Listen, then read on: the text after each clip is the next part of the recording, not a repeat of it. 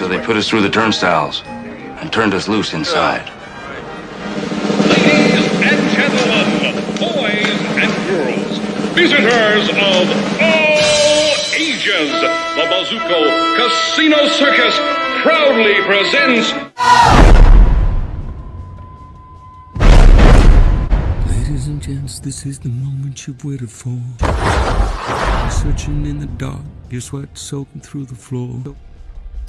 Buried in your bones, there's an ache that you can't ignore. Taking your breath, stealing your mind, and all that was real is left behind. Don't fight it, it's coming for you, running at you. It's only this moment, don't care what comes after. You feel the dream, can't you see you getting closer to surrender, cause you feel the feeling taking over.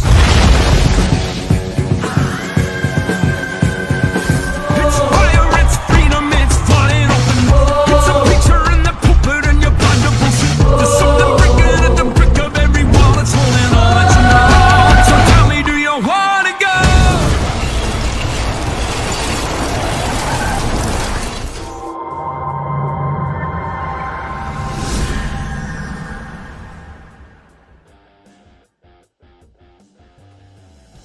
Boom. Oh, Just like that, we are live. What is happening this fine morning, everybody?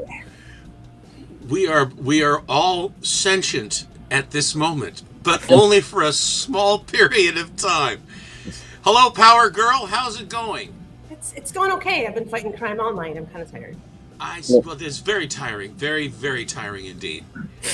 Hard work, but It's hard work, but Power Girl's here to save the day, so that's how it what I works. signed up for. Nice. Steven, good to see you this morning. Of course, Rad, always good to see you, my friend. Yeah, that was a cool intro. What's that? That was a cool intro. Yeah, thank Oh, you. yeah, it's the original. Pooping in the pulpit's my favorite part, though. I think it's preaching in the pulpit, but that's cool. No. I'm Cool. certain that it's pooping in the pulpit. That's fair. I listen very, very carefully to him. Eh? Hey, get out your horn, Steven. Get out your horn, buddy. What's that you say? Mr. Beckerman is with us today. How you doing, Beckerman? What's going on? Hi, Mike. Come on. hello. Got the KC hat going and everything. You look serious Hell yeah. today. It's the only way I remember where I'm from. Or where I'm from here. I prefer not to know where I'm from. I prefer to be blissfully unaware of where I am. Yeah, I I must would really feel that like way if some I was in fucking chicken. Portland too. That's the secret to happiness, you see. So you need to move to the Midwest, Steffo, then you'll be proud. I'm telling you, the way Portland, God's Oregon country, is, buddy. that is a pretty damn good statement if you really want to know. We've got room for you in the heartland. Thank you. Nice. Yeah, man. Beckerman, you went to wrestling this week. That's pretty cool. I did. And our group keeps growing, man. You've watched it happen. Like I have. I've those seen it. early Fountain episodes where it's just me and Marcus, and now we've got our own row. We've got a bunch of YouTubers you would recognize, like I'm loving it. plus some Instagram folks like Best Car Books. I don't know if you follow them, but Ryan is really good buddies with my buddy Ray, who's like the first person I met in KC. They're all part of the wrestling group. Jason Aaron came out with us last time. Kyle Strom's been coming out. Like, we've got a really cool mix of personalities and folks. So yeah, we're growing. Very cool, man. Yeah, no, I love it. I like watching because you get to watch it. You can watch it live, or if you're subscribed to their Patreon and stuff, and you can also. I've never actually watched it while it was happening, but I've watched the rewind, and it's just you get to see Beckerman and all the buddies in the front row. They sort of film right behind them, and it's one of the big views is sort of right behind where they sit, which is pretty cool. Ringside Beckerman. Oh To yeah. get up there and pound on the thing and saying, "Oh, referee, you're blind as a bat. What are you doing?" He's almost You been could- sat up on a few times, in fact. You could hear me telling the temporary announcer that so this was their first time at a place called the Funny Bone, and I wasn't happy to begin with because the announcer who's been day one with our promotion, who always comes out and chats with us before shows, he was told he could not be an announcer at this show. Missouri's got some weird, like, archaic rules about who is Why? allowed in a wrestling ring. Because, Steppo, this goes back to, they have never changed from the remnants of when wrestling was real. And in the state of Missouri, you cannot have a wrestling program without the state athletic commission signing off on everybody involved. Oh, So God. they had somebody from the state athletic commission sitting in the crowd and talk about, at this point, I think it's just paying the right people off, right? At one point, I am sure there was a reason for why you had to have everybody clear the athletic commission, but that reason isn't there anymore. Oh my goodness, they're Isn't hidebound. that a throwback? Isn't that a throwback? Buckle on the Bible belt, my friend. Yeah. Hey, I still Right. love it. We're doing it right. We Yeah. got let's get out of the chat real quick. Cali Comics, what's going on, my man? Who else we got? Catzoid 69. Very cool. How you doing, Cat? What's going on? Smucker up. He's got questions. Catzoid, Kirtan, Evils Comics, Rock Gramps. How you doing, man? And yeah, Mike, what's going on, boys? Good to see ya. Hi, Mike. Yeah, man, I think it's cool. I love watching you guys do the wrestling stuff. I think it's fun. Yeah, we had a good time. Bobby Who won? Bobby looks like a Batman villain. If you watch him at any wrestling event, he looks like a Batman villain. He wears a suit and his masks. Sometimes, yeah, dude, I'm not even kidding. I'm like, that's a Batman villain. He is. He's very dapper. He is so dapper, bro. He is so dapper. He's not an unattractive man. Why does he feel that he needs to wear the mask? Is incognito is part of his persona. It's all part of the gimmick. Yeah, he's a local legend. But yeah, I wore my clean shirt, so we all dressed up. I didn't pick the one that was on the floor today. No, sir. No Right out of the mustard closet. stains. Bobby's been wearing that mask since he was a little kid. Oh. I don't know. As long as I've known him, he's worn that mask. It's something. Oh, you got a A-OK? Or you bought some bucks? This was a prize I won from Fish Cat Collectibles. Oh, I was on there when you won that. I think it was pretty much between you and me. It was between me and Craig 69, and Craig 69 won, but he gifted me the more win. meant for. I do know that part, but I more meant like we were two of the only people in there is what I was more saying. Yeah, I think I we were. Yeah, was eliminated right away though. It's always Yeah. nice when you're that's in who that, actually gave it to me. when you're getting Wow. that 69. right. That's nice. Very nice. I didn't know you had stickers. That's cool. I didn't either. We're all We are lucky the sticker too. people. Thank you. we are That's the Jamie Tyndall, Red Apt. Bunny. aptly named the sticker people. We got TM rolling on in. Let me just bring him in here real quick. And this is who gave this to me. Hey, Fish Cat. I This is thought what of I got. Tim when I was doing my poll list because I saw that Kevin Smith is writing a Bizarro miniseries, Yeah, I saw that too, man. And I'm getting and it. there's a Frank Quietly cover. Did you see that? I did not see that. That's definitely the cover I'm getting. That's pretty Yeah, cool. that's the Collect. cover B. Deceased 1 through 6 and Deceased: A Good Day to Die #1. Very cool. Deceased. I enjoyed it. I don't care. Yeah. I haven't Yeah. read it, so now I got a chance to read it. Hey, Rad, guess what movie I just recently watched for the first time? In What? lieu of the new movie coming out. What? Silent Hill. Nice. Silent And Hill. I'm waiting for the musical.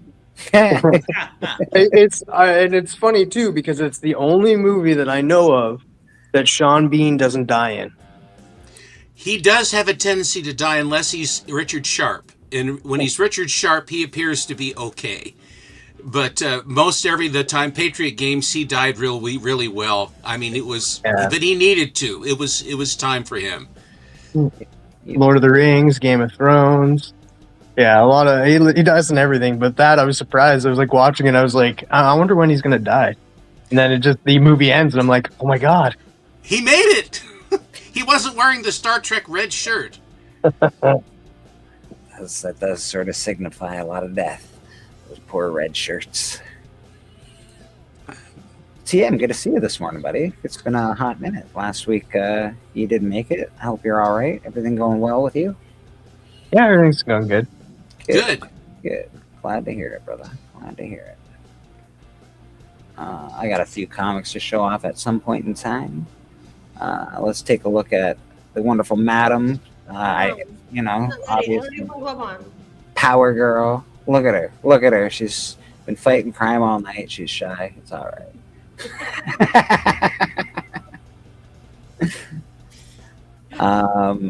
Yeah, man. I'm going to show off a couple of books just because I pulled some to show. Not too many today, but... Oh, Robert, you can tell baby Elizabeth I said hello to her bag. I'm glad she's with you. Yeah, man. I've just been living on this book a lot lately, so this book I'm gonna show until I get it slabbed, probably. But I feel like if you hope get a you get it gold 9 chain, thick. Cooper, if you get a real thick gold chain, you can wear that around your neck as you go out amongst the day. Yes. So I'm saying too much of Anyway, a that's a beautiful copy. It really is a nice copy. So I'm hoping it comes back really nice.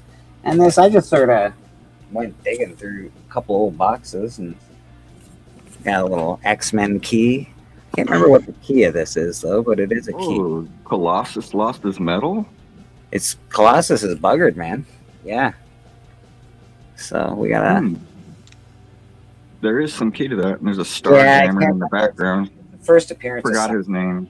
Yeah. Corsair. Yeah, that's it. That's Enter the Spider-Verse #1. It's pretty cool. Hey, I like the background music. Hey, thank you. I've got it playing really low so it doesn't interfere with anybody's. No, I like that. Just there's just a little undercurrent. I like it. Yeah, I pulled this one. Makes me feel like I'm at a discotheque, And you are. like one of the kids. I thought Steven would like that one, so I pulled that one out. Hey, I got that. Is that? I have that. I know. Rad was Where's my mentioned copy? earlier, but yeah, that's Jay Scott, isn't it? Yeah. Yeah, it looks like it. No, that's So, Jay Scott. TM, check your Discord. I got this guy from Steppo, actually. I just think that's just an incredible cover. Yeah, And The then that, Jargon. it is. Yes. and then it was all the I won't sign that. Yeah, That is an incredible cover, yeah. You wouldn't. He has a very odd style. He uses oil paint Yes. Yeah. and a lot of texture. Yeah, it's awesome, actually. I just think that the execution on that is just incredible. It's flawless. He has a really good Doctor Doom. I don't know if I've seen Dr. that, Doom. Rad. By the way, Rad, there is going to be a little something coming your way. Oh, okay. Yep. This is Watchmen was the reason I started collecting comic books. I bought a Watchmen softcover graphic novel at Value Village, and I was like, I'm just going to buy this. I'm not going to buy any more comic books. Did you know about the Watchmen before the movie? Yeah. Because I never knew. I wasn't even aware of him really until the movie, and then I was like, oh, what the heck is this? So this is just And then I dove all into it. Yeah, I love, dude. Alan Moore is one of my favorites as far as a writer go. I hate him as a personality right now. I think he's a fucking jerk. Yeah, he's inside comics and all. Yeah, dude, it's just a mean. Yeah, to be a good writer, you just got to be like an a-hole, I guess. Well, he's just so curmudgeon. He's a curmudgeon. Really is. Yeah, because like you look at Neil Gaiman, and then you look at Alan Moore. Negative Nancy. This is just the Watchmen set, the actual floppies for it. I've got a bunch. Bleeker, did you read the newspaper ones in the back of those things? Was that what they had? And they'd have these like 2 pages of print in those, or am I misremembering? Let me open it up because this one's. Let's check. Because then they go into the. Was it this one that then they go into the Black Pirate and all that other stuff? Oh yeah. That's that. Yeah. So I'm not gonna open it up. But these are just them. But I am gonna show you something cool from the Watchmen stuff that I did collect. That's upside.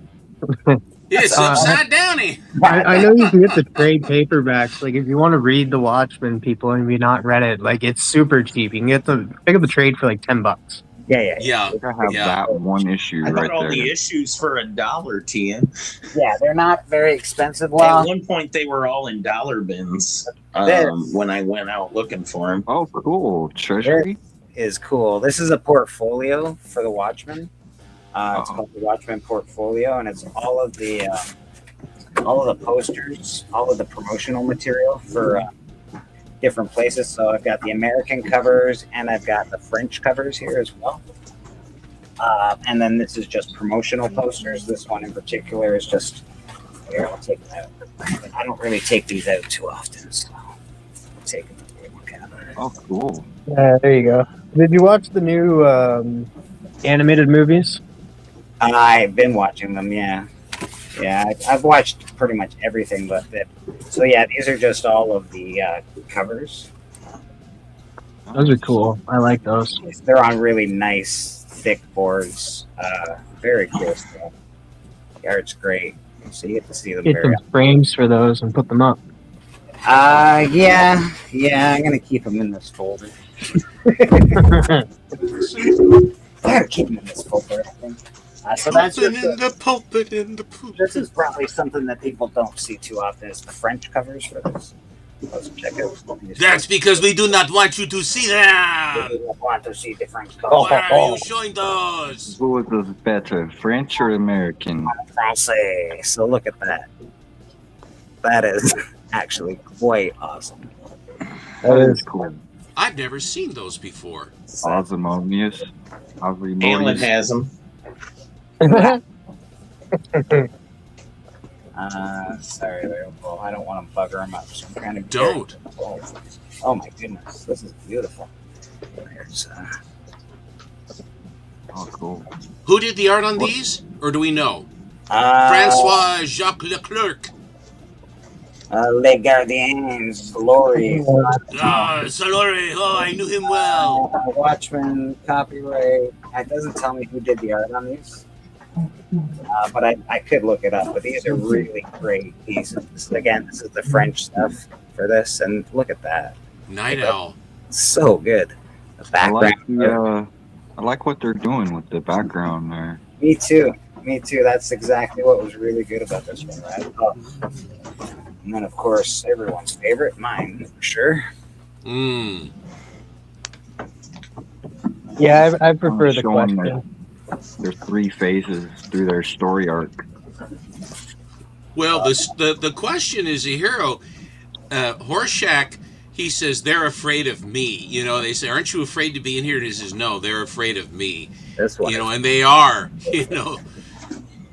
Comedian. Yeah. He's a bad cat. He is definitely a bad cat, a very questionable hero. He knocked over silver stockings or silk stockings or whatever. Yeah, Silk Spectre. I don't like it. It's supposed to show the big blue penis. Aw. It's Sunday, TM. Yeah. A big blue. for you, TM. Sorry, buddy.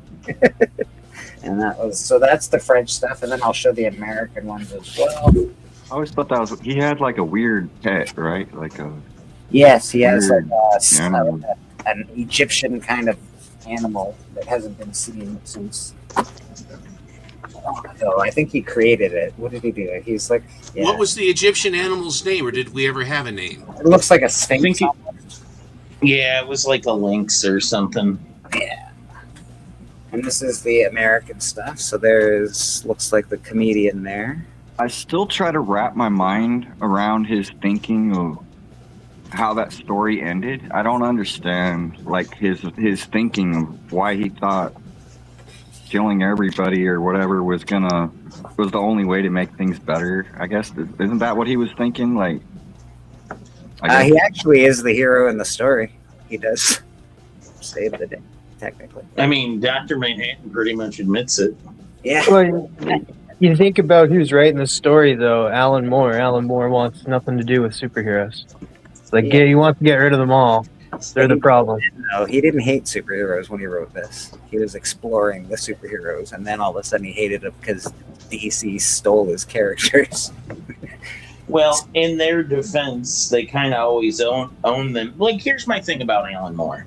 What did you think was going to happen? And when you came back, because you really wanted to do more stuff with them and play with their toys in their toy box, you believed Jim Lee was going to create a firewall between you and them. And come on, everybody knew that was going to end exactly the way it did. I remember, like, writing that on message boards at the time. Yeah, like this is going to end well. And it didn't. It didn't end well. He kills 2 million people, but saves the world and gets the world to unite. Exactly. What I hate unhappy endings. Yeah, I don't know. It's you know what? These American ones aren't as good as the French ones, boys. Sorry. The French ones are much more stylized. Yeah, it's always the international copies that get them right. You can see me right now, right? I can, yes, I can see you. Don't you make me do what you know I'm about to do. I know what you're about to do too. Get out of here, Beckman. An American flag in the background, folks. So where did you get this portfolio? That's pretty cool. Yeah, it is awesome. I found it at Value Village. Good Lord. Yeah, so I got very lucky. I also found that day, I found an old Star Wars from 79, I believe. It might have been early 77. And it had a book of all like the plans of the Death Star and plans for the Millennium Falcon. It was really cool. It's like it came from when it came out, and I thought it was really dope. So yeah, that's my Watchmen stuff. We're starting to collect Ice Cream Man. I think I've showed these off a couple times now, but they're awesome. Nice. And I love them. I got them for a really, really good price, and I happened to get both of them. So, does most of the Ice Cream Man stuff sell pretty cheap?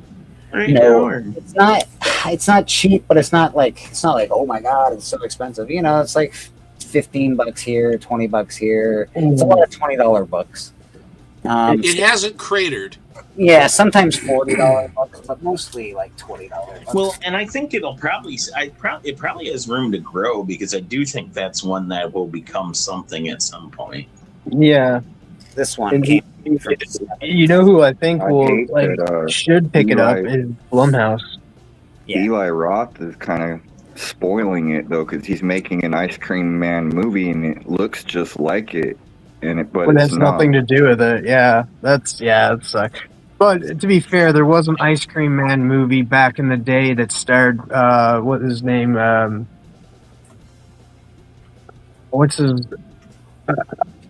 Cliff Howard, I think his name. That's Ron Howard's brother, right? Cliff. Yeah. Clint. Yeah, Clint. That's it. Yeah, Clint Howard starred in Ice Cream Man. I forget what year it was. I think it was somewhere in the 90s. But yeah, there was an Ice Cream Man movie. That last Ice Cream Man, I got given to Steppo. I also got given this from Steppo, actually. Yeah, with the cutout mask. Yeah, it's signed by Andrea Moody or Muddy. Is that the artist? Yeah. Moody. Yeah, Moody. This is just awesome. I love Ghost Rider, and this is a fantastic Ghost Rider cover. This came John Jay? yeah, But this it's not the Virgin. I think I've I got mentioned the this trade. before, but if you know Hoarder's Hide, who's kind of stepped away from YouTube, but he gets right of first refusal on all of Moody's covers Oh, really? by him. Yeah, he has an incredible Andrea Moody collection. I got a beautiful copy of that recently. So then, you know what? Maybe I'll get rid of this comment here so people can actually see my book. And then I also pulled out my annual 14 as well. 14? It must be a key. Yeah. First cover of Bastion. Yeah, this is arguably the first appearance of Gambit. This is the money book first appearance of Gambit.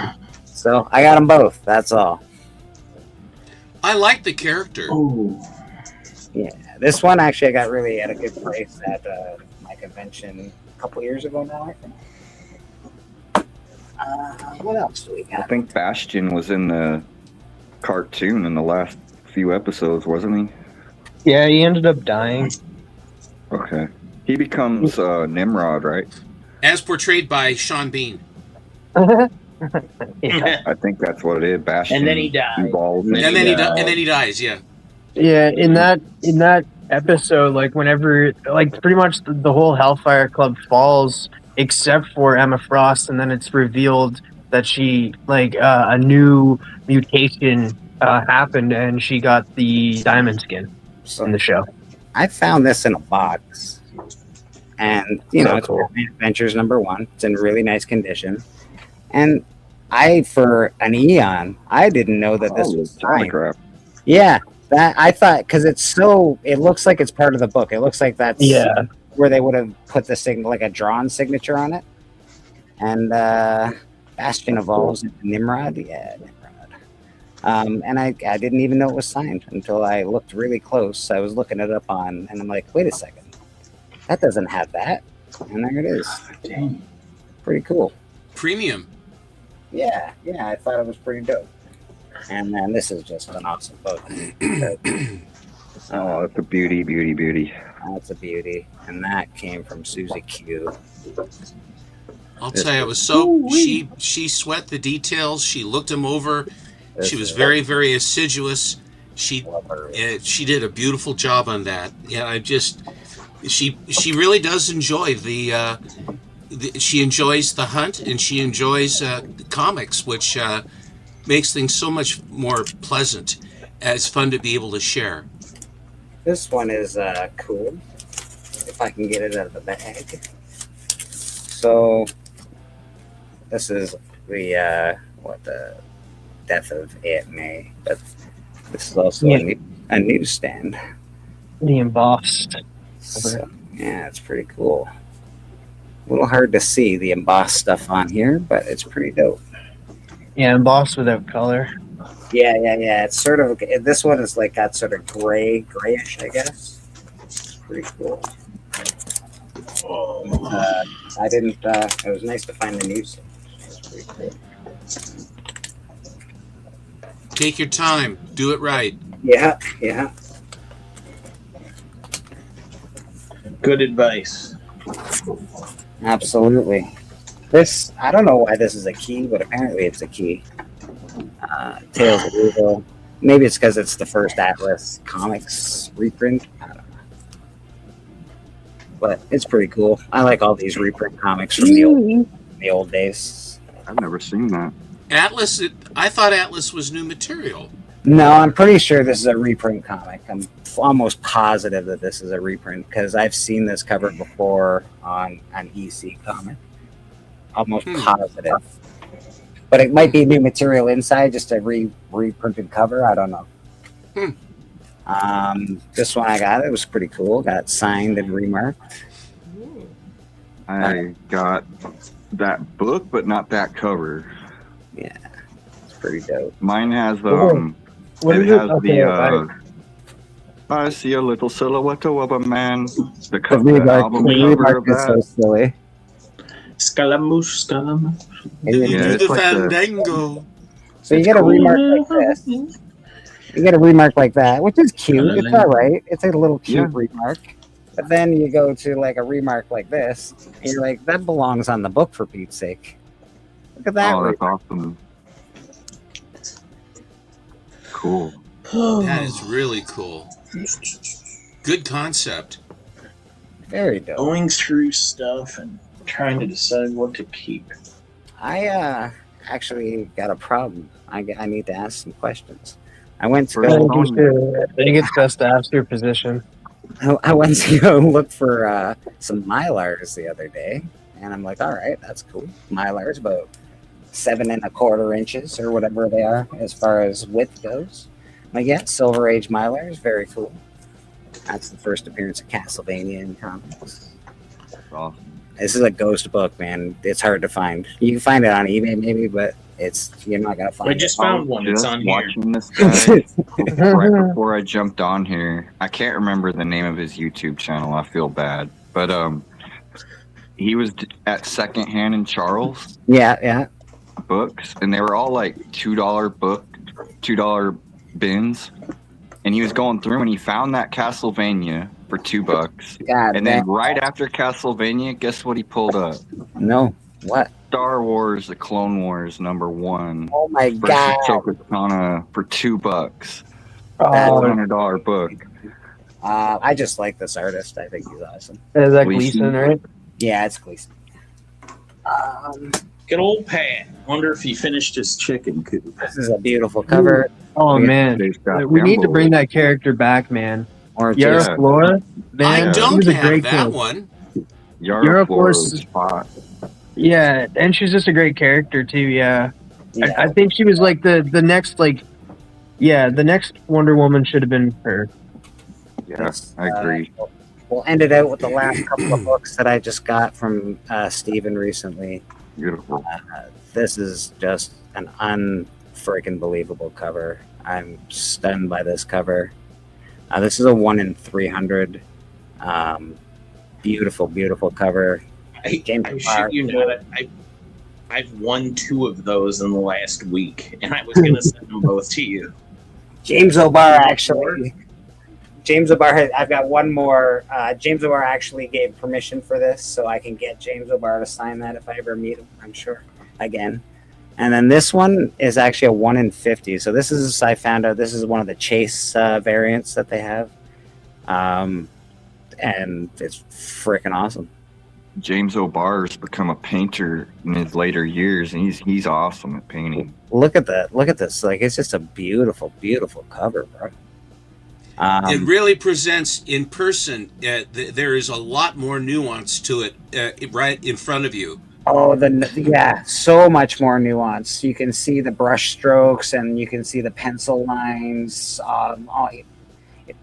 It looks like he used some pencil crayons, I guess you can call them. But I know they're not that for real artists. I don't know what you guys call them, but he used some good stuff. This is just a great piece of work. And that's what I'll close out with that for myself today, because I just wanted to show you guys some awesome comic books. Okay, I'm ready. What are you ready for? Anything. Show me some awesome He's comics. ready for anything. I'm still irritated because I'm turning back my package. I do love Yara Flora. Yeah, man, I do too. Bohemian Rhapsody. Yeah, Callie sent me a package. That I've won a couple books off of Callie in the last. They couple turned it back? Yeah, it was all. Why? It was coming along swimmingly.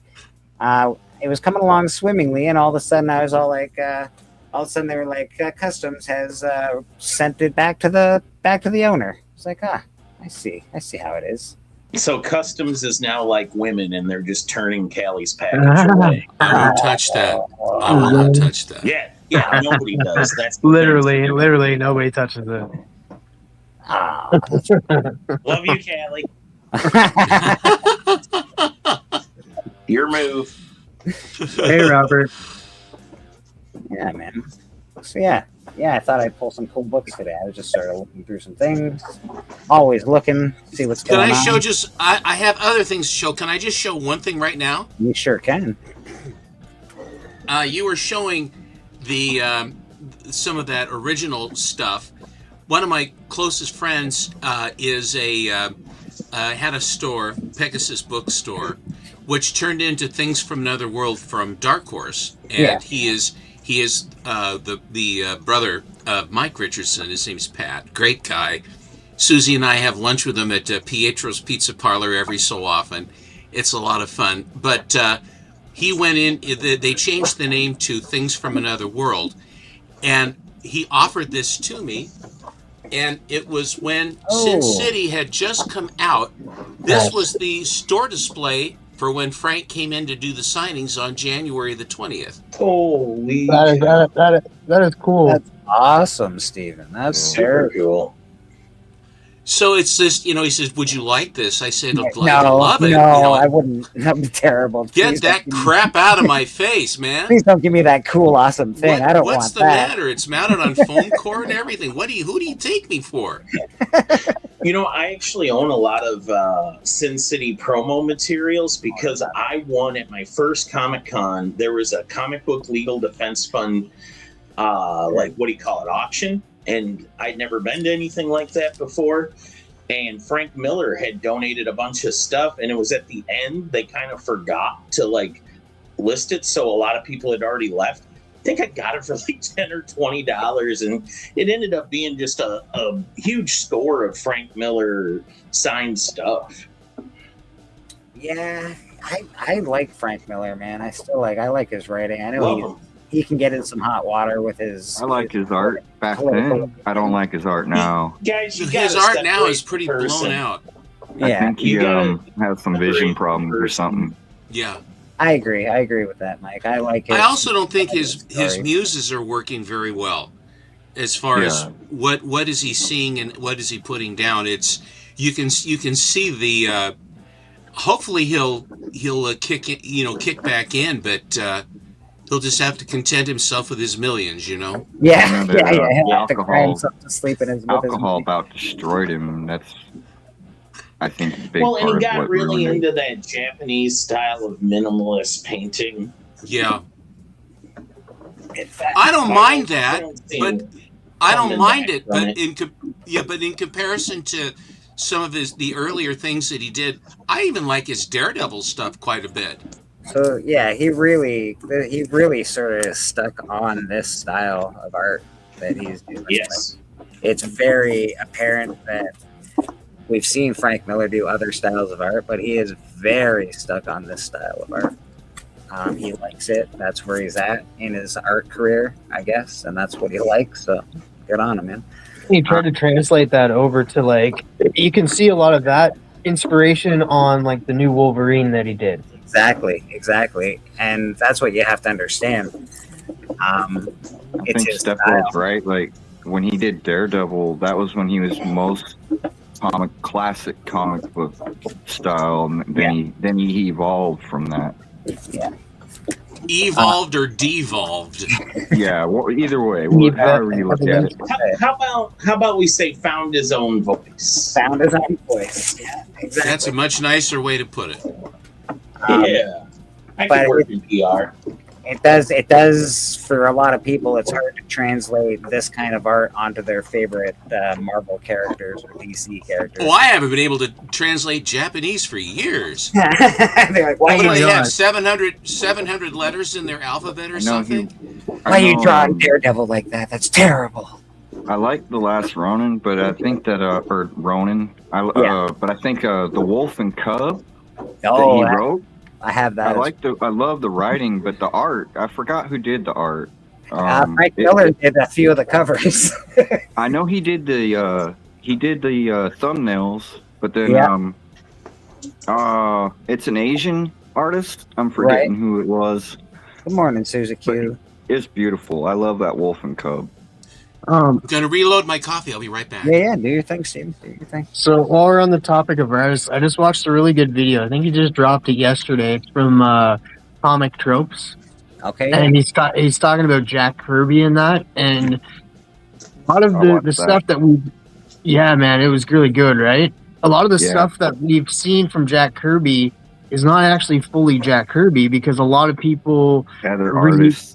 Yeah. over it. Yeah. Go over it, reshape his faces, reshape his art, do the art over and stuff. So a lot of the art that we've seen from Jack Kirby is not actually Jack Kirby. That's a hot take. Well, No, he did a lot of it's the pencil. it's He did a true. lot of pencil work. Yeah. Other people Because, did like- things and all. You know, Yeah, because over it. I say the same thing about Rob Liefeld when it comes to what Exactly. Yeah. 85, Todd McFarlane. You can really say it about any of the big comic artists. I mean, even Todd McFarlane had people draw over him. So, like, they all do Yeah. it. Yeah. And then I highly recommend, like, I could send you guys the video and stuff, but I highly recommend people watch that video because, like, you see, like, they go over it and, like, you see, like, what people had to go over for his art. They're releasing the Unchanged. The unchanged original. version, like the original stuff from Jack Kirby in a hardcover here soon. But, like, yeah, you've seen, like, conversations There's a big between difference. him and Stan Lee. Stan Lee got Mary Severin to come in. He got Marie Severin did so much comic art, dude. Like, Yeah. it's shocking how much she was involved in the art in Marvel Comics. She's in a ton of stuff that you don't really give her credit for.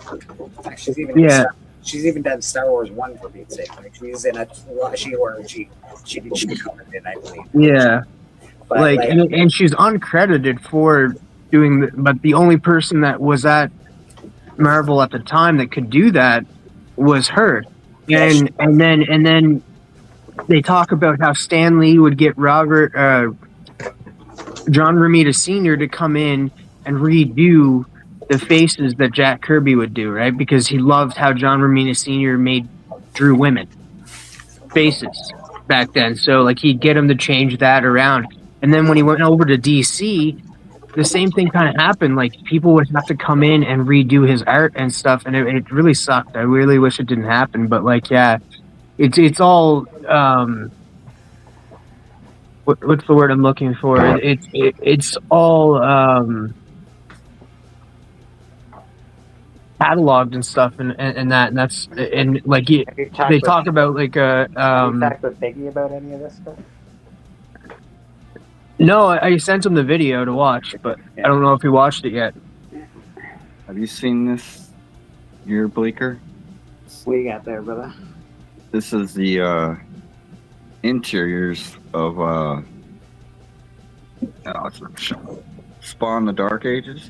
Nice. Well, the interiors are so good, bro. It is like a Conan book. It's Liam Sharp. But dude, the art is. Look at that art, dude. It's not coming through the camera either. Trust. It looks so good. But yeah, it's like a Conan book, man. Like, it's really like Conan. Well, yeah, Rad, you watched the video. You seen how disappointed Jack Kirby was that all those people did that to him. That's like why he stepped away and stuff. And, like, in his memoir, he stated how much he hated the fact that his drawings got drawn and stuff. And then also when he came over to DC, how much he was disrespected, but he just got the job at DC. So he just kind of kept his mouth a little shut. Look at the insides of this book, guys. This is insane art, bro. I love Liam Sharp. He's great. How often are they going to pump this book out? I'm not sure. Because that's good art. Yeah. How long have they been drawing this? I want that other book that Liam Sharp did. Oh, it's not coming to me. Stonehenge? It's like that's Stonehenge? it. Stonehenge. Yeah, that's sci-fi. I have that. That's really good. That is really I good. want it. I want to get it. It's been once a month, but it's almost over. I got a new little rocket for my Oh, cool. my desk area. Nice. Hey, nice. That's off the number one That's awesome. Yep. Rocket Yeah, it's and right Groot. off of the Scotty Young cover. Yeah. Very This cool. is my favorite version of Scotty's art, where he does stuff like this. I think it's I actually loved his Lobo cover. I don't know if it came out yet, but his Lobo cover is really nice. Yeah, that's good too. It really is good. The colors that he uses, all of it is just, it's fucking good. Like I enjoyed it quite a bit. I'm getting more hip to Scotty Young art. I don't know what it is, but it's the backgrounds that I don't like it. I'm still with you on the baby stuff. Isn't for me, chibi, whatever you want to call it, the young variants. Yeah. That a lot of words for it, but you know, I'm really I shocked talked that didn't to Tuesday on 4C, we had Scott Shaw, a old school cartoonist. Like worked for Hanna-Barbera. Co-created the Zoo Crew. We were, I think, backstage. It might have been on the thing, but I brought up Scotty, and he's like, he's one of the only ones still doing funny covers, like where the idea is to put a joke out there, right? Sure. And I didn't really think about that, but those covers are like a throwback to an older style of funny books, Yeah, man. Like Sergio Aragonés, man. Yeah. Well, and if you talk to Scotty, he definitely is heavily inspired by Mad Magazine. Made him want to have the career he does. I don't love the whole young variant. I'm surprised I didn't catch on. I don't love the whole young variant thing, but I do love when he puts backgrounds with it. I like it a lot better. Like when there's something going on, I don't like when they're just like a one character thing, but there's a nice background. I don't know. I liked his last Spider-Man one. How should I wear a hat, Callie? I like the I Hate Fairyland. It's got a weird ridge thing in it, is the style.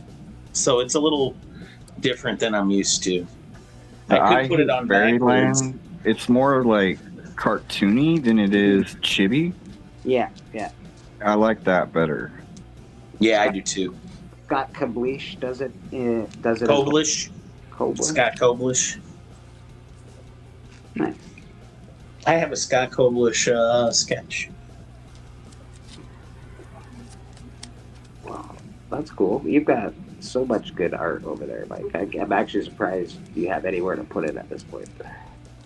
What do you work for, Jill? You on the payroll over there? So yeah, I tried to buy my lights the other night, and I was like, okay, that's cool. I'll buy those. They're 7 1/4 silver, and then I tried to buy clear backing boards because I really was like, maybe I'll do 100 Mylars and 100 clear backing boards and Sticker shock. No, I was not the price sticker shock. I knew it was going to be more expensive than I wanted it to be, but I couldn't find the clear boards to fit in the Silver Age. The Silver Age bags. Yeah, They only make them for current. 6 3/4, I think.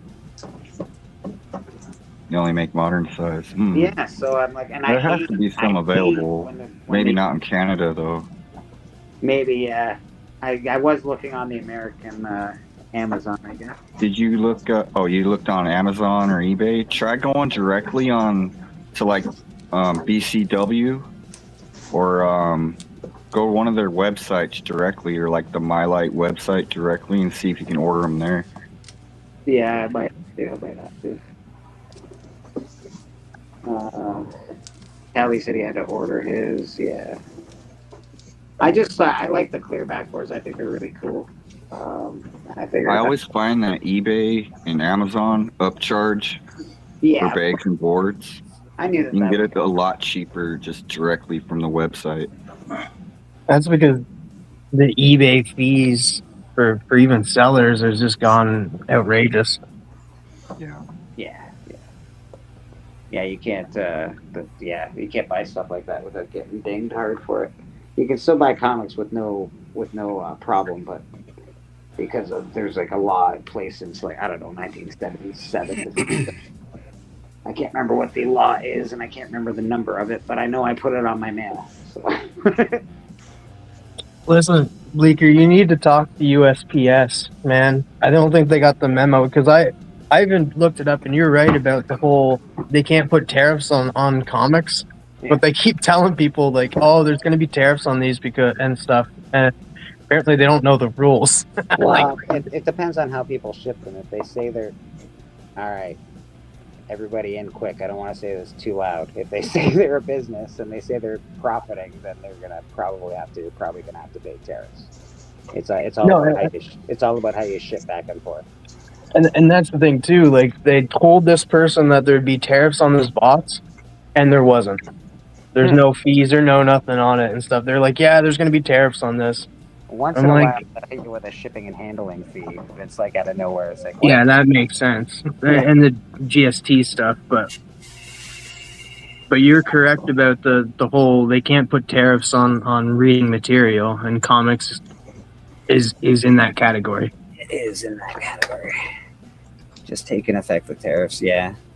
Jeff Jack, good morning to y'all. Back inside from shoveling snow. Yeah, bro. It's been bad here too, my man. I know my Evil Mike always gets a lot of snow too. I'm sure he's probably been snowed in. It's been really bad where I live as far as snow goes. But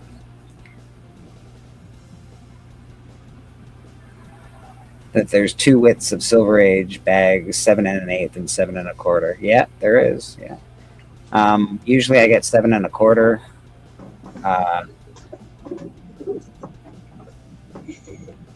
But yeah, I can't find clear things to fit them. I don't like space in between the board and the bag. I hate that. That happens a lot. It's like they don't. I bought a whole bunch of boards that were wrong, too small. Yeah. I ordered the next size up, and they're also still too small. And I don't think I'll be able to return another set, so I'm gonna probably have to eat a lot of those or use them like for spacers or things like that. I screwed up. I can buy them too big because paper ones. I don't know about the clear ones though, because I do have one of those art the cutters. I do have one of those, so I can cut I can trim boards to fit properly in the bags, which is nice. Better if they're too big, but it's not. Yeah, it's better if they're too big. It doesn't. Yeah. You can't. I wish I could cut these small ones to fit the bigger bags. Exactly. It doesn't quite work. I really like the fullback over the halfbacks. Nice. I always go fullback. Yeah, nice. Mike says he's only had snow once this year. Good for you, Mike. It's been brutal here, brother. It's been a weird year for winter, to be honest. Like rain here, no snow, yeah. Although I did have a really nice day, 2 weeks ago? It was 11 degrees, 12 degrees. I was like, this is fantastic. And then sadly that ended quickly. Yeah, I couldn't hack it where you live.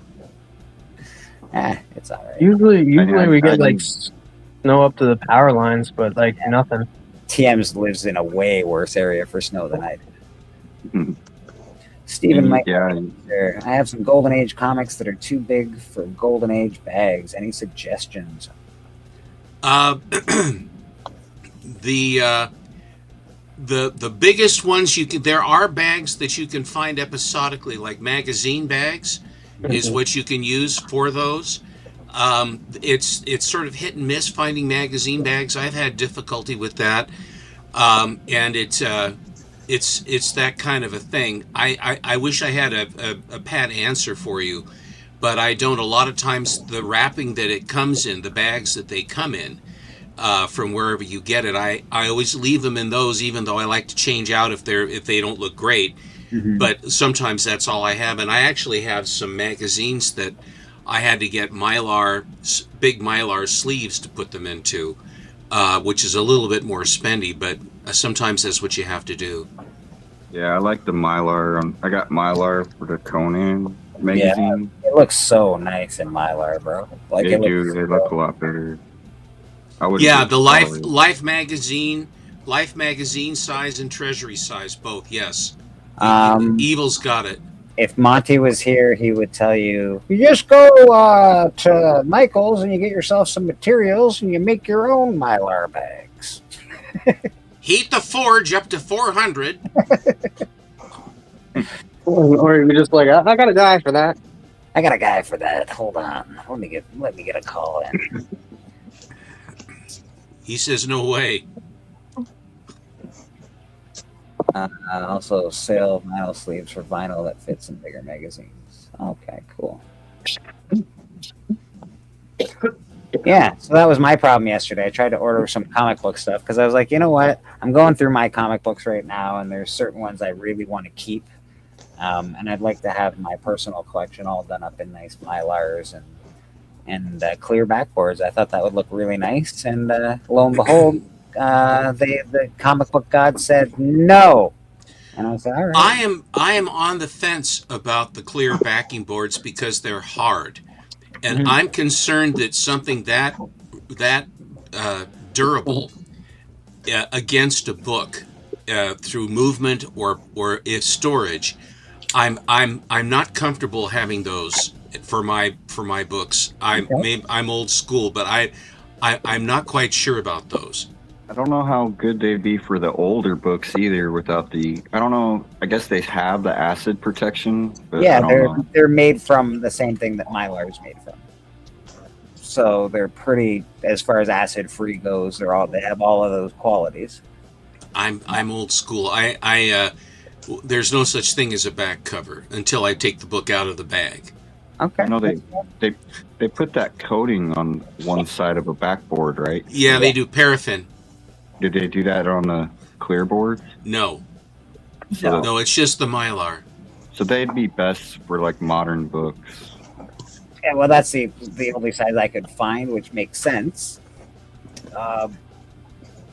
Yeah, I guess that's what I'll have to do. I'll have to get regular boards for the MyLates. I'll just get the thicker ones. That's all, like the nice thick boards. Full back. Yeah. Hey, full- you guys, you want to see a preview of an upcoming video of me having unboxing of some comics? I'll show 2 comics that are out of the box. Well, thank you. All right. Recommend said no. It's unanimous. Show it. Show it. All right. So this one is just thanks to Matt Likes Comics, Legion of Superheroes number 300. This is the first cameo appearance of Garfield the cat in comic books. Nice. And it goes for it's not cheap. No, it is cheap. It's not expensive, what I mean. That's very cool, though. Never And heard of then that. I had to get this one too for my new Teen Titans collection. It's the Keebler Companies presents DC Comics. It's all proceeds from this comic go to that will be donated to fight drug abuse. That's cool. And then, of course, you have Speedy carrying them out because Speedy in the comics does have a a disease of heroin drugs. addict. Yeah. Very controversial cover. I didn't care for that plot device at all. That was a I little didn't too, either, but it was. That's pretty harsh. Yeah. It did bring awareness. Harsh it to is. Which it did bring awareness to it, so I do like that. But I agree, it's not something that I agree with. Well, Neil Adams having Christ being crucified by the wing of the jet, I thought was pretty good too. Evil, I think he said it's his first cameo Jesus. appearance. His first regular appearance, I'm not sure. Probably in his own book, I would imagine. But I brought out a bunch of. You look it up. His first appearance in comic books is like his first full appearance is in a comic book, but it's not until like the 2000s. weird. Yeah. Really? I'm gonna have to check. Who's? Garfield. Yeah. Oh. Yeah, no, weird. That's weird. Steven, you brought a few books, you said? Well, I actually got a lot more than I figured I would. I've got stuff that came in, and then I just came across the. I'd be happy to show unless you want to do it like top 20s or trending or whatever you want to do. You're the boss. We'll show a few books first, and then we'll get into that. Maybe we can Okay. we can split you in half. Oh, ow! I know. I'm like King Solomon today. All right, we got some Spawn action. Beautiful. And the actual mother said she can have her. Don't cut the baby. And then he knew whose child it was. Mark Spears. It was Mark Spears' baby? Anything. I mean, I realize he is biblical, but my goodness. This is Lee In-yuk. Very awesome. Okay. And if you Cool. and if you scream that out loud, I think you actually become Apache Chief, right? Huh. I'd never seen that. That is very cool. Stranger Things. Okay. Oh, Steven. Getting on some hot spec action.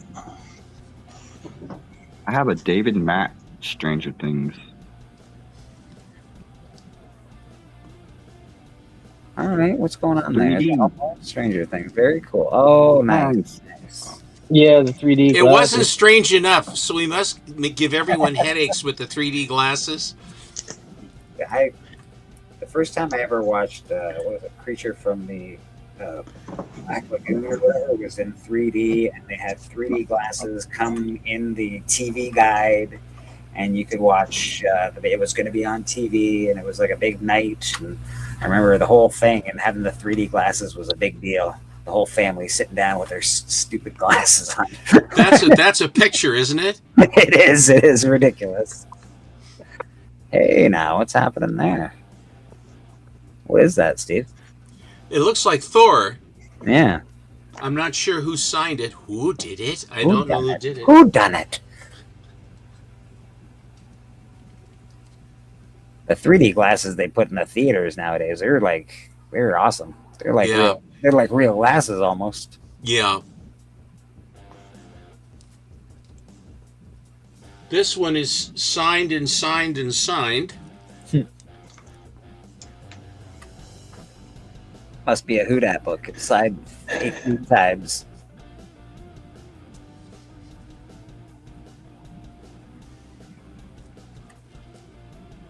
Hey, now. I wonder if anybody ever got the free Dave Stevens poster. Collect the coupon inside for a free Dave Stevens poster. I think you misunderstood. He was actually in prison at the time, and they were saying free Dave Stevens.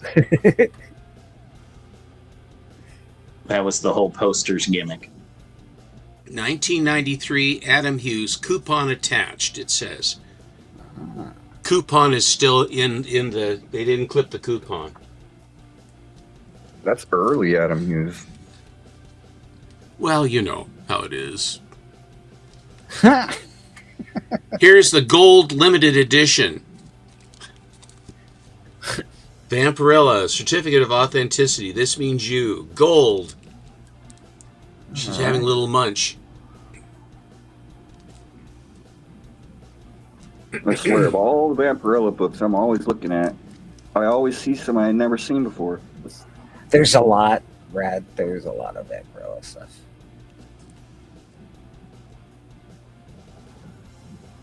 Like you do. Spiky. Yeah. She's looking less huggable than she usually does. This one's sort of convoluted.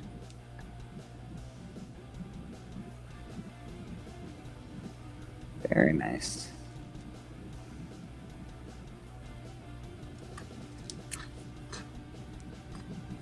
This is Ron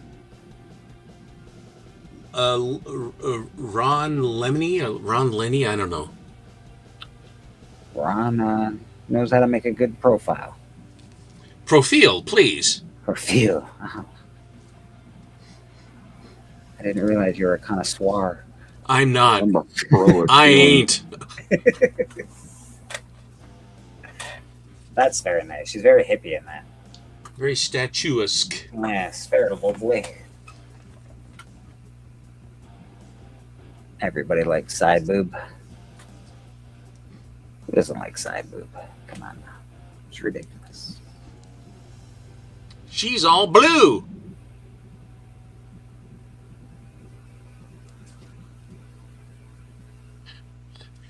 That there tree's got an eyeball.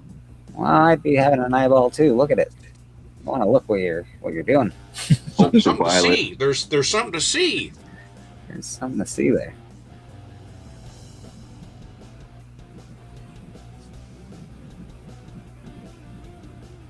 think this isn't this Frizzen? Yeah. It looks very Frizzen-esque, yeah. It is. She usually has a really dark lines around her objects. Like she does very good. She has dark lines around her objects? Okay. Yes. That you never know who it's going to be, but it could be Perillo, it could be anybody. Oh my goodness. This is MegaCon, Far Side Comics, Orlando, guaranteed. I just want to see her butt. Come on now. That is really something. She doesn't have any fangs. She doesn't need. I'm not looking at her face. I guess her canines are a little bit there. It's okay, but I've seen that pose done better.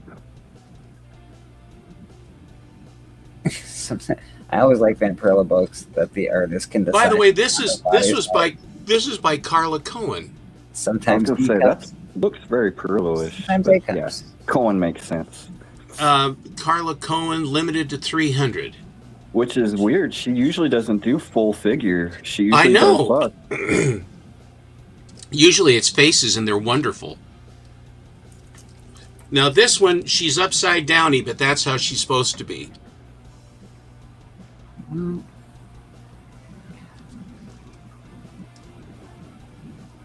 Just a few more for this. Yeah, of course.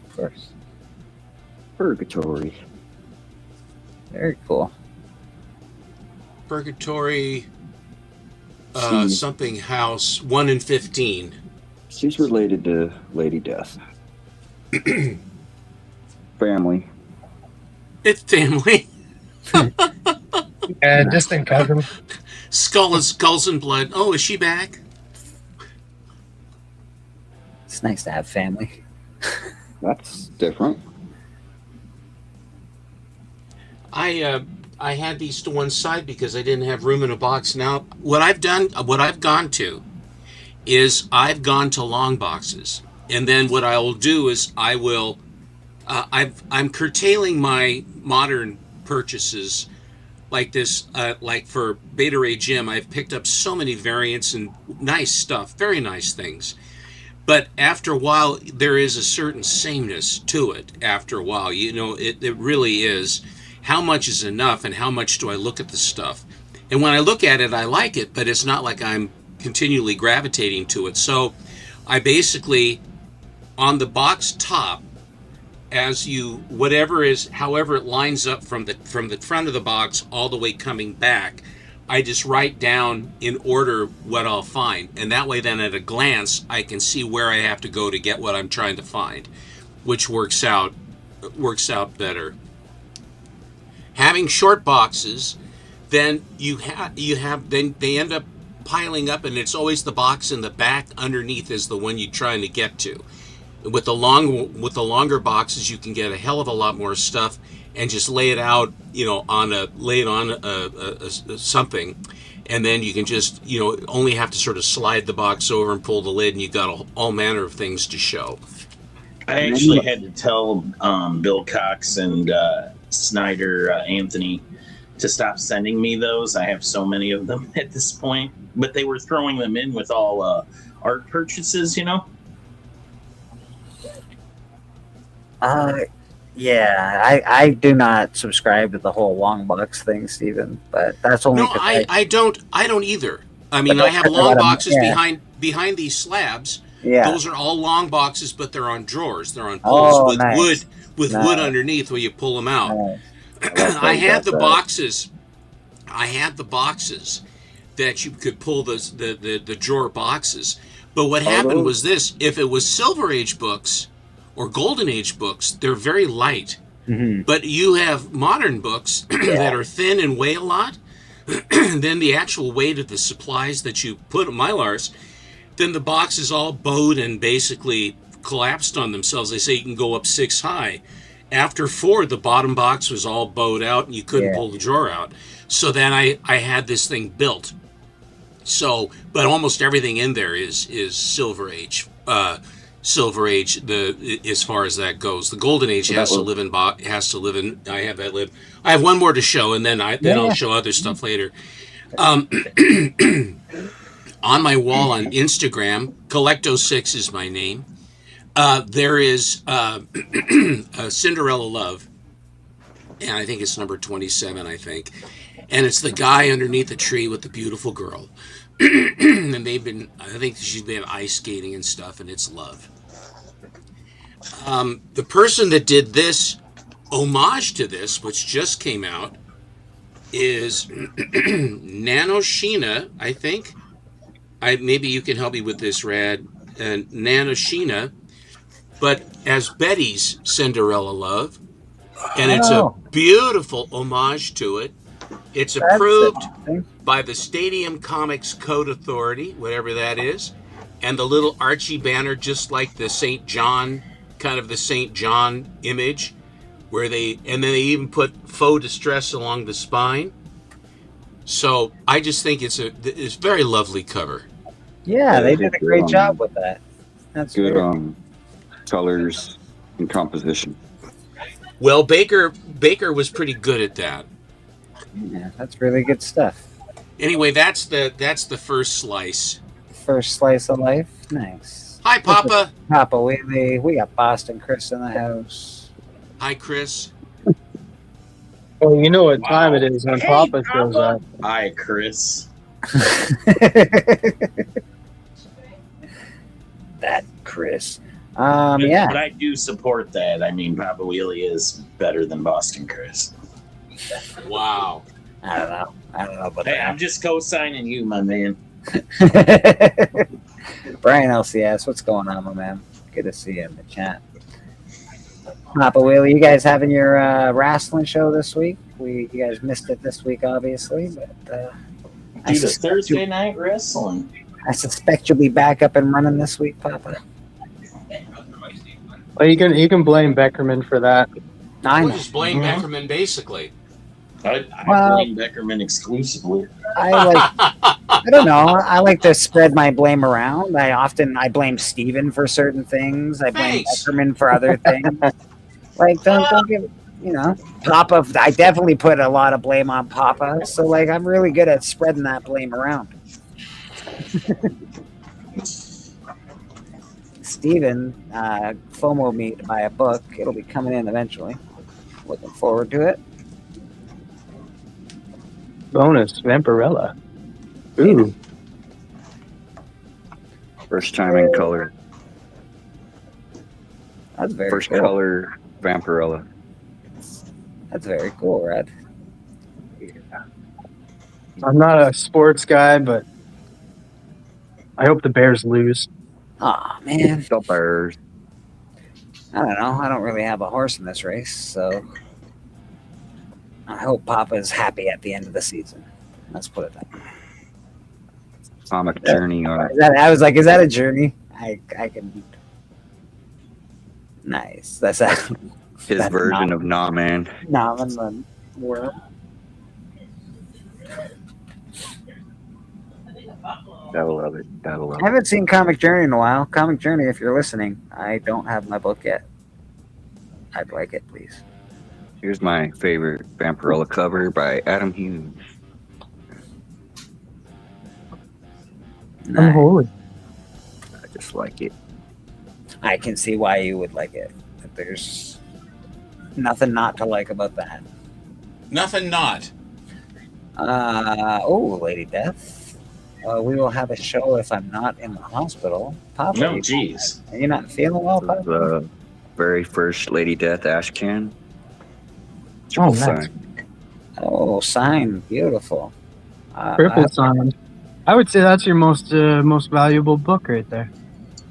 I wouldn't say that. You have a lot of. Yeah, I think he's got a books. few other things. He's got a few other things. There's stuff hiding in here. He's got. But that some Vampirella one, that ash can, triple signed. That's you don't see that It's every rare. day. It's rare. Yeah. Yeah. Send some healing vibes over to Papa Wheelie's way because I don't think he's feeling so good. Hey, you know what? I gotta ask this guy a question once we're done with Rad here. Go ahead. Go ahead. Mr. White Gloves. Somebody in the chat asked. Hello, YouTubians. Hi, Mr. White Gloves. Hello, Monty. This guy. Someone in the chat asked if there was bags that actually fit, the Golden Age bags that don't fit Golden Age books. Are there bags to buy for that? And I said that you would probably say, well, you got to go to a store to go make them. So what do you do with those books, Monty? I want to hear it from you. Well, what you can do is measure your books that you want to bag. And if you have a Hobby Lobby, they have a little section in there back in the art department that the artists use for portfolios. And they come in all different sizes, and you can buy those. And a lot of those I will show you a package as they come in, and they come in all different sizes. They'll fit treasure editions and all the way up to the the portfolios you buy or the drawings you buy at the Comic-Cons. Yes, sir. Yes, sir. And they will fit all different sizes. So what I did is I've got a collection now of all of them that they got, just about, except for the huge ones. And I have them here, and they're all Mylar. Excuse me, I'm sorry for coughing in the mic. You're fine, sir. You're fine. Beautiful. Curate color. I didn't know that. Clear, acid-free, Acid-free. archival, 25 count. And that's the measurement, and they hang on a little thing back there, and they're, like I said, they come in all different sizes. Here's another one. The top is off to this, and that looks opened it. It looks like it's been a Silver Age or Golden Age comic. Yeah, they come in all different sizes here. Oh my god. So does she. So does she. Yeah. Oh my goodness, where do you get what is happening here? It's like you have girly covers. I have girly covers too. Pick these up. I thought we were looking at archival bags. 350. Well, how many come in there? Just one? No. This is 25? 25. Holy Yeah. cow! Yeah, that's a good deal. Yeah, 25. And here's another one. Of course, and they got the paid little. way more They got than the that. little. They got the little seals on them, like the old bags that you buy. They have the tape on them. Yeah. That you rip off and you bend over, and you don't have to put your tape Whoa. on them. Whoa. Oh. Rip off and bend over? What are you talking Yeah, about? yeah. At least take me out for dinner first. Well, of course, rip off and bend over. Oh my goodness. Somebody's tried to rip off, but I don't think. I think she bent Coming them through over the for she's some got reason. a shirt on, but you can barely Yeah. tell. It's a see-through shirt. I feel like she did a little more bending over than the other person. Oh, I like that quite a bit. That That's was right. That's what I wanted Steven's drawing to look like, but that dude wouldn't draw it for me. that was That, laying on top of the local? bag, so I Is that a accidentally local just artist? grabbed those two. Is that a local artist, Monty, or is it like a famous? Yeah, I can't even read the artist's name. All right. No props to the artist. That's not what happens here. You want to know something else too? I'm going to tell you something. Oh no, he started talking. Here we Oh, go. here Yeah, we go. You know why? You know, they Because- taught me No, that no, in Chris, art please, school. please, bloviate away, should sir. That when Yeah. artists sign your pictures, you're Let me supposed tell you to something. sign them in a way that's legible so that people recognize your name. Well, they probably Not good. do. The Autograph Oregon them like Trail is that. bullshit. Well, Here's- we all know. But the The thing is, Oregon we've all seen shitty autographs, and we all know exactly whose they are. Nobody can read Claremont, but we know it's his autograph. Yeah, I think If it looks like my writers EKG, have a different way of I doing figure it, it's yeah. Claremont. He has those tight lines that go out like this, Mm. and it looks like an EKG reading to me. that's why Yeah, like no, that- Here's- Todd that's McFarlane Claremont. just goes, T. McFarlane, or Capullo will just do Capullo, but they'll write, or Linsner, he'll just write Linsner really clear. It's not no cursive or fancy writing. Just they write it real clear so you know who did it. Who did it?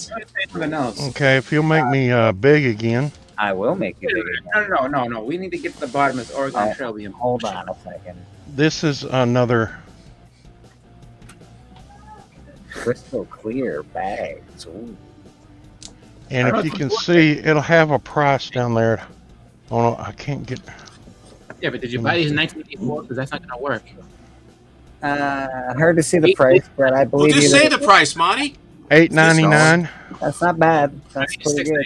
You know, Is it really artwork. bright in your? Is it really bright in your cave? Probably it's Yeah, I turned another light on so I could see my Well, I mean, I keyboard. see. Are you wearing sunglasses? I always wear sunglasses. Okay. You never notice that? No, I've noticed it, but I don't know how you see anything in those Yeah, things. Slash is not a vampire, so he he can't be much light. Are those That's the special thing, glasses Steppo. that He doesn't actually see anything. they turn into sunglasses in the light? Travis. He's been blind this whole time. When Monty is done with his fascinating presentation, I have an AOK I want to deliver or to show that I'm going to send. Oh, if you yeah. could let me. Of course. Okay, I'm done, but I Okay. did get that other long box done, so Oh, perfect. We're going to be looking at that for sure. Okay. Mr. Boston Chris, what did you want to get to the bottom of?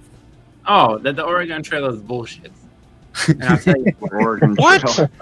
That Yeah. the what? the Oregon How Trail. dare you, sir? I take that thing every day to work. Now, Oregon Trail. Okay. Well, at least you say the name of our state correctly. Thank you. you're welcome. You're welcome. That's all right. So there's a website that you can go and you can play a bunch of classic games called ClassicReload.com. And Oregon Trail is the first thing that pops up for the most popular classic game. As I'm How playing are it, things? How are things in Boston? for now, we got a little bit of snow. A little Boston going on in Boston, then is that right? Yeah. And By the so- by the Charlie River. no, that's River not What Charlie? happened on the Oregano Trail? called the Chuck River. Chuck, that's what you do No. into I it. thought it was Charles. I thought it was. Come on, guys. Yeah, Oh my god. so you get to hunt in the game, right? And you start off and you have a little bit of money and you can buy supplies, clothes, all the rest of that wonderful This junk, this right? can't wait. Make me big for a minute, because Boston Chris, I feel a 15-minute soliloquy going on here. Give me, it give would me be just perfect. 2 minutes. I want to make a presentation here. Welcome back, folks, to Dueling Bloviators. Papa, Papa, this is coming to you. Wow. This is a first print 9/8 white pager. This Oh, is no. coming to you. This is my copy. And I looked around to find one, and I decided that I want to give this to you. So shoot me your address again. I'll put it into my comic shop packaging, and I will shoot this to you. And it is the nicest copy I could find, and it wasn't necessarily the most reasonable, but I want you to have this. Okay? Okay, that's all I got. Well, That was very it's sad, nice. it's sad to say, Bleeker, but Papa beat you to it. Now he's gonna lure that over me. It's all right. So Jab the knife in Bleeker's side. It's okay. I It's think fine. the reason why the Oregon Trail, according We're to that hunting. game, Oregon, for God's sakes, Oregon. Say Oregon. Oregon, like a gun, like you don't have in Massachusetts. Oregon. have shit. You go to Blue Hill Avenue and tell them that they don't have any. They'll show They you don't all have the- any. They don't know what they're doing. They can't even find the river. Don't swim in the water. Go away. Go ahead. You're welcome. You're welcome, Jeff Jack, or So- Jag. Yes. Jack. on Jack. the trail, right? Oh, you can God. hunt for food and all that jazz, right? So you hunt for food. You shoot a buffalo. A buffalo has like 900 pounds. A lot of buffalo there in Boston. I've seen the herds of buffalo in Boston. I mean, are world famous. Famous. This is a long All right, trail. guys. I'll be. They all are running for their lives. All right, Hello, Yes. hello, Evil Cheers. Comics. So I'm you shoot one gonna. of You guys have a good one. you hunt one of those down, and then all of a sudden you try. It gets to the end of the hunting phase, and then it's like, hey, you shot a buffalo that weighed 960 pounds, but you can only carry 100 pounds. We have So- to dress it down and put it into caches. Don't you understand? Make pemmican out of it. What But kind of that's an the Indian problem. are you? They don't tell you you can go back a couple times. Like, who's gonna shoot a buffalo? Bang! take 100 pounds and be like, well, that's all we can carry, folks. See you later. Like, no, it made me so upset. I was like, I would be eating like a king if that was the, like you could trade, you could do everything. But that was just that one buffalo. But if you go back and hunt again, you can hunt and kill another one and keep doing it. So it's like they want you, number one, to struggle to get everything you can, and then they want you to just decimate the population of buffalo. And I'm sorry. Who wants you to struggle? I'm lost. The Oregon Trail. The Oregon Trail people want you to struggle, man. You can only carry 100 pounds for every hunt that you do, which is ridiculous. Why can't I go back? Why can't I just bring the wagon over? We'll just keep putting stuff in, and then we'll have plenty of stuff for trade. Well, number one, the only thing that was worth anything back then was the hides, and the Indians, they took the meat. They did. That's why they wiped out the buffalo. Well, that would have at least made destroying their whole population, something to deal with in the game. But they just want you to go through and just annihilate everything and only take 100 pounds Oh, back. you're talking about a game. I thought you was talking about real life. Yeah. I'm sorry. No, not in real life. I'm talking about no. I'm talking about in the game. The game is just whoever designed that game, just great concept, but just terrible execution when it came to like the point of the game. The point of the game is to go across the country, not stop and keep going back. And you can't do it. It's impossible. Like, I mean, these people get sick. They break their arms. Thieves come and steal stuff. So what year did this game come out? It came out in the 90s, early 90s. The 90s were like a time of like terrible games. They were trying stuff. This is like, I want to say that like Oregon Trail is, you're talking about early 80s, because like it was back when games were all green. Oh man, then yeah, like 80s. It was late 80s, if anything. 78. Oh, not at all. It was definitely really. They definitely redid it a couple of times, but like the original Oregon Trail is old. Okay. At that point, they don't even have a lot of like computers. I remember playing it on a floppy disk, and you put the little floppy disk in the computer. Yeah. And I remember my teacher, and the floppy disk used to be like or wide. SD disk, whatever they're called. Well, if it's that old, like the capability on those games were like you can only do so much. I remember using a cassette to record data on. Well, like you're saying, before the they've floppy. made newer versions and newer versions. Well, the oldest version was a cassette. That one that we had as children to try to navigate and learn from was just ridiculously hard for no reason other than they just wanted to make you struggle and be like, oh, see what happens? You get cholera and then die. I never changed. I still have my TRS-80 cassette recorder that hooked up to my TRS-80 computer, and that was before floppies. And I'm sure. And I still have books that I can't remember the title of the books. They're somewhere in my house. They're probably down there by the big old huge box of VHS. But they're books that give you programs to write before programs are out, and you type in all this line code in BASIC, and that's how you played games. This big old thick magazine. Everything out every on month. Packard Bell, you had to put in the code. I hated Packard Bell.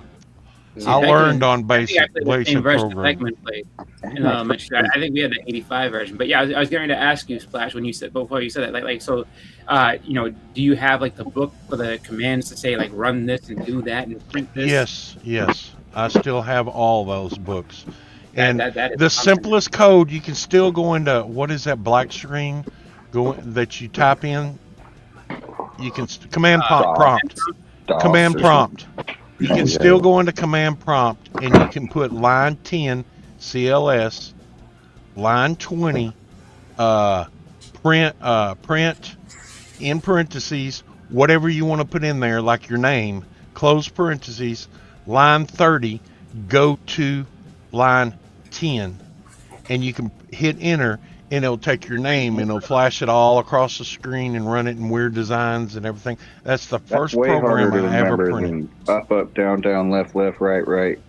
Baby start. But those lines of code started way back then, that was the and I only remember code doing I needed that. to remember. I think I remember doing lines of code in my first computer class, and we made a rocket ship go like it rocketed. I was like, oh, that was awesome. That's about as far as I got. I hated that shit so much, man. It was terrible. I remember typing thousands of line of code to the video 38 special chain lightning, and that just reminded me all the lightning and back.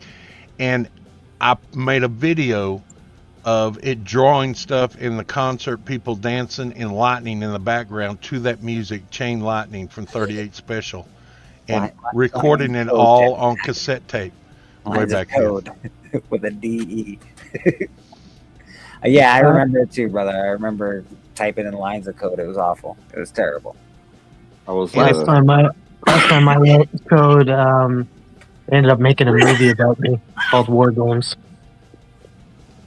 Called what? War Games. The movie? Wait, I think I've seen this. Package already. Look at that. Did you package that up already, Steven? Yeah. Boy, Wow. he's I remember quick. lines too. Nice. See, But yeah, those TRS-80 computers, the first under the green screens and the IBMs, that's how I learned computing back in the day. And it was brand new, and I think I was in maybe junior high when they come out. And yeah, it was tons. And the weird part about it, you go through this book and you'd copy all the lines of code. Then you'd finally, after 1,000 lines, or maybe some of them 2,000 lines, you get to the very end and you'd push run, and you'd get a error line whatever, and you'd have to go back and look at the book, and you'd redo it. Then you'd hit run again and say line 1,020. Then you go back and you'd check it, and finally after hours, you'd finally get it, and it would do something stupid. Yeah, Really, all this for that?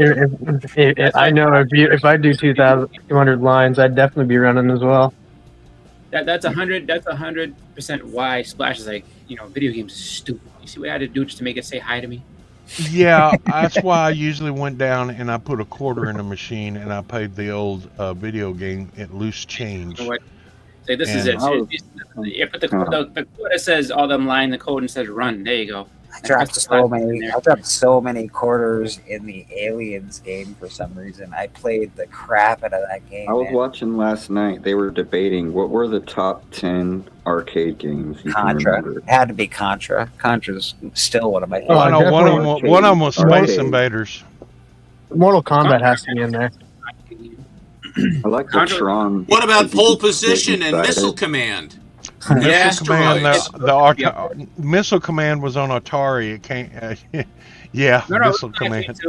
Hi, Russell. I heard that. Oh, there it is. We got big games. I was watching Who Dat last night. I was gonna boy, bid on thanks that. a lot. How y'all doing? Good morning. Oh, King Cake. Holy crow. King Cake season. That's a lot of bread. I see a lot of bacon going on over there. Oh my goodness. Now I'm hungry. Living like a got the king. bacon She got going. a Well she got a done, dear. boba. What's the Boba. She got bacon, and she ate her donut already. Ah. Well, first things first, right? Saw that. Hey, how you doing? Good. I like your hair. That What's your is favorite beautiful. king cake so far? I like cream cheese. Cream cheese. She said she like cream cheese king cake, even though she's never eaten. I'm just messing with her. She had it a long time ago. She had it a while ago. Who that? Tell her her I braids. just wanted to say hello. Happy Sunday, everybody. Happy Sunday to you. That's my wife. I did bring the wife. She's eating. But this is the place. Y'all Tell her come her- down here and get a king cake from these guys. Let's see if I can fix the camera. I did it backwards. I don't know why it's backwards. New Yenner is New Yen is the owner? Oh, here we go. We got to show you the French toast. Yes, it looks great. Oh my Yeah, god. French toast. Wow. Are those blueberries? Yes, that looks like blueberries. Blueberries are the size of a nickel. Yeah, I don't big think there's enough. There's not enough sugar on that. Oh my Lord, it looks like a gosh! berry syrup too. Strawberries. She's taking the strawberries from us. God dang. But I'll see you guys later. We're gonna. Thanks a lot, Russell. Thanks a Yeah, look, lot. my daughter wants to wait. My daughter. She's like, Bye-bye. Have a good day. Who I'll dat? see you guys later. I like that sandwich. Looks good too. Good Lord, that looked good. Stipple seems very upset. He's like, wait a minute. He's like, you got all the, now you got me in the mood for berries. What are you doing? Yeah, I was watching Who Dat last night on the auction, and I wanted to bid on that Hercules. I was gonna bid up to 150, but then I seen that test guy come in, bid it up to 200, and I was like, I'm not gonna outbid him. He wants it. I was in there pitching as well to get it. Yeah, And then some guys came in who really wanted it, which I was glad for Houdat to get the money. Yeah, I wanted that one too. I was looking. That was a good book. At that one. I used to say, you don't do that to me. $500 now. And then they'd be like, Well, it depends who's bidding. Like, I'll bid if I feel like it's safe. But then, you get somebody like if Man Cave's bidding or one of my friends are bidding, I'm like, I'm gonna. Well, Man Cave comes in, and I just fold my tent. Yeah. Me too. Say, well, yeah. It's like, but yeah, if it's any of you guys. People seem to think that I'm this big dog, Yeah, but you Man are. Cave You comes are. in and shows me what it's all about. Oh. Kicks me to the curb. You big dog when you want to. You just you know what? I'll pace myself. That's what I think every time I'm gonna pace myself just because I feel like that makes him excited when you're gonna bid against me, cool. And then he's like, you know what? Let's just take it easy. Let's just slow it down a little. I actually think he enjoys doing that with you. To be honest, I think. Oh, the rage bidding! I love Yeah, it. yeah. It's great. Steppo, rage bidding, are you? Yeah. Come on, Steppo, it's for charity. Let's go. Come on, let's go. Who's the charity? Me. All right. Let's get into some keys of the week real quick because we can. Uh-oh. I know. Boom, baby. Share Papa's this screen. Dun dun dun dun dun dun dun dun dun dun. Yeah. Oh, you didn't give us the intro. What's the matter with you? Don't you worry. We're coming. We're coming. It takes a long Okay. time to get around this computer these days. Oh, yeah. He has to type in line code. Yeah.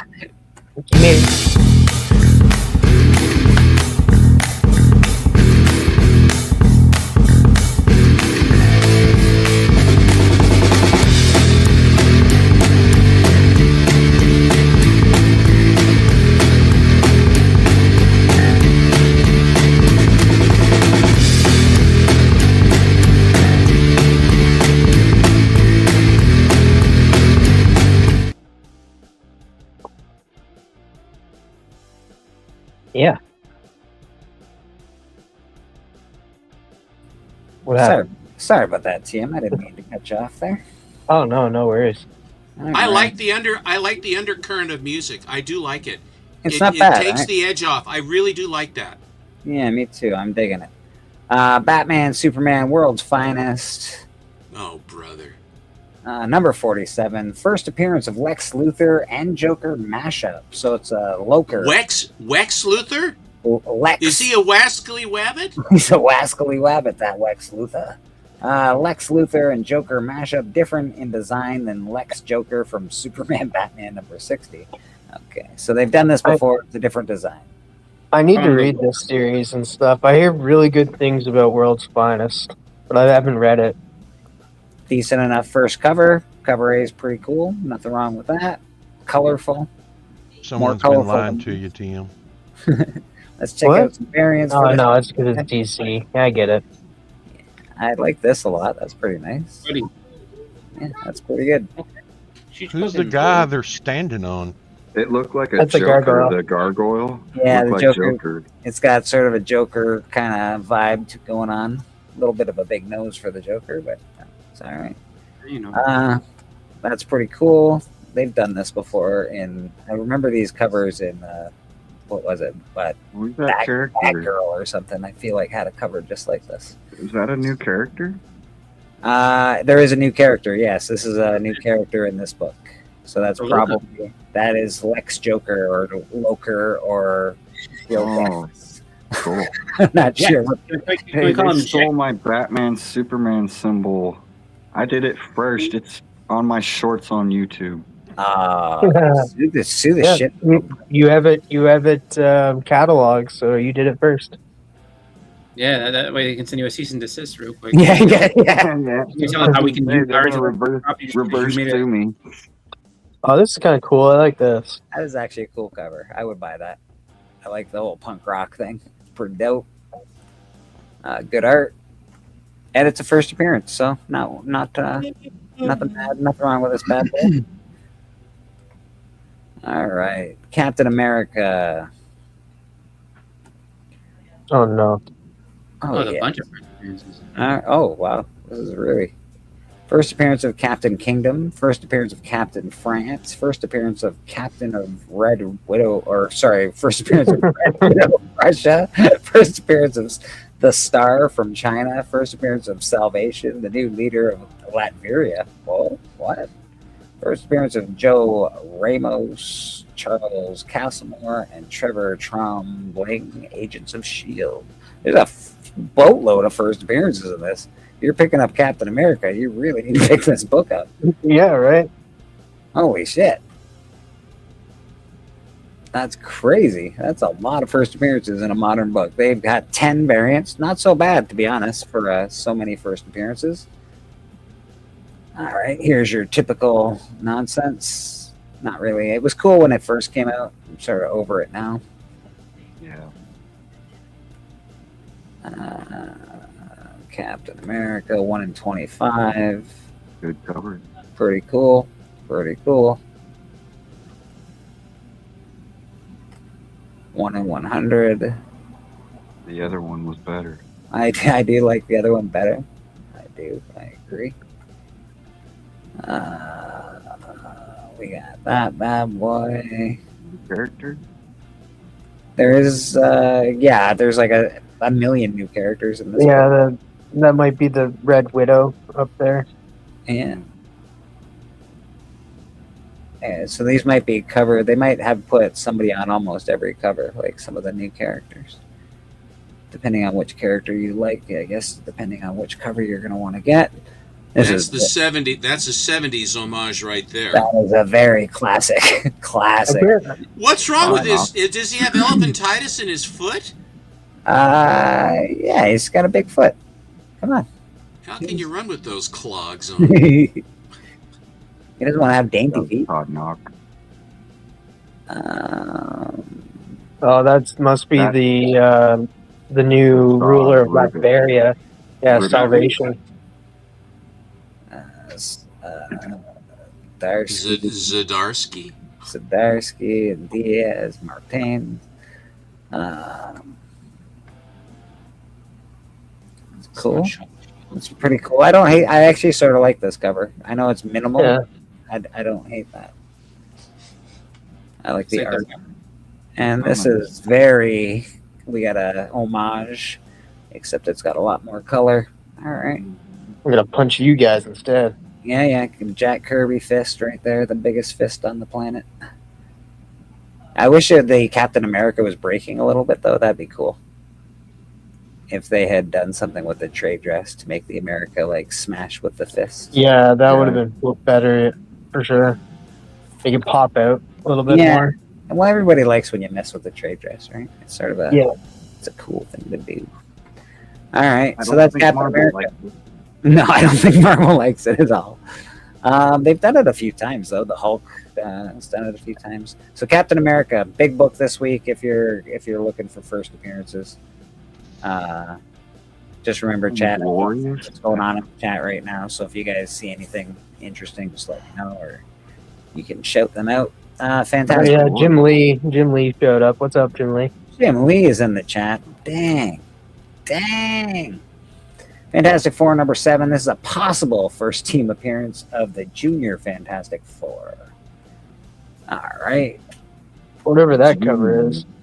I They're don't, using their. Those should be targeted by something. I don't dislike it. It's like, Her face looks distorted. yeah, it's not like, I wouldn't call it like. Ooh, that looks cool. What's that? Brooke? It's a little nicer. Yeah. we got Yeah. some I've noticed on some of the Fantastic Black Four Cat. books, the one right there that you're showing, they're Yeah. using the same color scheme as the action figures, the boxes when they come out. Yeah. Oh, there's that Mr. Miracle artist. I actually like this. Wasn't this on here? That's Scotty Young. Yeah, I actually don't hate that. I like Chibi. this is very. It looks like Jack Kirby came back to life. That's so cool. Yeah, I like that. like what happened? Did they call Jack Kirby? What happened? Who did this? Let's see. They used the Ouija board. Right? Like what's going on here? I don't recognize it. Cover artist Leonardo. Hero. Roberto Ramos. No, that's interiors. Oh, gotcha. I see. Yeah. So Romero did the cover. Leonardo Romero. Very. Let's be honest. That's very Kirby. Like. Yeah, it is. Got a real. Wonder if he's related to Roberto. I wonder. I would think that the Mole Man could afford a new costume since 1961. Don't Yeah, you? That he thing don't. must be stinky by now. He never was very He's like threatening. Homer Simpson. He has the same. He has like hundreds of them. Hasn't been a good floating head cover for a Hey, while. if Never it know. ain't broke, don't fix it. There it is. It's Joe Jusko. We're getting back to floating heads, people. Woo! Stop putting the numbers at the bottom. Dang it. I know. Yeah. It's very much. It really See, does. I don't like the. It's I don't nice like when the you A cover. Can't get into CLZ. Yeah, with you, TM, I'm not like a huge fan of it, but I don't think it's bad art. I just don't. It's not the best. Look at her face, though. It doesn't. I don't know. Well, her face is getting distorted by that, by these white lines around it. But I think that's trying to skin her. I don't find anything gripping enough about the story of suck me into that. Inglorious X-Force, #1, first team appearance of the new X-Force roster. Cable, Helverine. Helverine's pretty awesome. Archangel and Boom Boom. All right, possible. Isn't Boom Boom evil? Don't go the lights. I'm sorry. No, No, Boom she Boom was a the very villain. first Native American mutant. No, she was just. Wasn't she an exotic dancer? Boom Boom? She could have been. Oh, I know she was. Wasn't there? It's just like Jubilee, but more powerful. They named a room after her, the Boom Boom Room. Isn't there a native mutant that died like in like the first X-Men? Yeah. Yeah. That was. Yeah. Thunderbird. Just saying. And Warpath took his mantle. Well, they changed them up in the cartoon. They were like they were going to have Thunderbird die in the original X-Men cartoon, but they were like, okay, we can't do that to like the only indigenous. Indigenous person we have on the show. We kill him off right away, so they changed that character to Morph, and they introduced us to Morph instead. I see. They what's it called? And then before his brother, before Warpath came along, there was what's it called Danny Moonstar. So Yeah. Well, don't forget Wyatt Wingfoot. How did he get in here? Well, first team appearance in new X-Force, possible cameo of a character referred to as Hidden Agent. All right, got some Hidden Agent going on. Cool cover, eh? Decent. Why are they taking Inglorious Bastards? Inglorious. Yeah, that's what I X-Force? I instantly thought of that. Are they going with the after? That's title. what they wanted Nazis? too. Yeah. I don't know. if they Oh, look at that! There's a Clayton Crane there on the I like couple that. down. So far, this has got a lot of line work on it, and for some reason, my eye got attracted to it. It gives definitely a '90s vibe. That looks like Clayton Crane. It's got a vibe. Yeah, let's check see if it's Mr. Crane. Oh, it is. It has his name right underneath. Yeah, it's a 1 in 50. It's got to be Mr. Crane. Clayton Crane. Tim Seeley is the writer, and Michael Maria or Michelle, artist. Tim Seeley is pretty good at writing, from what I hear.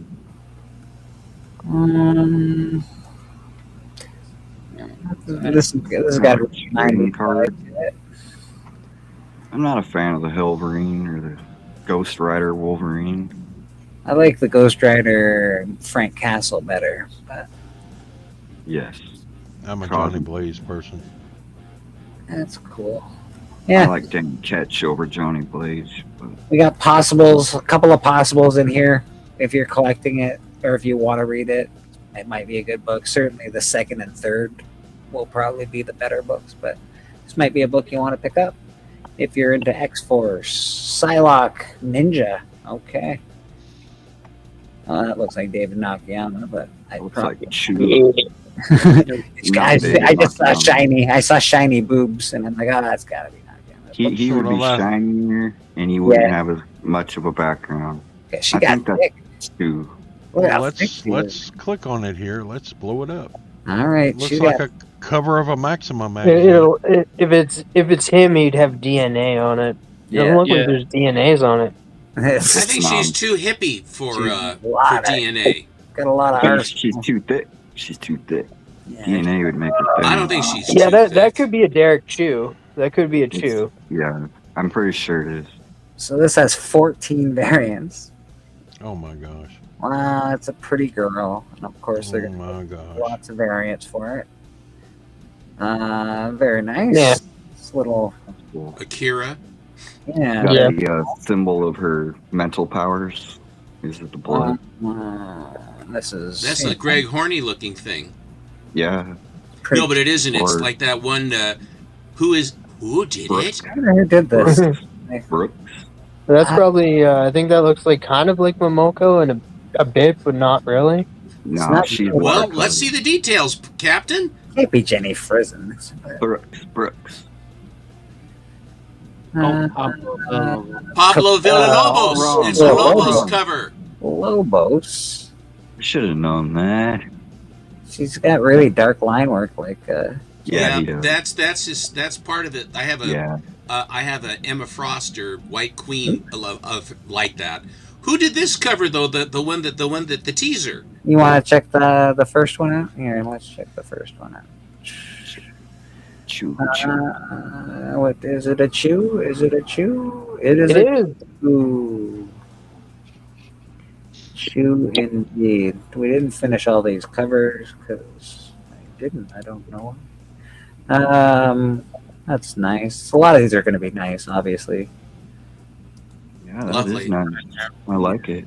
Yeah, that's got a real Asian feel. No to clue. it. No Very clue cool. who did it. That's Odd Germ. It Is that- has his. is that I really don't think it looks perspective. like Archer. Maybe you're right. I don't know. It's inspired by Art Germ. It is. Because Archer Stanley Lau. Well done, Chris. God dang, that's really different for Archer. I mean, That that's wasn't really the whole different from him.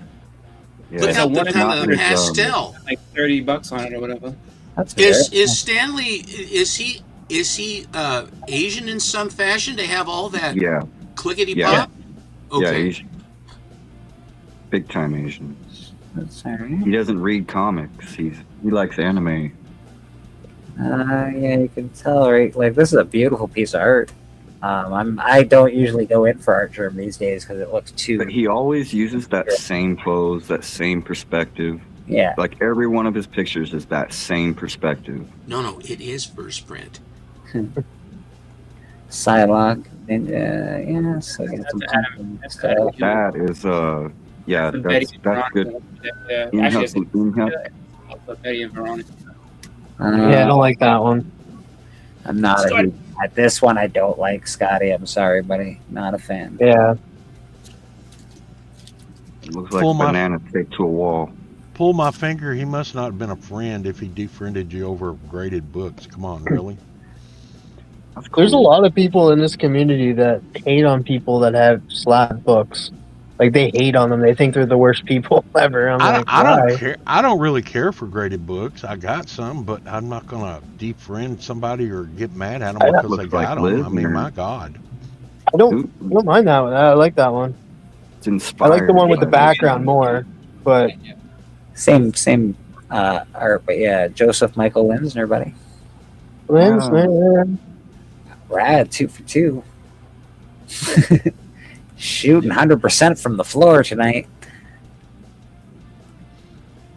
You know, see. God I dang, don't know. That's nice though. that's nice. I'm not a huge fan of the color scheme, but it is a very nice cover. It's The trade dress makes it look bad. Yeah, let's go check out the one underneath it because that's got the Yeah. Oh, it's got a different color.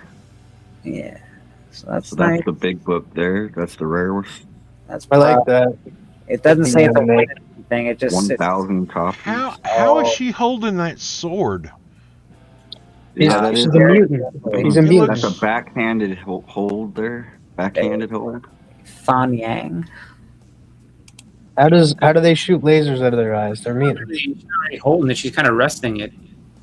Yeah, she's resting the. Like if you look at it, she's resting it. She's resting it on her fingers, and then the other. So she's steadying it with one hand, and then she's resting it on her fingers on the other hand. It's a good hold. It's a good hold. I'm not saying it's like something you should do, but it looks all right. I want to Yeah, I mean, trust basically the she's artist. holding her- He's Japanese. He probably knows more about katana holds than I do. Yeah, and this is pink. If you like pink, there's your pink cover. I mean, Oh no, that's that's the thing. what Like, the, you got owning graded changing books. the colors in the background just tells me it's all digital. I'm like, I'd rather just have a traditional piece as the rarest one, not a digital piece. Me too, buddy. Me too. I'm with you 100%, Rad. That's Psylocke. That Lisner was probably the best one of them. Rogue. Uh-oh. We got some Rogue action. If I pull my finger, I don't know how you resolve that one. That your friend like went off on you for owning graded comics. I would just kind of be like, okay, and just move on with your day because that's one of the weirdest things I've heard in my life. As far as someone getting angry, I own Reebok shoes. You're I allowed own to buy. graded comics, but I like, think I'll have what I want. I own graded comics, but most of my comics are raw. But like, what do you want, man? You gotta have some graded. No, I just look at it where it's just like in the end of it all, like that's a very easy argument to finish out. Like if the guy's yelling at you or whoever is pissed off at you, just be like, well, I mean, it was my money. I bought what I wanted, so go fuck yourself. There's your DNA right there. And it's very cute, very lovely cover, actually. To be honest, very How pretty. does Mystique and Destiny Got a lot of hair. have children? I don't understand. Very Wow. 80s. Steak's having kids all over the place. Can't help it. I like that just because I love That yeah, I like that. I'm a fan That's of the cool. set, and I like it. So Great pose. Yeah. I wish I there was like but yeah, I like that one there, the one on 100. this one's pretty. Yeah, this one's very. Yeah. The face looks better on that one. Looks Yeah. like AI. Yeah, Looks it like The AI. does The look. next one, I don't like the face on.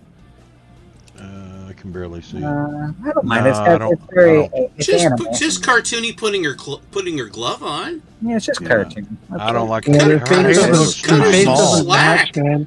The Her face head looks head like is it's a tiny. kid's face on a grown woman. Yeah. Oh, so The then head's you too must small. love Scotty Young then for everything, right? Oh yeah, no, I hate that. Yeah, not a fan of that. You know, I just look at it like this. All these people get paid professionally to do what we cannot. So That's true. That Yeah. is true. Yeah, Shit but I'm on not gonna buy it. in the end, Oh, there's Rogue Her face looks off. pushing 40. Her face looks old. Yeah. Yeah, she definitely looks old. The other one, she looked young. This one, she looked old. That other one up there, though, she looked good though. Rogue's been around for a while, guys. My goodness. Yeah. John, I don't my think- goodness. I think that's the cover to get as far as Yeah. Yeah, DNA did the best, but he's still off a little bit on the hair. a little bit, yeah, a little On bit. the higher. I love it. All right, so that's Rogue. It's a possible first appearance of John Stelton, an antagonist of Rogue. Okay. I will just say it, and you can bash me for if I'm wrong in that, but it's the first appearance. Okay. All right. He's That's just gonna say it. He's just gonna say it's That's all like. You know what it is that you go by the preview magazines and you know they sometimes leave things ambiguous. So I think that's why they put it as a possible first. You know, because Last issue. The last issue. This is actually if they didn't have that stupid side thing. Yeah. So they're You're supposed really to be nice. This is ending all of this. They're ending all the Ultimate. I'm gonna Yeah, say Ultimate Universe is done. cover, man. If they didn't have that stupid side, if this was a virgin variant, this would be really pretty. Yeah, it'd be even better if like it was like even a little bit smaller, but it's like a huge like block. Gorgeous, man. Yeah, it just sucks, that thing. Usually the final issues are the lowest print run. That is true. Yeah. That is true.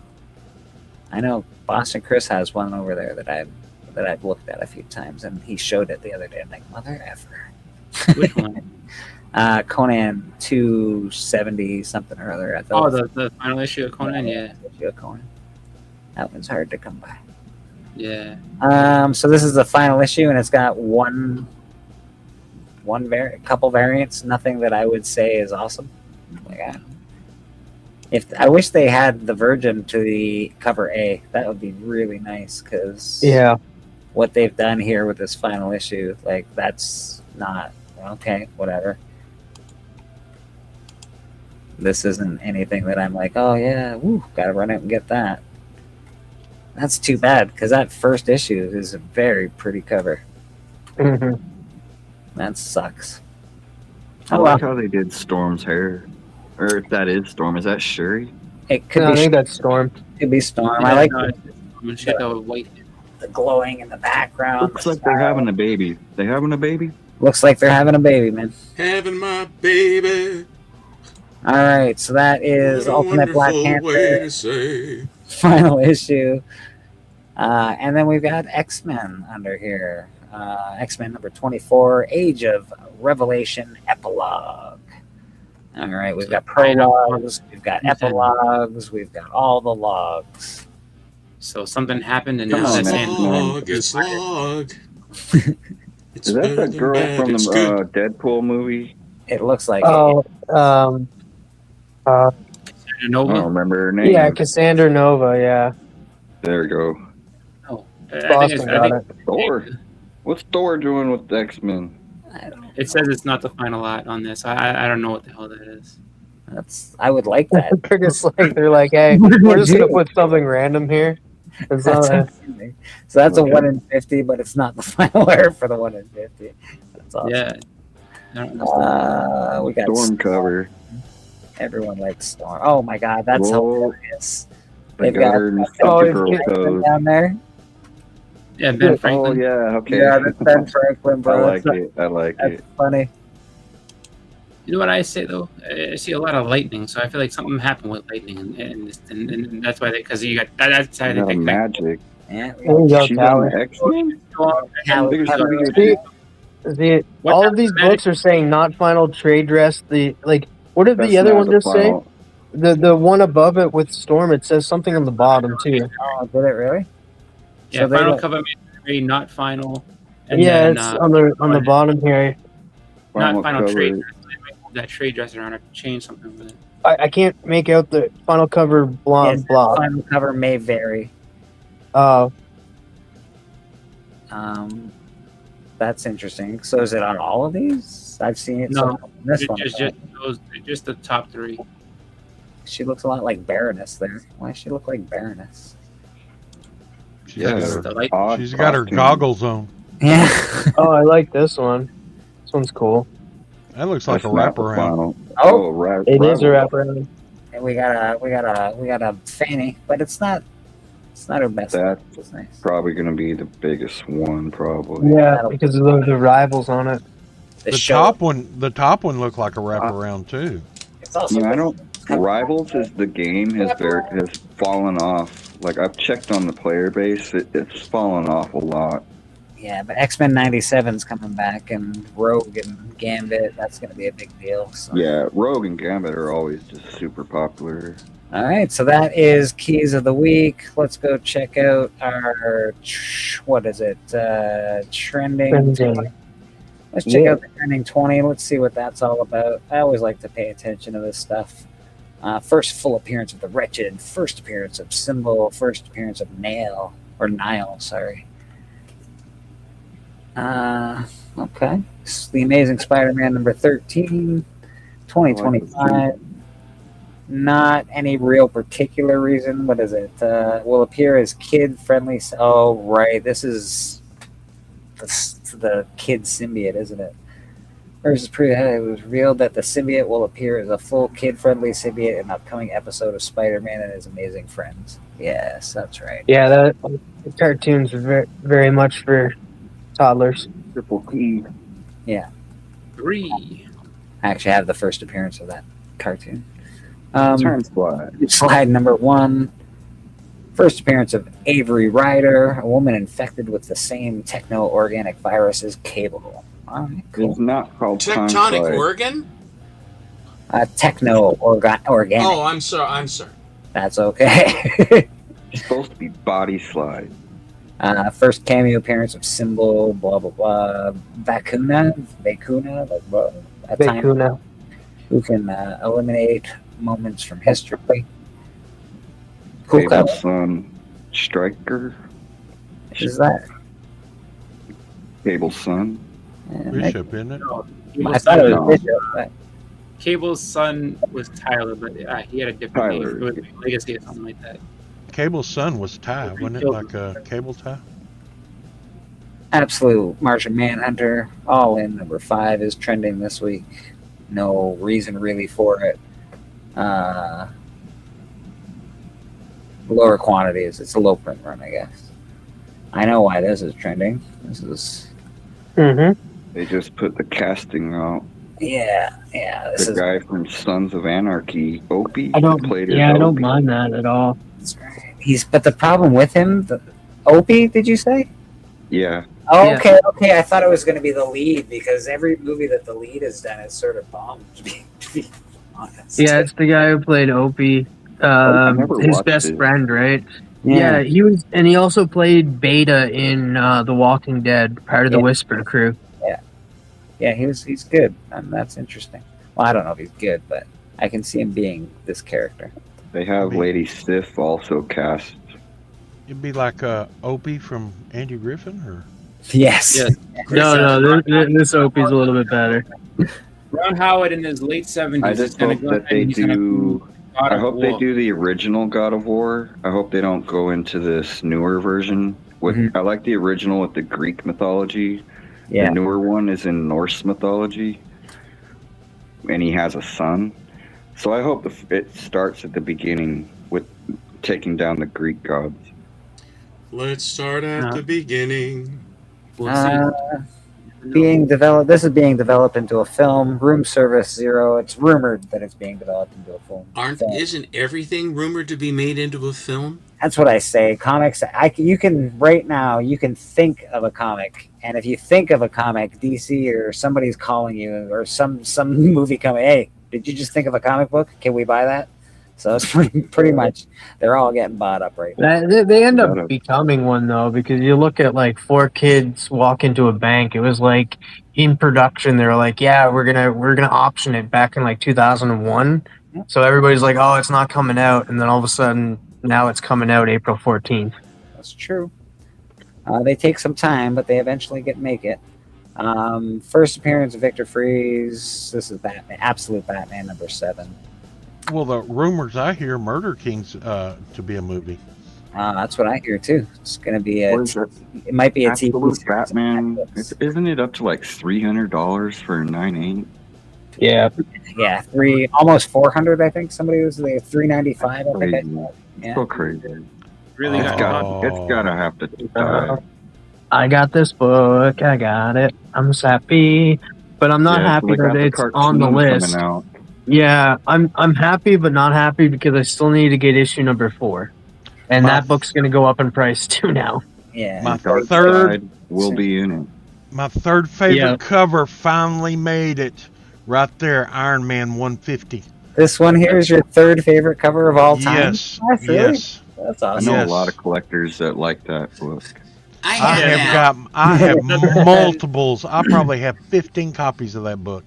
Before my time, but that's a for a cool while. matchup. What's his name? Since Robert Downey Jr. did the whole revealing himself as Doom in that Comic-Con thing. And Black Wait. Thunder, I'm sure it's hard to get in high There, grade. there is rumor too that Iron Man's going to be in the movie as well. Is this going to be a show? Of course. I think so. They're saying something about that. Yeah. I can't read it because I don't want it to. Oh no, movie. I guess. All right. I don't want it to influence my writing. I'm excited about it because I really want to read this. There's 77 variants to this. Oh man, that's crazy. So, It's being developed into a feature film. Yeah, I'm just saying when you see something that comes out and it's a number 1 and it has 700 variants, it's probably been optioned before it ever came out. I'm just saying that's probably the reason for that. So tread lightly and be careful with which versions you buy.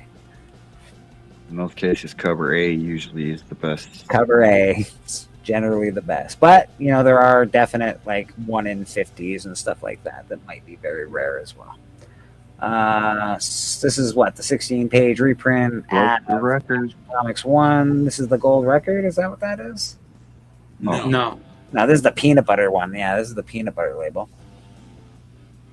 Yeah, What is it? no, so I found it because Action Comics. Why is it called the peanut butter? Probably because it came out with Jif. Oh Yeah. no, it's obtained by the mail after submitting 2 labels of peanut butter branded with Superman as a spokesman. Nice. Well, ain't that just Jiffy? This I actually sort of knew this was going to be good just by the look of the cover. It's a great cover. It's a great cover.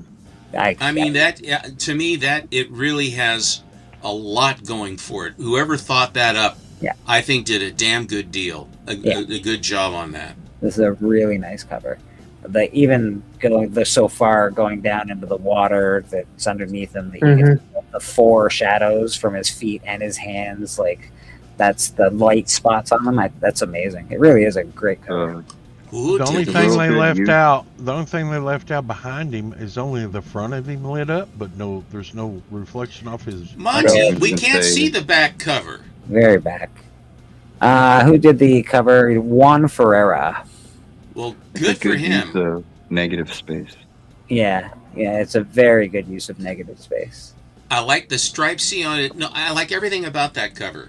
Me too. Even the eyes, and you can't. There's no shape of the head, but I can see the head for some reason. Like Yes, you can. You know what I mean? Like it's weird. It's a really cool book. It's your brain fills it in. Yeah. It's amazing what the mind will do. Your brain fills it in for you. This is stupid. More absolute Batman. The conclusion. The first Mr. Freeze. No, it's the conclusion of Mr. Freeze's arc, which is weird. Like it's like okay, it's not a real key. Looks like Slender Man. Well, it's actually his second appearance in the book, to be honest. It's his like his first appearance was his number 7, and the second one was number 8. So they're like, all right, that's enough, Mr. Freeze. They did the same thing with Croc. They did the same thing with everybody in this. Well, yeah, they're all it's doing, and it's working. They're like, it's the number 1 selling comic at DC, but they're just like, hey, you know what? Every issue will have a first appearance. First appearance of whoever Batman. Yeah. That's all. Yeah. I love that I own this, first of all. Yay. And this is an awesome book. This is a great story. One of the first books I bought with my own money as well. Not the comic. I bought Wolverine comics when I bought these books.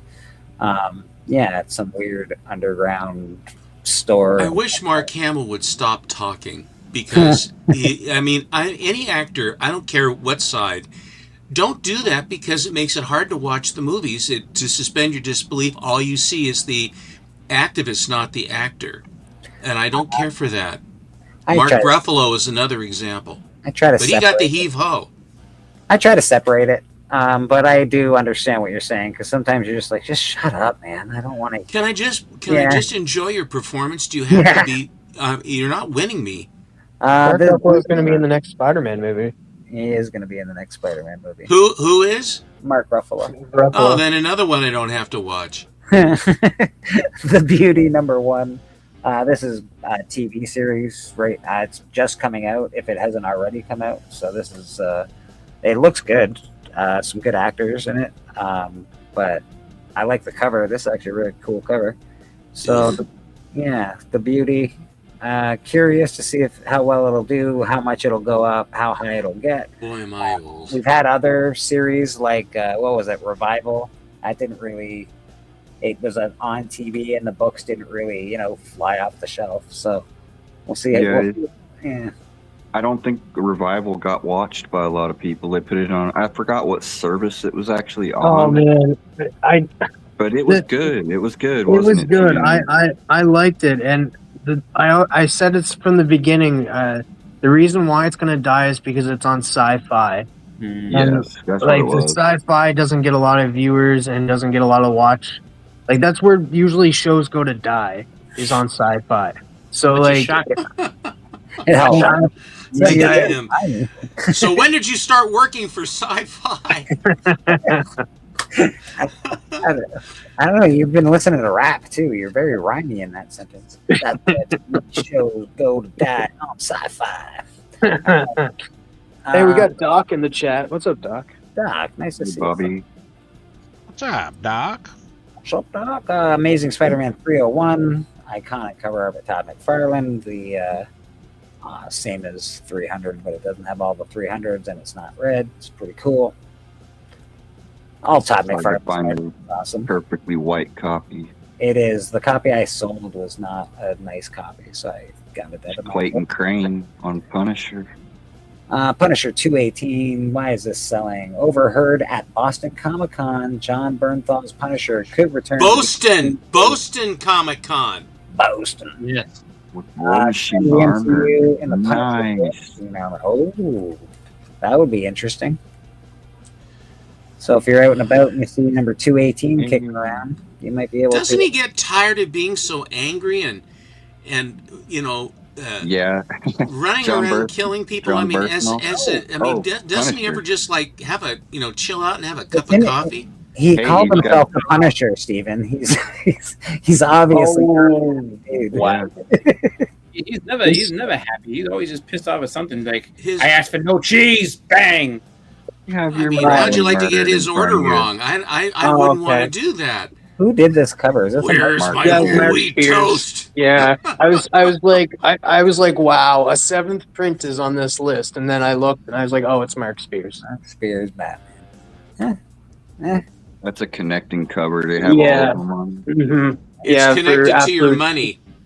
Yeah. Absolute Wonder Woman 15. This is actually starting to pop a lot lately. Absolute Wonder Woman. It's been I think that's Frank. You know what? Quietly. It's the best series. Like, it's the best for reading wise. It's the best series. Yeah. In my opinion. I got that. I got the first croc. Here's the first Killer Croc in Absolute Batman. It went up. Nice. It went up. Yeah, all these Absolute stuff is going up.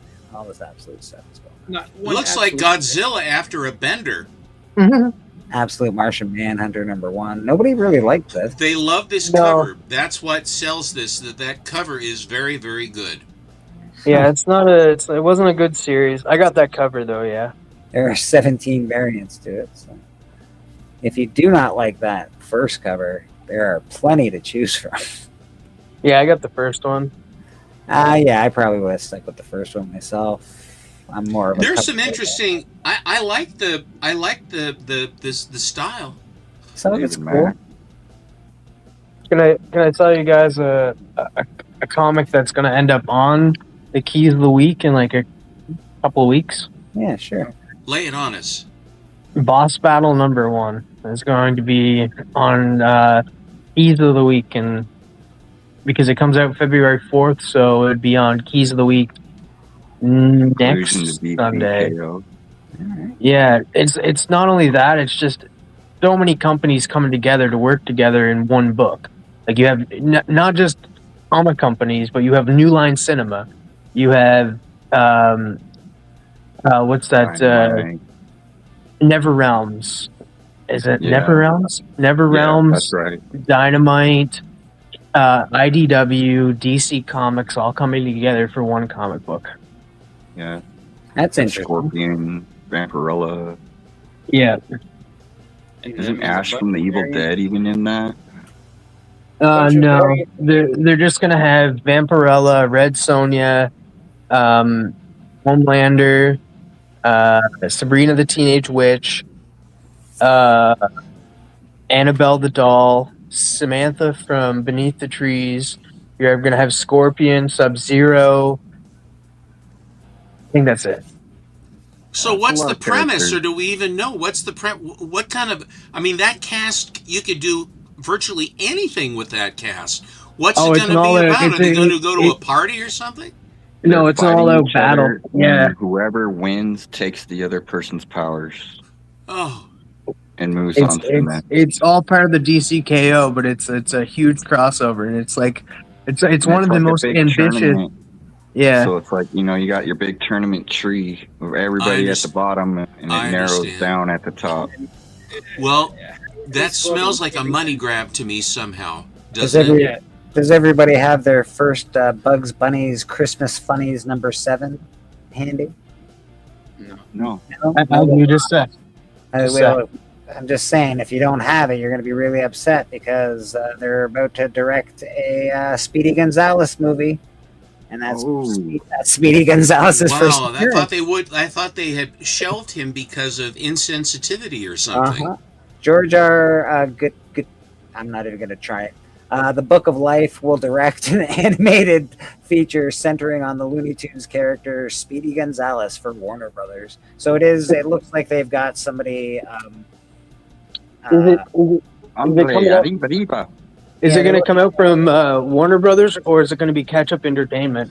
It says Warner Brothers. Interesting. But yeah, the first appearance of Speedy Gonzales, which I never knew because I never looked it up, happens to be Bugs Bunny's Christmas Funnies #7. I knew that, but I don't have the book. I know someone who does, though. And I also like Pepe Le Pew. I think it's crap. Valley.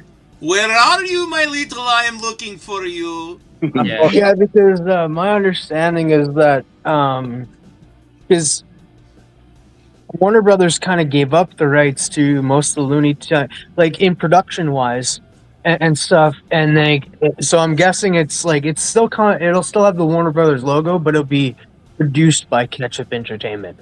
Who knows, brother? I do know that if you can't afford that particular book, which isn't, to be honest, it's not that bad. It's not that expensive. It's not cheap. Like it's $180 for a high grade copy. Which I think it's probably more like $300. Key Collector sort of sucks when it comes to pricing. But if you don't have money to buy that, you can buy Looney Tunes #165. It's the first time Speedy Gonzales and Roadrunner have a race. And it's also a very low print run. There's only about 2,600 of them around. So find that one kicking around. I have 5 of them. You have 5 of them? Nice, TM. Yeah. I have 1,000 of them. You know, I was really going big on that book. The stereotypes that they put on the where they have the mice that are his friends, Speedy Gonzales' friends, all of them are these sort of slow talking. It says, and he says, Speedy Gonzales, he's dating my sister. And he says, Speedy Gonzales dates everybody's sister. I mean, this is what they put in the cartoon. If you see the originals, it's they don't candy coat stuff back then. They played it to adults when that sort of thing was acceptable. So I got a question for everybody. Who's your favorite Looney Tune? Martian Manhunter. Yeah, I like There's not a Looney Tune. No, you mean the guy with the helmet on, Marvin the Martian? Marvin the Martian. That's what I meant. That's what I meant. That's how much he is my favorite. I got his name wrong. I have to say Daffy Duck for me because he is he's so evil and so craven. That he's so greedy about everything, and he always gets blown up, but he comes back. Daffy Duck for me. I like Wile E. Coyote too because he never gives up. He's Acme. He's Acme Company's #1 customer. Yeah. Well, he's suing them now. He's suing them in Wile E. versus Coyote, or Coyote versus Acme movie coming out soon. That's nice. There was one where what's it called? Daffy. He was scared to death of the Tasmanian devil. He was trying to get him to go back to the zoo because he escaped or whatever. And so the only he's way singing. He's going along singing, and the Taz is behind him, going like this. Yeah, exactly. And so he's sitting there. His voice is like dying. He's like crawling because he had to walk all this way with him and everything. And then what's it called? Like $1 falls, like the wind blows, and $1 goes flying away into this cage. And Daffy beat the absolute shit out of the Tasmanian devil. He's like, "Get it, it's mine." I'm a greedy duck. Oh yeah, I remember watching that. And it was just like, knowing full well, like had there been, had he just, had something to be greedy about, he would have destroyed the Tasmanian devil and brought him back. Here you go. that Taz, the Tasmanian Devil. He got his own spin-off. Yeah. For a few years. I remember Yeah, watching that cartoon was, dude. That was the. You think about it. You go back and watch that show. That was the most. That was the smartest Looney Tunes show out. It was a Tasmanian show. For a character that couldn't speak, the rest of the characters had the vocabulary that like most university students had. And that, like, I was just like, what the heck's going on here? For a show about Tasmanian Devil, they use pretty big words. Because like his dad used to say all the time, and you hear this all the time in Harvard University, yakety schmackety. They always say that over there. And No. They were using really big words. oh, I know. But I watched a really good movie. Yakety schmackety. That's why you're like, oh, these university educated people. Like, And the main character didn't even speak. He was like, I watched My The Rip favorite with my Ben favorite. Affleck. It's Yeah. really good. I heard it was Watch good. I'm gonna watch it. I haven't. It's Ben really, Affleck really and Matt good. Damon. oh, The Rip? Yeah, man. The Yeah. Rip, really good, man. It's super good. that's did that come out Netflix? And there's another Yeah. show that just came out. It's a show, not a movie, called Hijack. Okay. It's season 2 on Apple. They didn't But figure they it didn't figure has Are they it has still? Are they what's still being that? hijacked, or is it a new hijacking scenario? Because it's weird to have That's a what season threw 2 me of- off, right? I was like, because the first one they hijacked the airplane, Right. okay, and then the second one, like I was like, is this what are they doing? Because the guy he's getting onto a train station, and I'm like, no, they're not. Are they hijacking a train?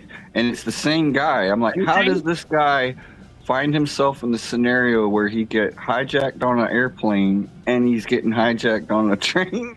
I'm like, no way, right? But they made it make sense by the end of the episode, because I can't spoil it, but it's awesome. It's really cool what they did.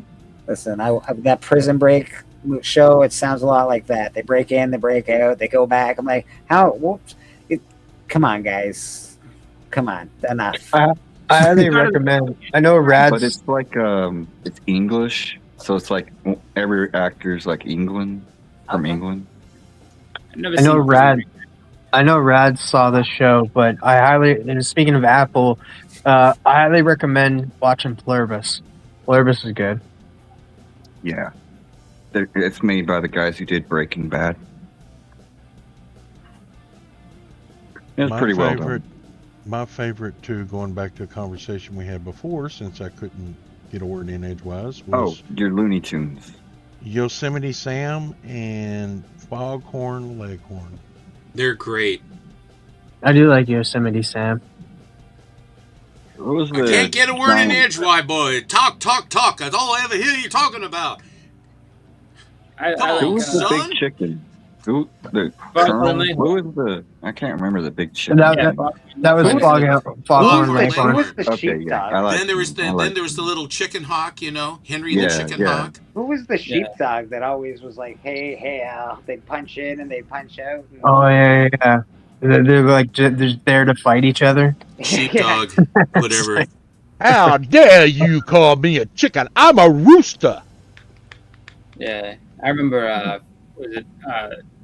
Yosemite Sam was pretty much like the Punisher too. He was always mad, and I remember there was one point that he had enough of Bugs Bunny, like really had enough of him, and it was just like one of those deals where he just knew he couldn't beat him. He just walked up to him and was like, "I hate you, rabbit," and then just walked away.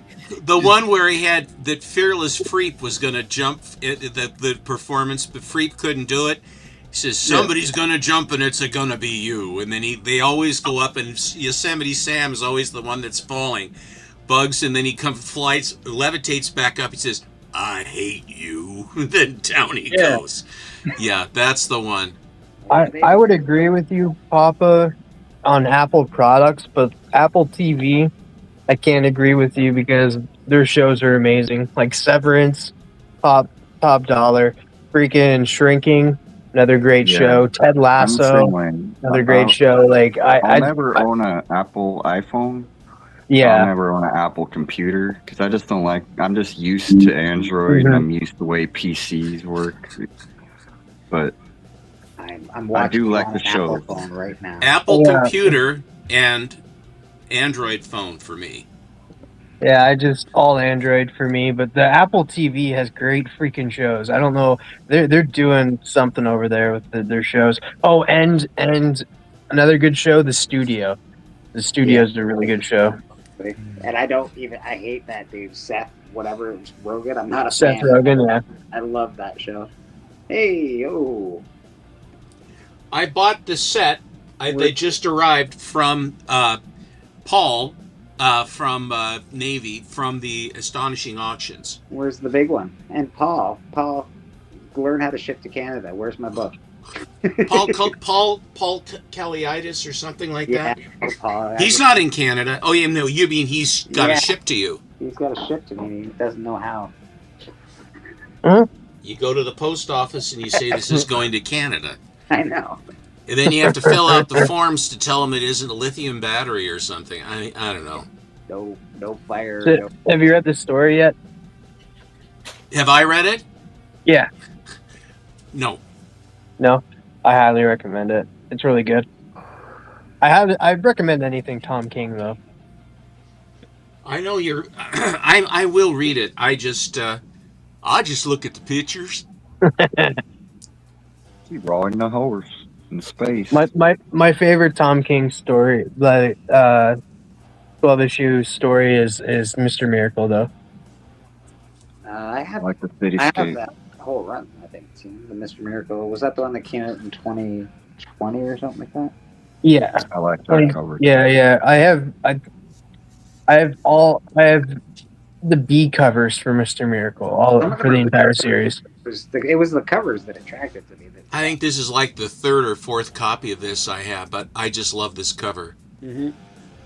And it's not. I don't think it's anything that. It's not like it's a big book or anything. But it's such a nice cover. Metal Man, yeah. Nice. Attack of the Sizzler. They all go out for steak. Doom Patrol. I got these from Tricky Trapster. The ones I'm showing you now. What's going on with her? She's the Elastigirl. She's a raging crystal giant, like you do. Yeah, she's got a rage. You got a little rage on. That's what I'm having this evening is a steak. Steak and a baked potato.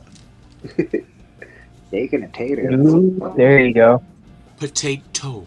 It's a tater. All right. It's a tater down here. Yeah, the tater up here too. Don't worry, Lonnie. I got your back. I know a girl, her nickname's Tater. I know a couple of girls that got some tater tots. Now, come on! This is a family program. Or is it? Right. Back to your scheduled programming. Oh, I like the header. Superman. I hadn't seen this one. Oh, that's cool. I Oh, like Jimmy Olsen. I like the fusion for Batman Superman. The Batman Superman of Earth X. Go-go checks too. Or as someone says, taxi cab. I do. Some guy up north, the magnetic problem, so close to the pole. I didn't know what they were called, and I didn't know they had a name for them. So when I saw them for the first time, I just called them taxi cab covers. What's wrong with checkerboard? Yeah. Nothing's wrong with the go-go checks. Hello, Biggie. Well, Yeah. checkerboard, that's what I said.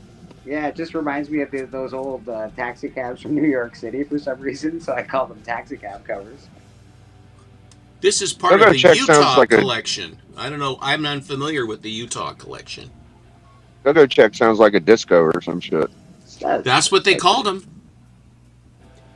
That was right from DC Central. Love Nothing this beats- one. Nothing beats how they pronounce croissant in Portland. Croissant. Croissant. It's croissant, but yeah, sure. In Portland? Portland, Maine?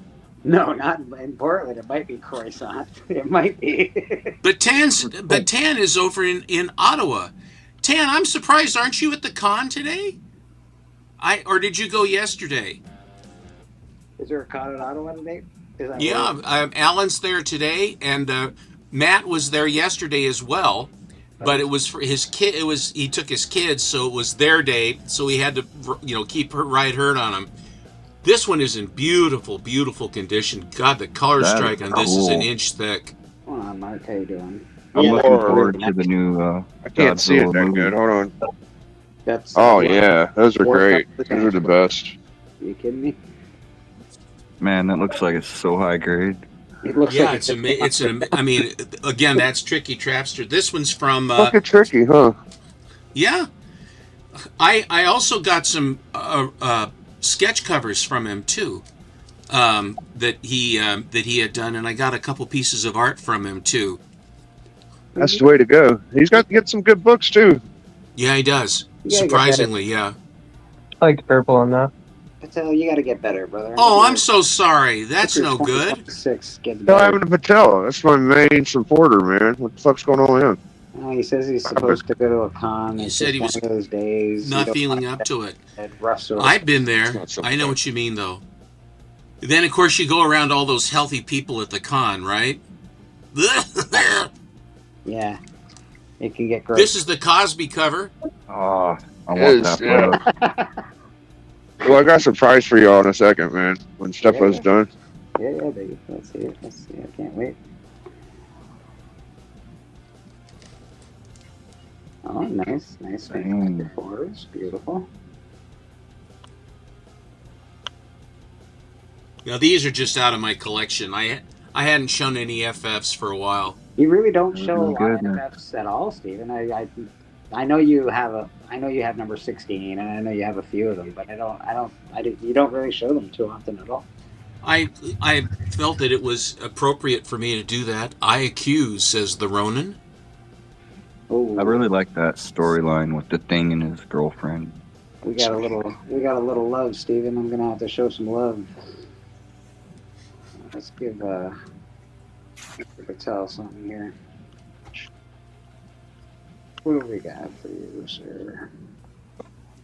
I think we have seen a miracle, and this miracle is forgiveness. Yes, that's right. The Lord will extend his forgiveness, Yes, he will. but he ain't gonna do it for free. No. In order to be forgiven, you must go to the root of the word, which is give. Give.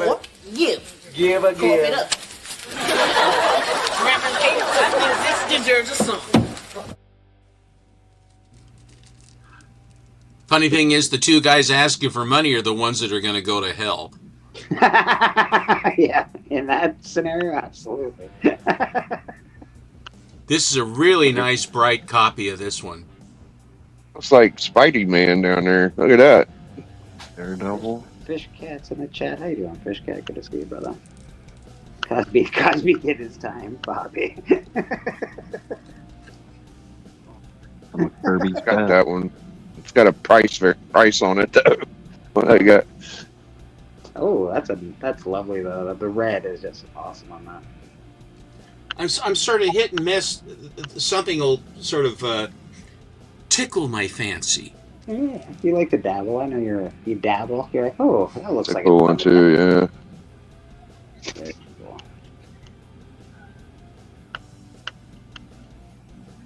Madam in the chat. How you doing, Madam? And Kirby was just in his freaking bag, dude. On these You're right. FFs. You're right. I like Sue's got the flat hat.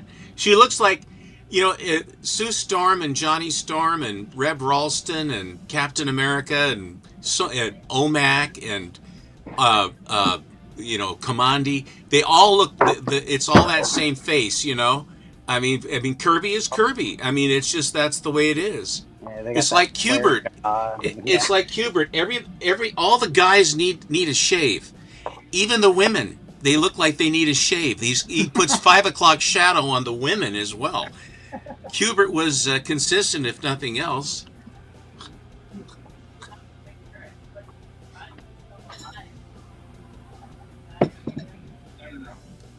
Last Star.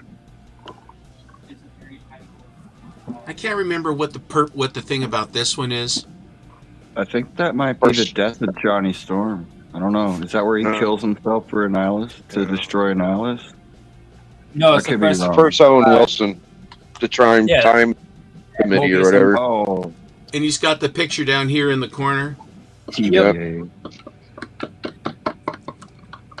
That's right. Kind of a And was this weird was this issue the to read. last issue or something for a while? Was this the last issue? I have that. I don't know what it is. I do I have think it. so. Yeah, it was the last issue for the longest time, and then they came back in what 2020, 2021. No, it's the first that guy in the corner of the box. Whoever's in the corner box, Bob. Yeah, Mobius. Yeah. Mobius. Yeah. Guy that drew, is it Galactus? Mobius? No, different No one? Mobius. Oh, It's kind of weird that they stopped like doing Fantastic Four and just like had a break from it for the longest time. They didn't own the rights. it's a badass Is that book. the first Franklin? It's a Fox. It is. Yeah, yeah. Were they not allowed to put out the comics because of that? They didn't want to because I guess it was just, Yeah, they didn't want to help the franchise because they're greedy dumbass killing FF people. Frankenstein. X-Men.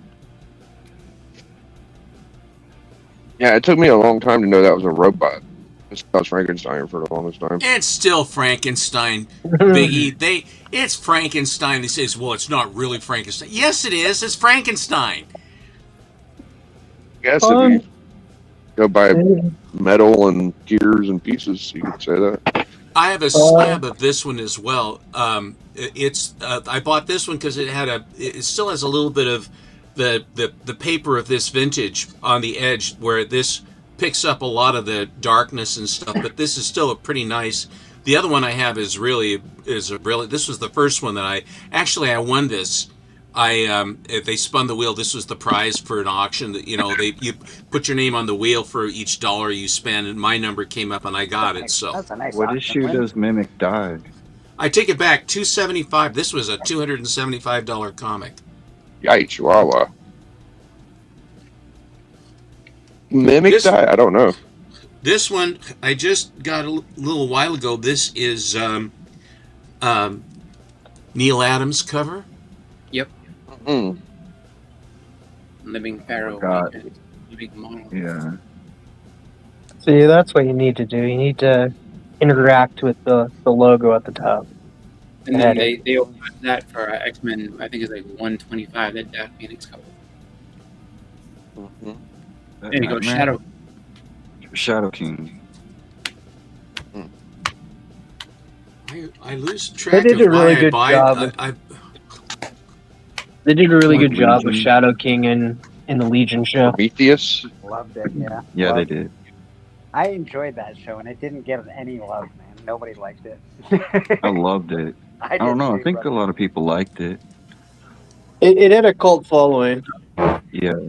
Just a lot of people just Badass. didn't understand it, right? They were just Who like, did the cover on that one? That's Byrne? John Byrne. It looks like Is that John Byrne Byrne? to me. I may be wrong. Oh, okay. Yeah. Good old Bernie. John Byrne. That's right. 1980. Yep. That's in that run. Never had that book. Run. Only seen it in other people's hands. That's a Max Couple of Silvestri. those. This book does seem to appear with great regularity to buy, and then just a matter of trying to find the one that you like the best. This one had a very, very nice strike on it, I thought, so I stepped up. Yeah, Cool. is it the back panel in that has like, or is it the first page in that has Mr. Sinister in it? I always look for the So Much Fun variant. That's the top of it. I bought this one from MT. Hey, that's awesome. Rosetta. Hey, Papa. Is it for Sony? Okay. Yeah. Is that like a relaunch? Papa. Or what a what a troll. There is a commentary. Nice. Yeah, So just it begins, Bleaker. So it yeah. begins. Look what you did, Steppo. Look what you I did. know, but I'm happy to do it. I'm happy to do it. All this happiness up in St. Catharines, enough of that crap. Yeah. It's too Suffer happy. for a while. I agree. Thank you, Pop. I appreciate it. Is it all there? We're short $20. That's fine. Agreed amount or no deal. That's all right. It's all right. No, it isn't. It's all right. No, it isn't. This is the last one I got. I just really love this cover. Oh, I was trying to see like what year that was that heavy metal one. So I'm curious if that's like a relaunch of it or something like that. I know the first like the actual number one is like two robots. Right? Ari Argonov. Yeah, they just relaunched it recently, Boston. Oh. Yeah, Addie Granoff is the cover. Yeah. Addie Granov. Yeah, I can't pronounce it. No one can. Addie Granoff? Boston. Tacoma. I'm a big fan. How you doing, That's Tacoma? good work. Good to see you, brother. Thanks, Tacoma. Here ends the lesson. Here endeth the lesson. There we go. Biggie says he's got something to show. He's got. I do. Got a surprise. Check this out. Yeah, I do. So I've never. I got something off eBay I haven't ever bought before. So this is a card. All right. Okay. This is how they ship cards, apparently. I don't know, but I'll show y'all what I got. Oh, you got, How like, the envelopes, nothing special with it. It's Huh? just kind of scary when you think about it. Like it's like no bubble, no nothing. It's fucking envelope, yeah. Yeah. Now, a couple of y'all might know what this is, but if you do, just let me show it before. All right. Let's see here. Okay, came in a little piece of paste. But check this out, guys. Yeah, just a fucking piece of paper. Damn, it's taped on there. You gotta be careful now. I don't want to blow. Little top loader guy. That's kind of cool. Just know when you should come. Tape. Oh, it's all smudged now. That sucks. I get the tape off. All right. What's that? There you go, Macho Man, baseball guy. Yeah. That's insane, dude. That's insane, bro. I thought for a second you were going to show us Billy Ripken. Nah. Oh yeah. No. It's a nice little top loader. That's awesome. No, but that's the craziest part though. How you can ship cards. So if you ever ship cards, like the amount of packing in it is so I much. wanted to show that. Yeah, there's like a top loader on it. It stays pretty safe, right? You put it in one of those, those Yeah. card things, and then you just sit there and just wrap a piece of paper around it, throw it in an envelope, and there you go. That's it, man. Cheap as hell, right? You know what's I mean, crazy for the though? what I paid was worth it. You know, it's all right. That's cool. Not in a million years did I ever think that Biggie would be like, "Hey guys, let me show a card." Yeah, neither did I. Right. Well, it ain't for me; it's for somebody else. But yeah. Yeah, I know. Who did that, But Rad? Sylvester. Did you do that, Rad? What is that? Well, that's awesome. Yeah, I did it for Between the Lines. That is so good. Ah.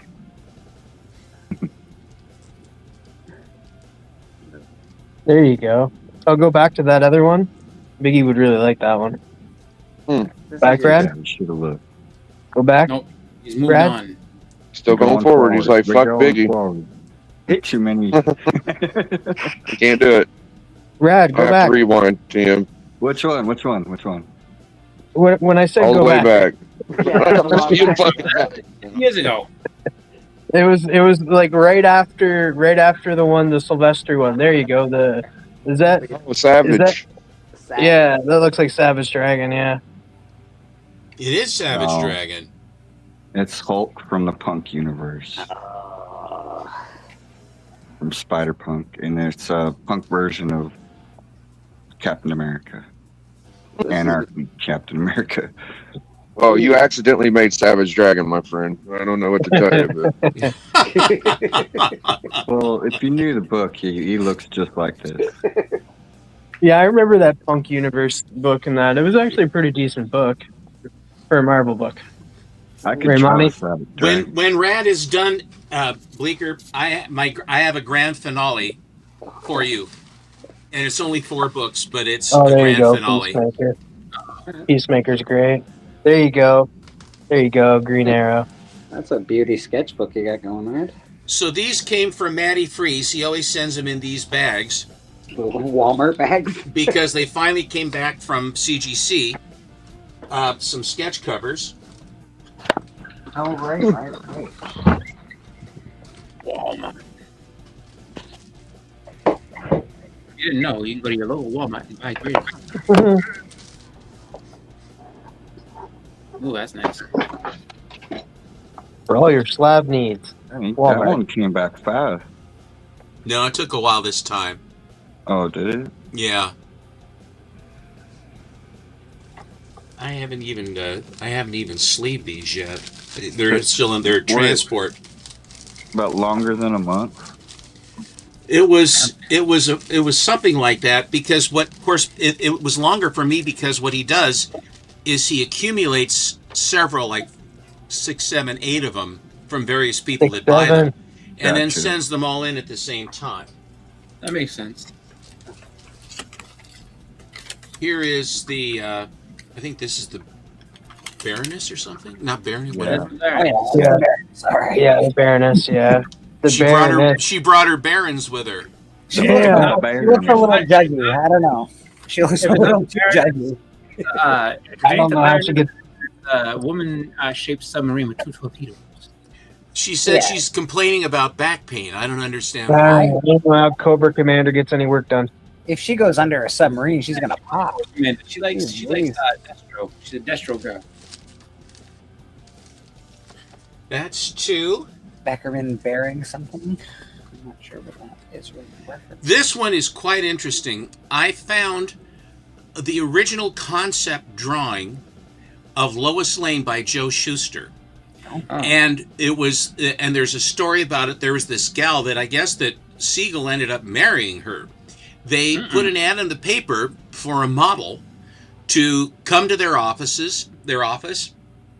and to pose for Lois Lane. And this gal was a model, professional model, and she came up and she modeled for them. And like I said, Siegel fell in love with her and married her.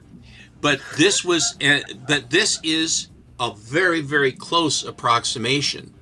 Oh. To the eyes. He took a little license with her licenses, but other than that, it's Her licenses. Isn't that a beauty, though? They're staring right at me. I can't stop looking at her eyes for some reason. I'm not sure what's going on there. And you know, when I looked at when Matty was doing it, I kept looking at the original because it really was the way Shuster. It's the way Schuster drew her, right there in their office. You know, and that was the, you know, Lois Lane was no shrinking violet, and the last one, the last one I got, there were 4 in this trip.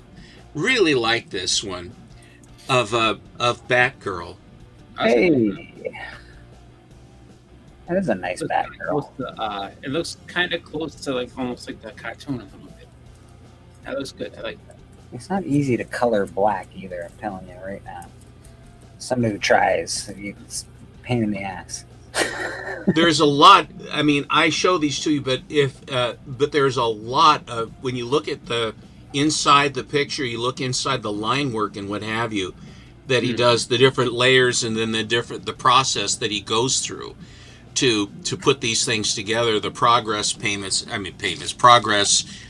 pictures as far as that. So those are I'm going to put these into Mylars, but nevertheless, I wanted to save that one for last because I've accumulated a bunch of stuff, and I've sort of decided to slow down or stop for a while on the new modern good girl stuff, because I've accumulated so damn much of this stuff that when I went through the different boxes and tried to, and I was mentioning earlier with these long boxes, basically so that I can look down and see, you know, if I say good girl, it could be David Nakayama, it could be Shannon, it could be, you know, any number of different good girl artists.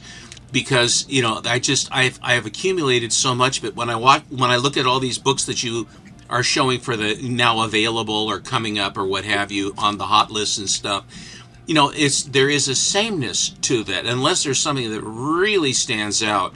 Most of the part is, I've really kind of been there, done that. I've got enough of that stuff. And plus, I've got a couple of Golden Age things, and I'm on the hunt right now, or Yaniv is on a hunt right now for me for a book to add to my grails.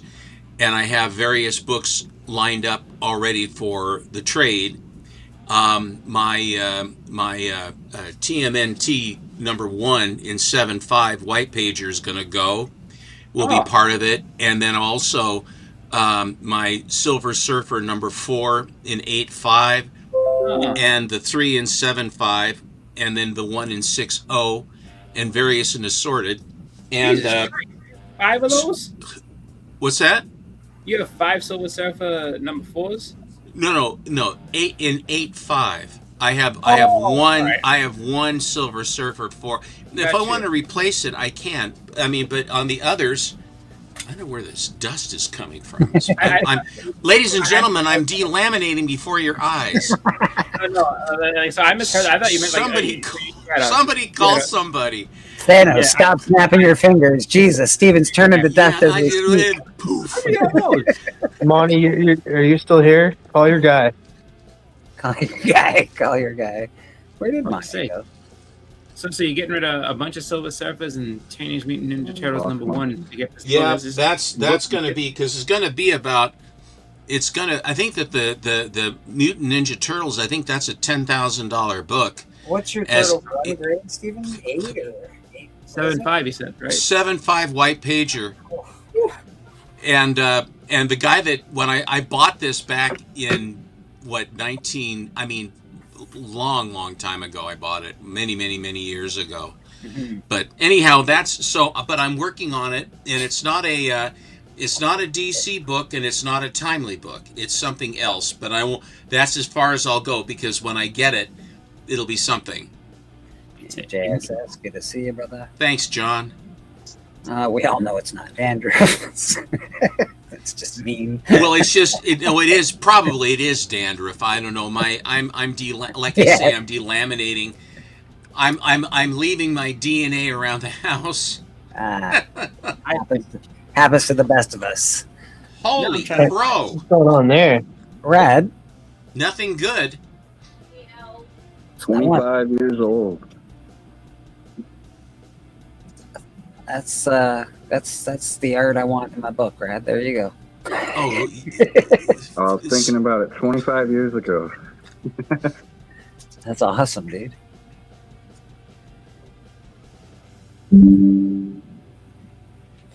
If y'all don't know, Rad is an artist in this community. He does Haku. He does a lot of commissions for people. If you're looking for a commission for a piece of art, Rad is the guy. Give him a shout. Look him up on Instagram. Strike a deal. He'll let you know what it costs. Under the sea. Oh, look at the puppy. Got a good puppy. He says, "Is there something for me? Are you eating anything?" Where's my dog? Where's my dog nip? Cthulhu.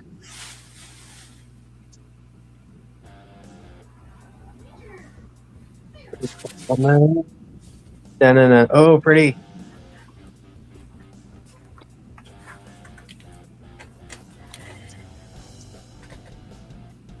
Hey, Chatterer, nice. I was Chatterer for Halloween once. What was the monster in that one from Spain where they had the eyeballs in the hands and stuff? I can't remember. Oh, that's Pan's Labyrinth. Yeah. Yeah, that was not the Tooth Fairy. The Tooth Fairy were the things that were afraid of it. But yeah, the eyeball monster, that thing was freaky. Yeah. Afternoon, JSS says that's great work, Rad. And yeah, man, it is better on the full channel, to be honest. I know we put it on the vertical, but it's way better when you're watching it full. Now we're talking, Rad. What do we got going on here? Oh, about yeah. everything you can think of. Yeah. There's your crow. Oh, Oh yeah, these are all. These are. Yeah, I know where these are all from. Yeah. Oh, They're from Archie. Rad. Look at these. Ahsoka Tano. There you go. What's her name from? Help me out, Rad. Lita. You know. Yeah, Lita. I thought that was Danzig. Nice. Stop falling. Oh no. Save it. Save it, man. Knees Put down on my the hand. camera. Put down the camera. You'll be all right. You know what I've been really? I don't know why. Just because that Hellboy that I just saw from Rad, and they ended up going through the Hellboy recent movie Crooked Man. But I've been really getting into this YouTube channel called Corridor Crew, and what it is it's a bunch of VFX artists go and look at bad and good CGI in movies and VFX is. Yeah, I've watched it. Yeah, they're really cool. They went over the recent Hellboy movie and stuff. They said it looked really good, but it makes sense that you'd be into that. You do love movies and TV a lot. So makes some good sense. I liked the new Hellboy movie. Yeah. But I didn't like the act. I hated, it wasn't Ron Perlman, but it was a lot closer to like the comics. I could get over that it wasn't Ron Perlman. I just thought it wasn't the filming. Wasn't I don't know. Like if they were going to give us something brand new, they should have given us something new. It just seemed like it was like, oh, we're just doing another Hellboy movie. I sort of wanted a real hard reboot. If you're going to use a new Hellboy, I wanted a real hard reboot. And I didn't feel like they gave us a hard reboot like that. you know who wrote that movie? Who did? Mike Mignola. Who? Mike Mignola wrote that movie? Yeah. Yeah. He was the writer of that movie. I like some of the scenes in it.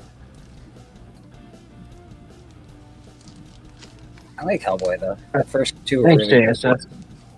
The Golden Army was good, but I don't know. Like, The one with David Harbour was not bad. I just hate the fact that nobody really. It was David Harbour that played him, right? Yeah. Yeah. I didn't mind that movie. That was a really good movie, but it just didn't catch on quick enough and failed. Is that true? Pull my finger. Are you guys looking forward to Friday the 13th, Part 18? Jason is AI. I hope that's not true. No, I don't think there is even a 17. Yeah, but I really hope that they don't. Like, I know that we're getting a lot of. Like, that's why I didn't really like The Hobbit very much. I really hate looking at AI. Like, I like some CGI. I love a lot of it, but it needs to be mixed with practical effects to make it more effective for me. Otherwise, it just looks lifeless. Looks like there's no weight to any of the characters. Looks like there's no weight to anything that they do. It's just Fallout, that show Fallout, it does a really good job at using practical effects and mixing it with CG. So like the big they had the big death claws in the last episode. They actually made like huge 3D puppets, but then they have like green parts on them that they fill in with CG, but there's still a practical puppet there, and so the actor has something to actually react to. It just makes sense. The CGI suit in Green Lantern looks like shit, but guess what? Captain America's real suit looks awesome. Like, you know what I mean? I want to state this. I love the blend. I'm always a big fan of the blend between practical and CGI. But what freaking blew my mind is Crypto. Because Crypto, believe it or not, fully CGI. There's no real dog there at all. Oh, I believe that was a fully CGI character and stuff. And that surprised me because there is some scenes that I'm just like, there's no way that they could replicate that. That's a real dog right there. And then when he's doing crazy stuff, it's a fake one. Nope. It's full CGI the entire time. There's no real dog at all. I was like, that's crazy. Yeah, no, CGI has gone ballistic, bro. They can do anything with CGI these days. It's but I can always tell, like, and I get it. I still watch these movies because I like them, but I can't wait till it gets just a little better, and use more practical people. It has gotten better compared to, like, you go back and look at certain movies and that, and you're like the earliest, like when they first started using CGI to when they're using it, to compare to it now, and like they've come a long way and stuff, and they're able to blend and make things look good. But then there's also lazy people who are just like, oh, I'll just make this, it looks good enough, and then they just, you can tell. You can blame it on lazy people. I think you can blame it on lack of money or pushing a product too quickly. We need it. We need it now. Let's fucking go. You know, and they're like, all right, well, you only have 20 grand. This is what you get. You want it in 5 minutes? That's what you get. But, and they're willing to push it out, because if they actually watched some of this stuff, they'd probably see it like we do, right? And that's the thing too. Like, I agree with you on like pushing the agenda, because usually when you hire a company to come in, you hire a company to come in, you say, okay, this is like you're paying them like kind of upfront in a way, saying like, we're going to pay you for 6 months of work, and that's their contract. But then they all of a sudden start to like extend it. Oh, we need you for another month, and we need you for another month, and at that point in time, they're not getting any more money. They're literally working for free and using their own product to help make your movie become and stuff. And I forget the company's name, but they literally won an award for, I forget what movie it was too, but they won an award for best VFX for that movie, but they ended up having to advance their schedule and stuff. The company is no longer, they had to go for bankruptcy. So they lost out money, but and as they filed for bankruptcy, they ended up winning an award for best VFX.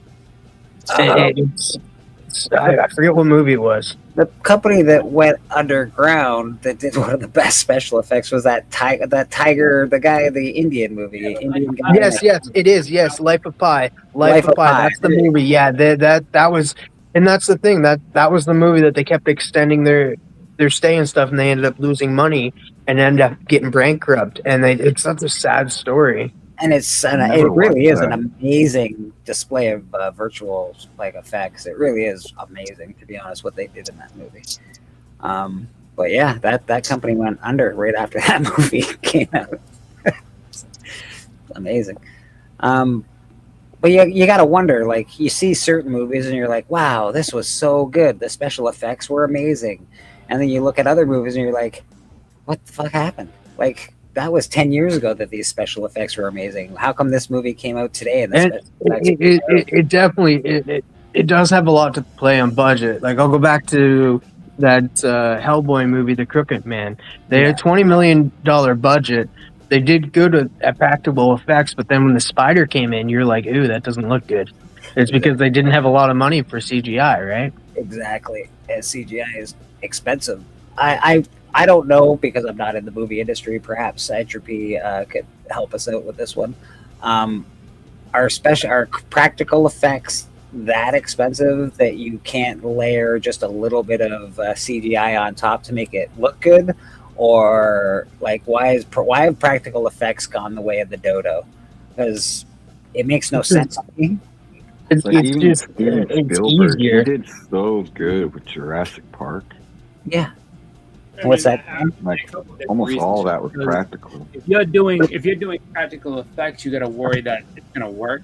I mean, you talk to Spielberg. I mean, people always say about like Jaws, like that movie, they're lucky it even came out because the shark was broken most of the time. Yeah. So he's spending money. It's also time as well, and like if you have actors that don't want to be in like full prosthetics and stuff, because like you've heard of like horror stories like Jim Carrey and The Grinch and like people sitting in chairs for 13 hours like just to get makeup up and stuff. Like it's a lot of time saved using the VFX. The Wizard of Oz. But it used to be VFX. VFX were used to like, we're we're gonna make this a little cheaper. Let's use some VFX. Now it's like it seems to have gone the opposite way, where like if you don't have the money, don't bother with the fucking effects because they suck if you don't really have the big bucks for it. Well, VFX back in the day, they only had like one program, right? But now it's multiple programs, and that like it's gotten better. So the better of time, the more programs they've had to use, the tricks that they have to use and stuff. And then the programs cost money, the equipment costs money for it, right? Wouldn't it be cheaper just to do like a bunch of CGI zombies than to hire a whole bunch of actors and then hire a whole bunch of makeup artists? And you would think for something like that, to sit through the makeup time and the thing is, the extras don't cost a lot. If you're doing army movies, like I don't know, big Greek battles and stuff, it would be it just much. doesn't have that same feel as using the real actors. What's that, Boston, Chris? What TM said is right though. Just because you just sit there and make like I guarantee you they probably use the same. They probably use the same people and shot them a bunch. So you have one. Let's say you film like 3 different episodes and you're shooting zombie shots or whatever like that. It's like I can use the same extras like 15, 20, 30 times. You're not gonna know the difference. Like you're just gonna see a bunch of zombies running around. So it's just like that's why you do it. Like the main expense is, making them up, and then after that it's just like, all right, you guys are gonna shoot 3.5 hours of being a zombie, and we're gonna use it over the next 10 episodes. Easy. Yeah. I don't know, man. I don't know the money breakdown because I'm not in the industry and I haven't really looked a lot of this up. I can't Well, as technology advances, technology also gets cheaper. That's what you think, but all these companies don't have enough money to put actual real good special effects into their movie, and that's why they're sort of like Marvel. Sort of, they've got good special effects, but they've cheaped down on it. It takes time too, like that. It takes a lot of time, and that's what really gets. A big movie studio could be the only people that had enough money to buy a camera to film these big movies, but now you got people that can film movies with just an iPhone. So technology becomes more and more available as the time goes by. So I feel I think it comes down to the feel of the movie, the director, all that. I mean, Kevin, if you do want to come on, Kevin, and you do want to do a little talking about some Hollywood because I mean, he has a different insight to it. We'd love to hear about it. We'd love to There's hear that movie, Final Fantasy, The Spirits Within. Like, it's like a pure CGI fest. I love that movie, though. And that's the thing, though, because again, like, he is right. It is an art, but can you do the mix of both? Like, you can. It just seems like it's so expensive to go one way or go expensive the other way. Is there not somewhere in between where it's like, yeah, man, this is decent? Budgets are blooming to $300 million and $400 million and $600 million. Yeah, but you got to understand, some of that is not just for CGI. That's a lot of actor effects. Yeah. You're talking about paying the actors. You're talking about the director behind the thing. Like the only person that can really get like high-end actors for cheap is Christopher Nolan. No, like, but then you look they're willing to take a pay cut to be in his movies. That's the whole link to. You gotta pay actors. You gotta pay the directors, all that jazz. You gotta have food for these people. You gotta have You gotta have transportation for different things. Then you also have to be able to say, okay, so we're gonna get this out in however many theaters. You gotta put all these press packages. All the lunches you gotta provide. All the this, that, the other. There's a whole bunch of things when you hire actors. There are all sorts of stuff that you gotta pay for. And they break it down into different. They break that down into different sections, obviously. But it's like, but then you gotta worry about the marketing and putting it out there, getting it out, getting the trailer into all these different theaters, getting news reports on it. All that goes. It's the same thing. Like it's the same with, I would say, like with video games too. Like there's plenty of video games that like will sit there and like people complain about like, well, why doesn't it have this feature? Why doesn't it have that feature? Because they ain't got no money. The people that are investing in it. And then sometimes people use CGI over practical due to the fact of like, hey, like prime example, The Dark Knight. Like Christopher Nolan wanted to make like his face practical, but the problem with it was the prosthetics would pop his face out more, and he didn't want that. He wanted it to go in, so that's why he went with the CGI face instead of the practical. And again, I don't mind fixing something up. I don't mind, because if it's mostly real but a tiny bit CGI, like Arnold Schwarzenegger wears green shit on his face now to do the Terminator. It used to be practical. Now he wears a green thing and they just fill it in with the computer. But as long as his whole outfit isn't that way, because it's very noticeable. It's very noticeable when everything is CGI. I sent him a link too, Papa. So we're waiting for Kevin. Kevin is in the industry, so to speak, so he might have a little more insider information on this than we do. I think we've had some good banter on it. We sort of have an idea of like what's going on. It's just, why is it so expensive to put out a Marvel movie now? Besides, I get the actors are getting paid a lot, but they're not getting paid over $50 million. Maybe Robert is. It's all that post-production shit too, because it's like you can film all this stuff and we did all this, and then you find out that like you gotta go back and film all this shit again, or you gotta go into post-production and like change a bunch of shit like that. Like and plus there is stuff like you can't do practical. There's stuff like in those movies you can't do practical at all. It has to be CGI, VFX. That is true. It's a giant racket, I tells you. That's what I'm wondering, Callie. It's a giant racket. So the Legion Slayer was the buzz this weekend. I'm gonna have to do a review on Friday's Legion Slayer on my channel pretty soon. I have to rewatch what happened. You was there, wasn't you, Bleak, at the end? Yeah, I was there hanging out.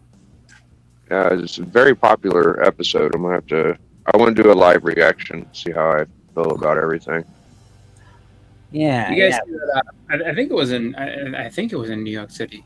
Some people like what's it called? Walked into a Pokemon store or something like that and just robbed it. Oh man, yeah, the Pokemon store robbery, that was screwed up. Yeah, they're sitting there playing Pokemon. This dude just walks up and just basically holds them up and just takes the cards right out their hand and then just starts smashing cases and just taking and just walked out the door. I was like, dude, that's crazy. You really, okay, all you shop owners out there and everybody that owns comics, really think about getting insurance for your stuff. Yeah, it's not a good world that we live in. You can see it all over the news. Everything is awful. Get insurance for your stuff, because that would be terrible. That would be fucking terrible. It was so because it's like I felt bad. I mean, really bad. Obviously, that it happened, but I just felt bad for all those people in there because they're just like they're just sitting there doing their thing, and next thing you know, like I mean, someone just walks up to them and then I mean, literally, like they're just sitting there playing the game, and they're all just. It's kind of like one of those weird things. It's like I know not to move, but I'm scared to death because it's like this is ridiculous. We're just playing cards here, and it's just like take all this stuff from you, and then we're gonna walk out the door. Yeah, and nobody wants to lose their existence over a fucking goddamn card, right? Like, are you gonna be a tough guy in that situation? Are you gonna try and no, man? Like, it's just get insurance for your shit. Seriously. You're gonna step to me. You're gonna step to me. Take him out, Charizard. Hold on, let me get my Charizard out. That's the thing. You know, like as someone who's had a situation like that before, I know for me, it's a very stupid decision that I would make, but it doesn't matter though, because for me, I don't like that. Like I hate the whole. I hate the whole feeling of you're gonna make me feel powerless in this moment type thing. So. It happened to me once. It would never happen again. I'm fully prepared to get shot over something stupid like that, just because the whole fact is that like it happened before. I don't like it, and people are actually fully prepared to shoot you, Boston. So I know that, and what kind of murder talk did I come into? It really is a weird situation where it's like protect your neck, man. Protect your neck. I agree. It just really like makes me upset to the point where it's like, you know, it almost makes you want to be like, no, I'm not giving you nothing. Like, come and take it.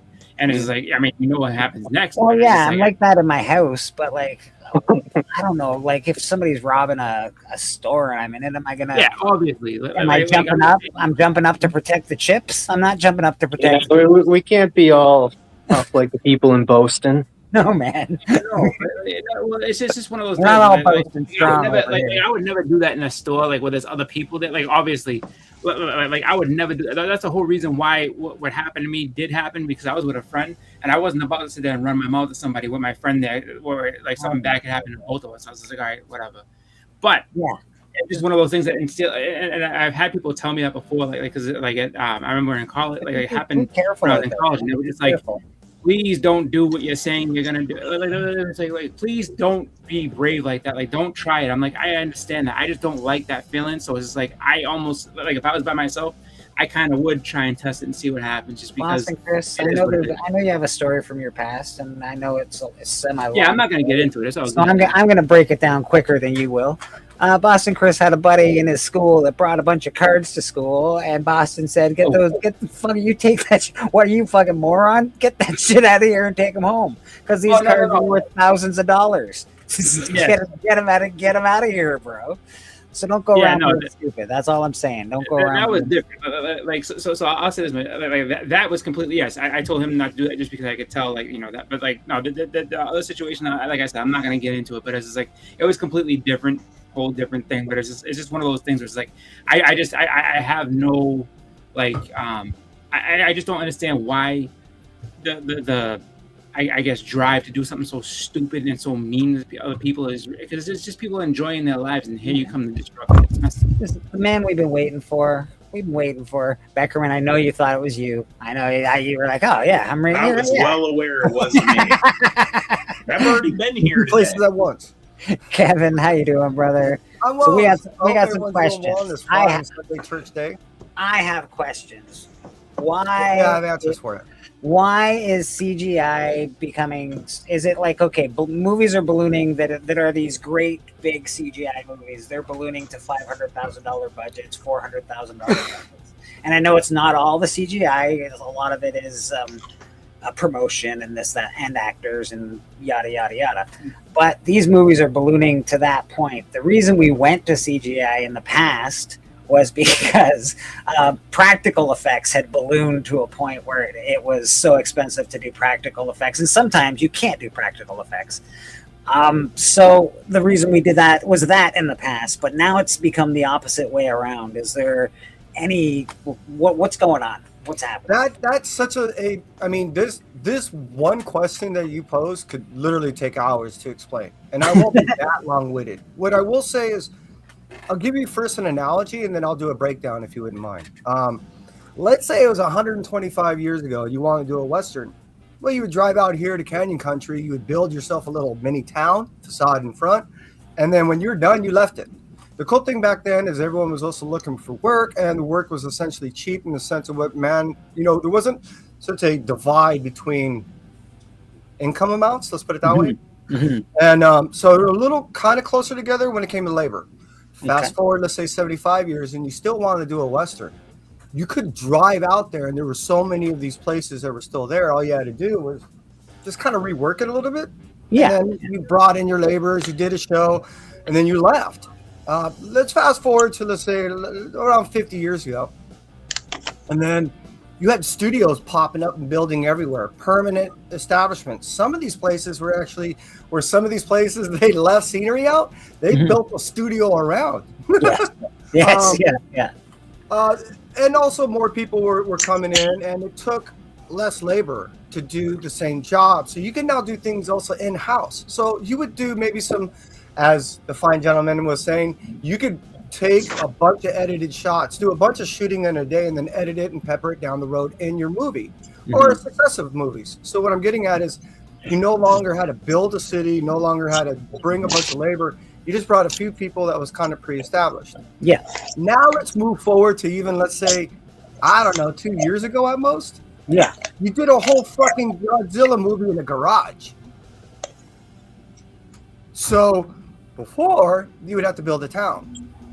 Now, you could do it in a garage. But why is the Godzilla movie so much more expensive now if you can do it in a garage? It really wasn't. It was less expensive because you don't have to pay man hours. You don't have to pay certain residuals to certain actors that you normally would have to hire at multi-million-dollar budgets amounts. There's so much that is removed, even though, it might have been money that they were charging on there for certain things. But that's all kind of relative, meaning how much do you want to charge per hour for your editing? How much you want to charge per hour for, and then what businesses? And then, is it your friend? Is it, there's a lot to actually go in there. And again, like I said, there's so much to actually go through in detail that we can be here all day going through examples. But I will say, Godzilla is a good example that you started. That's a great example of a movie. But just even 40 years ago, we didn't have what we have. No, we had guys in today, suits. which is, you have accountants making more decisions today than anyone else. Well, So that's you the had problem. an investor back then, and he would keep eyes on things. But now, that's more accountants going on sets and saying, "Hey, you meeting budget." Yeah, that's why movies suck now. It really what it did again. Let's go back where you had. My union was a union that was forced to take TV. No one wanted it. So what you had was a bunch of vaudevillians, a bunch of classically trained individuals that were now dipping their toes into something that was never done before. Well, again, you did it in studios, you did it off Broadway, you did it so many different ways that you didn't have any accounts or anyone there. Everyone thought it would fail. So you had art in TV from the 40s, 50s, 60s. But when the 70s came around and up to the 80s, it was all accounts because they're like, wow, this has been around for 3 decades. We're making money. They got color. This ain't going away anytime soon. So what you have now is you have individuals that are going, we can capitalize on pre-existing both markets and established base systems. How am I saying infrastructure. Because everyone has TVs now, whereas one person could afford a TV maybe on the block. We have streaming services where you had to buy cable even just 30 years ago to luckily get more than one. You know, I mean, the evolution has now gotten to a de-evolution into what our expectations are in some regards. And part of that is also MTV. You got all these shaky camera shit going on, and that's part of the smaller down the problem that I'm trying to figure out. Let me smaller down the problem I'm trying to figure out. What I'm trying to figure out is if we keep making superhero movies that are $400 million budgets that only make $600 million in the theater, we're not going to have any superhero movies. How do we make superhero movies for $200 million budgets or $180 million budgets that actually, because then these movies are mostly CGI, let's be honest. I'm there with you. How do we get this CGI to be either cheaper, or do we start doing something different? It actually is cheaper to how many different businesses you want. And we started with this example. I don't know if everyone knows, but I was actually the animated Spawn in the Spawn movie. Now, there was 57 different animated companies that were working on it, and they're all bidding against one another. And the reason why they chose 57 different companies to do all the work is because they got the cheapest bidders out of 100. Right. So what they're constantly doing is they are trying to constantly get it less expensive. But that stated, one of the animated companies was a son of a person that directly won the bid because they knew so it's all insider trader on that bullshit too. So it's you got inflated prices because of that. And answer to your question, it can happen, but we kind of promoted this by saying that this Marvel movie was the greatest. Well, now they're like, all right, so how do we one up that? Well, let's add this. Like you said before, there are certain things that you just can't do. You can't blow a regular person apart. No, you can't. Like a Deadpool and think that he's just going to come back. So some things are forced in that regards to be that, right? Well, we as watchers kind of want more and more and more. I think Clive Barker could figure it out. Hold on. I think Clive Barker could figure out how to blow up a person, practical effects. I think he can do that. And what I'm getting at is, one, we would have to kind of start going away, which we have. Two, more people would have to be more vocal about, look, we're looking for a true storyline and something that draws us into the cinema than you thinking that every time you have to fire off a bomb or create these on-edge emotions or triggering our ADD every 30 seconds. Yeah, that scientifically it's there, but we're all getting burned out, and that's what even you're saying. So one, we would have to say, look, we're boycotting. Two, we would have to voice as a community of, look, this is what we're looking for. And three, someone on the other side has to be some continuity of service. Someone has to, like a Deadpool, Ryan Reynolds that loves the shit for what it is and Mhm. wants to best translate to the audience member not only their envisionment of what it is, but not insulting them. And Yeah. unfortunately, that's what I think we've gotten to without most people realizing is we're being insulted. Yeah, I would say so. And again, I love cinema. I love movies. I'm a big fan. Always have been. And I say cinema because the movies that I truly love are cinema movies. Like, and you got to say, I think was it Scorsese? These movies now they're more of a roller coaster ride than anything. So, are they real pure cinema? Some of them can be. Some of these superhero stories, like I cried in the Wonder Woman movie when she had her shield and she was getting shot at and nobody was helping her. Like, right. Like there's emotional scenes in some of these, and that's what we want to tap into when it comes to Now, what you're, in my opinion, describing is not only great writing, Mhm. great directing, and that what you just described had very little to do with what you're actually seeing. The scene. The scene was powerful. It is right, and don't get me wrong. Let's say it's even CGI, but you already were written attachment to her, and you've been following through this movie this individual, and you've already grown attached to the storyline, not just things. What you're seeing is enticing. Powerful superhero moments can be written very well. I agree. The problem Dr. is Doom. that Hollywood thinks that the way they're going to save money is using AI to write the scripts. But that's where the argument, like where Ben Affleck and Matt Damon, they were talking to Joe Rogan. They're saying, AI has no soul. Like you can ask AI to write you anything and it has no soul. It's not going to make you laugh. It's not going to make you cry. Like it's all generic. I'm going to give you an analogy that was given to me by soap opera people. So when I got in the industry, soap operas were still around everywhere. So we used to have anywhere from 3 to 5 soap writers, and they rotate. And so there's been times when we've had to get all 3, 4, 5 writers together to go, look, you guys got to hammer this scene out, or hammer how this is supposed to go forward, or you're not properly reflecting what's going on in the background.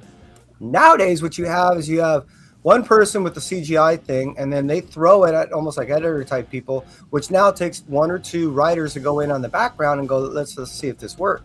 So what they essentially did is they removed 4 to 5 writers per script. They've also, if you don't know the latest news on Stranger Things, I think they got busted using ChatGPT to write their final episode. Help them with the script, yeah. Let's say hypothetical, you've been running a soap opera for 30 years. Yeah. You can't sit there and think that you can keep that on your head. No. But if you go to ChatGPT and say, hey, look, pull me up my scene of da-da-da-da-da, and then it tells you what's been going on, I have no problem. Yeah, but aren't there, so now I'm going to, if I'm, now we're talking to something different, but now I'm a comic book guy, I'm the chief and editor of Marvel, and I know Beckerman knows everything about comics. Don't I hire Beckerman to be my comic book knowledge guy and say, hey, Beckerman, can we do this? No, we can't do this. This happened. This happened. Don't they? They have archival people that know everything about DC or know everything about Marvel. So you have to automatically assume that you can go to one of these guys and say, no, because what?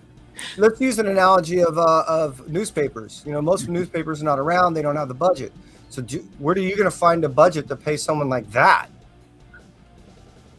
Have them on call at 24/7 or even 12 hours a day, or go 8 hours a day. He's hired. He's 50 days a week. You're going to pay this guy for one. You get how often? Some of these guys. Well, if they were a better company, they'd have guys like that that were grandfathered in and want to be a part of the company and want to say, no, I want to stay here forever because you're preaching to the choir when it comes to shit like that. You're talking to a guy that watched thousands of people walk away because they lost their job. Right now, very few people are working right now. Yeah, that I know of, and a lot of it is they're taking the business, going different places, or they're using labor that has no idea what they're doing. But that's also because they're able to get away with so much money utilizing the CGI, not having to pay people.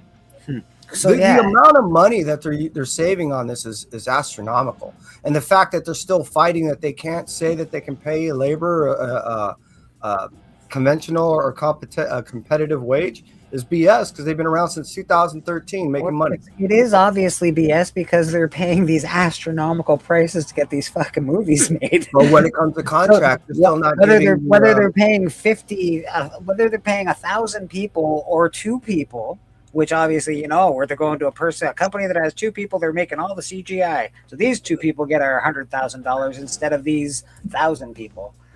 The 1,000 people it seems better. I'm just not even in just like a ethical standpoint. Let's take ethics out of it. Let's take ethics out of it. It just seems better because I like reality better than I like CGI. CGI is like shit. When you edit, let's say hypothetically, I had 1,000 people walking down the street. Yeah. When you record that, especially if you have good mics and shit, you can kind of truly feel that in a movie theater, especially with today's audio sound systems. Absolutely. When you VR that shit, when you just go ahead and CGI in there, you're not getting any low end, and the low end that you do is fake, so it doesn't feel real. And then all your high end and mids, they're like synth waves. They're like a lot of like I said, it feels weightless. When you see a crowd going down the street and it's CGI. Yeah. The reason why you're not believing it is because it's they're not even putting in real audio from real crowds. It feels weightless. It feels correct. Yeah, it just feels. There it is. To some points, try to make a practical portal. Yeah, that's fair. No, you're not. The scary thing though is when AI started, they could make those AI videos of Will Smith eating a bowl of spaghetti and start going everywhere and the noodles and everywhere. But now when they do it, like it looks almost exact. So the scary thing is like they are getting closer and closer to like not being able to tell what is detection real is getting and what difficult. not. Yeah. That's why I like Corridor Crew. Than that, they'll show you exactly. It is getting better, and it's we were talking budget before. Are you being called upon? Budget's limitless. You can do a certain clip that people couldn't tell. Are you being called upon to use AI in as technology grows in your field? Not that I've personally utilized, but that doesn't mean that I haven't seen it utilized. I've worked like K-pop concerts and shit. Yeah, they're doing everything from 3D stuff to when they're showing, because everything's video walls, on these type of shows. A lot of it is CGI video walls that they're showing. It's all shit. It's this. Yeah. Oh, let me make you big for a second here. It's this type of stuff. You're getting this integrated in the movies. Yeah, I like that. I love how you have that. I love Murder Drones. Awesome. Just got the post. Yeah, I highly recommend you guys go check that out. It's free on YouTube. Yeah, that is sort of a weird discussion that I'm interested in these days. Why are movies so expensive since they're not using very much practical effects? And don't get me wrong, just because I'm a practical effect guy, I know there needs to be a blend. I love a good blend of practical and special effects. I'm a very big fan of that, including miniatures. Let's add miniatures to the mix because miniatures should be added to the mix. I can tell you one thing. They always, and it's the number one thing you can always see if it's done poorly. Mm-hmm. But the use of guns in movies and TV shows and stuff. All the time, most of the time, the bullet coming out, the flash coming from the muzzle and stuff, and that it's all CGI. It's all fake, and that. The first Star Wars movie where they're swinging across, and what you hear is totally 45 cal being shot off in the original movie. Yes, just because of Brandon Lee, and then you got the whole Alec Baldwin thing. Yeah. And I don't know how he still has a career. Like he's coming out like some movie I just saw. He's technically it's not. Yeah, I don't know much about the trial, but there is a gun expert on the Well, what the idea? She's in big trouble. Let's put Person it that is way. supposed to hold on to that weapon at all times, and it's not supposed to be given to anybody other than the actor. And it's supposed to be. Yeah, she didn't do the safety checks As soon as at that all. weapon was touched by No anyone safety else, checks, and they had just finished shooting with. They had just finished practicing with it somewhere, and she didn't get it back. She didn't safety check it. Like that's just bad. yeah, she that was an irresponsible individual that She's needed like, not to and be she in wasn't an older person either. She was fairly young for being in the field. I think this was her first. I correct me if I'm wrong, but I think this was her first big production. She was that pretty she was young. a part of. If it is, then And she the was last, supposed to be oversight. There was supposed to be someone there that actually supposed to be. I wasn't very privileged, previous, and I didn't really look much into it. But So as the person that's supposed to be doing it for the first time, a lot of times your mentor or somebody above you is supposed to be there. I can't imagine being Alec Baldwin and doing it by accident. Could you imagine that? I couldn't even imagine doing that to somebody and that happening like immediately. You think he was more pissed that he didn't have it on tape? He is a weirdo. Let me be honest. He is a weirdo. I'm not saying I like the man. I'm just saying. No, I get it. Not a good situation to be in. Yeah, because he literally like he has to live with that the rest of his life, and I don't think like I'd be just hard to deal with. To know that you did For that. me, it would be impossible. For him, maybe not. For me, that'd be that'd be a nutter of a situation, man. I don't know if I. He's got some new project with a bunch of other big actors. I forgot what it is. Yeah, I wouldn't be able to do a new project after that either. I couldn't be Yeah, another it's like- actor and work with them. I couldn't That's work with true. them. That's I true would be- too. I'd Like you feel have a risk I now feel to nervous work with this around guy. him. And a reputation. Yeah, well, because he came out with some interviews afterwards, and he didn't seem remorseful. He didn't seem bothered. Like it's like, Alec, buddy, your acting has never been that good, and it's still not that good. Yeah, there's certain individuals that are just class acts in the industry. I'll tell you. Yeah. He had a reality show after that, and he was pretty messed up from it. Was he messed up from it? Because I saw some interviews, and I was like, oh, bro. I gotta stop you guys for a second because I just Yeah. found something I forgot. I forgot not only did I own, but I got all mad about it one point and then forgot about it. All right. This is a remark, or I think they sold it as a head sketch, and it's clearly a remark. And I got super annoyed when it came. This is Harley Quinn by Paul Dini. I don't hate it as much now. Is that weird? At the time I was really mad about it. Why does it look like Quagmire? I mean, yeah, the quality. Dude, that looks like Quagmire. But That he's looks not like an Quagmire. artist. That's fucking. I forgot all about that piece. Quagmire I was dressed really in drag, mad about it apparently. for like a week, a few years ago. Nice. That was Yeah. funny. No, that is funny. That is pretty. It's funny how things that seem important in that moment kind of aren't. So, Kevin, how you been, brother? It's been a minute since you've been hanging on church. I've seen you in the chat, of course, but I have yeah. a movies question for Kevin. You're a big signature collector. Oh, God, What were your top moments of 2025? What were your favorite SIGs you got? I would say my biggest thing about signatures is I get to meet people and have lengthy conversations. So it's kind of and that's one thing I love about listening to you talk about your signatures. Oh, well, thanks. It's interesting because some people I really enjoy re-seeing.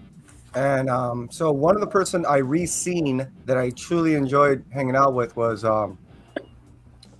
Jeremy Adams and Tim Sheridan, actually those two people. And the reason why is but I went to San Diego Comic-Con this year or last year, and I actually was starting to have a little panic attack.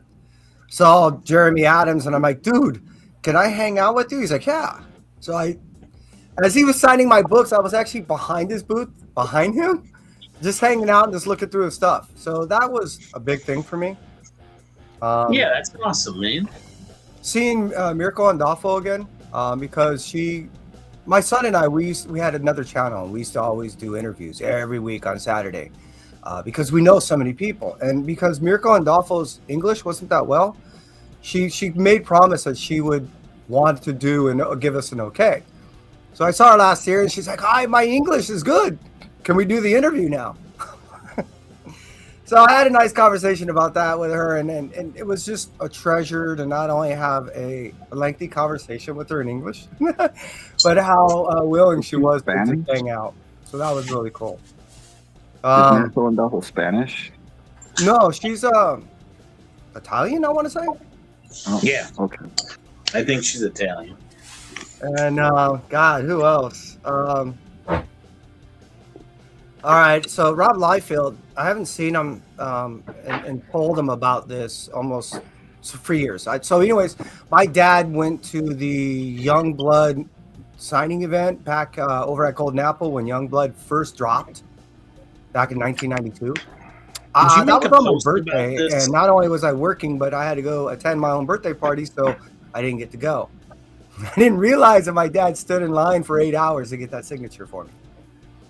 So he gave me that book on my birthday, and I ended up seeing Rob on again a few days shy of my birthday and told him, "Hey, dude, my dad got this for me on my birthday. I wanted you to know that, you know, I'm here basically around my birthday, and I just wanted you to know this whole story." He was pretty tickled by it. So that was really awesome. Rick, as always, seeing Tony Fleeks, because he's now turning into kind of like a buddy of mine. And Rodney Barnes, that guy has got stories and is just so interesting because of we work in the same entertainment industry, so we tend to start talking industry shit. So I would say those are my top 5 off the top of my head right now. I mean, I know I saw Dan Slott and he signed a bunch, and you know. You've seen everybody. Come on, bro. I've watched your show. You literally get so many signatures, dude. It's crazy. I mean, you're definitely in the right area for it, right? Like, you're going to get top tier signings. Everybody's going to do, like Golden Apple you talked about. They get amazing signings. Like, I feel like we do pretty well in Kansas City, but it's kind of the same people. But you guys get, like, the whole industry comes to you. That must be because of the cons, you know what I mean? Between San Diego, LA, the one here, and Well, Anaheim. and look at how many people probably have meetings in LA. See, and that's the thing I am discovering. See, like even McFarlane just moved back here right after Pasadena and Altadena burned up. He moved into it, and then he was doing. He was raising money and he was doing, you know, charitable events. So what I've been finding out is he has personally been calling in artists and creators to his new studio that he's set up. I don't know if anyone really knows about it. You might be hearing it here first. So he's been having people just spontaneously come in. He's been putting out a word. Hey, if you know where I'm at, come on in. I want to hang out. And if you don't, let me start putting the word out to certain people that can come on in here. And I want to start possibly considering certain collaborations. What you're seeing is more work of his being done in Marvel. He's doing, what is that? His McFarlane toy versions of variants that are coming out, which I think final orders today on some of those books. And yeah, you're starting to see more of his tendrils starting to kind of get out there in this LA area. And for all I know, maybe he might want to start his own little con. That wouldn't put me, you know, I wouldn't surprise me, because I know that there's things that have been wanting to do out there in the Pasadena area, and he might be the first to do it. That's pretty cool. Interesting. Breaking news. I don't have a biggie breaking news. No, you need the biggie breaking news. I need the biggie breaking news. I have to ask him if I could use it one day. Hey, can I use your breaking news? Yeah, this area is pretty cool. And now that we've got a couple other, this is what I recommend if there's any shops out there that are looking to kind of reinvent themselves or remake themselves. What Revenge of Comics and Pinball has done is first they took over a little place that was almost like on a strip mall, and they opened up their comics. But what they did is they made sure that they can entertain. So they have their gaming area. They have an area that you can just watch TV and movies. They have music piping in. They have 2 separate rooms of pinball. You have a mystery box that you can pull out various movies or CDs, either a DVD or CD. What they've done is sounds they've like a good thrown shot. all the little geeky, nerdy shit all into one place, knowing that one thing don't work. Comics don't Yeah. work. Just Yeah, man. movies don't work. Or the card games are doing well, but if you put them all together. So, and then when that was gaining success, they made sure that they had an area in the back that they can hold events. So the annual block parties is rivaling most cons around here nowadays. It only took them 3 years to get that, where people are clamoring to get in. And then they took over next door. So now they have Revenge of Coffee. And in there, as opposed to just relying on coffee, they have the card games in there that extend over from the other place that in case it gets too busy. So you're telling me Todd moved into that burned down area is what he did, right? Mm-hmm. Well, yeah, I think he was already living there when the fires happened because On and off, him and Wendy got displaced. Rob Liefeld talked about it on his podcast because his wife Joy actually found them a temporary place to live. Oh, wow. While that was going on. And that's what spurred the whole charitable event is when they got displaced. Yeah. Like, this ain't just us. And yeah, they were what is it, Texas or something like that? They were between 2 or 3 different places, and he was looking to possibly eliminate one and be more resident in one. Everyone's got their feelings about Todd, but I love him, and I'm always happy to hear. Oh yeah, and good things I don't about- want to hear anybody lost their home. No, I like hearing good things about Todd though too. You know, he's doing charitable shit. He's doing. I like Todd. Thanks. Last question, Kevin. Ballpark. So outside of conventions, like more so like store signings, more the one-offs that you went to. How many signings do you think you went to last year? 'Cause I Not followed many in it a little comparison bit. to years before. Okay, purposely I might be thinking 2024 then because I do have a hard time telling the years apart. 2024, I had over 1,450 books signed, and those books That's were the not one I'm just thinking of. singly That's signed. the Some one of I'm those books were thinking multiple. of. The year before was 1,300 and some odd books signed. The last year wasn't as many. That stated Weisner, I think that's his name, right? The guy who does gargoyles and shit like that. Okay. And then he did Greg Wise. Greg yeah. Wise, I think his name is. And then he did Spectacular Spider-Man. I had him sign just him, which he even looked at and goes, "Dude, you're pushing this." I had him sign around 80 or 85 books. Oh, yeah, you're pushing. Because I had him do my whole Spectacular Spider-Man, and then I had him do all But you're my. not doing it to flip them, right? Are you flipping them, or are you just doing it No, because you love but hey, collecting them? I need. Oh my God, I got so many books. So, for instance, I spec, and the reason why I spec isn't just for the obvious, but because of where I live, and I'm able to walk by certain offices, and I hear Right. conversations. So when I hear certain things, I know what they're talking about. I knew Exquisite Corpses was going to be a movie 6 months even before they announced, not because anyone told me, but I was hearing conversations and people were talking in code, and I go, I know what that is.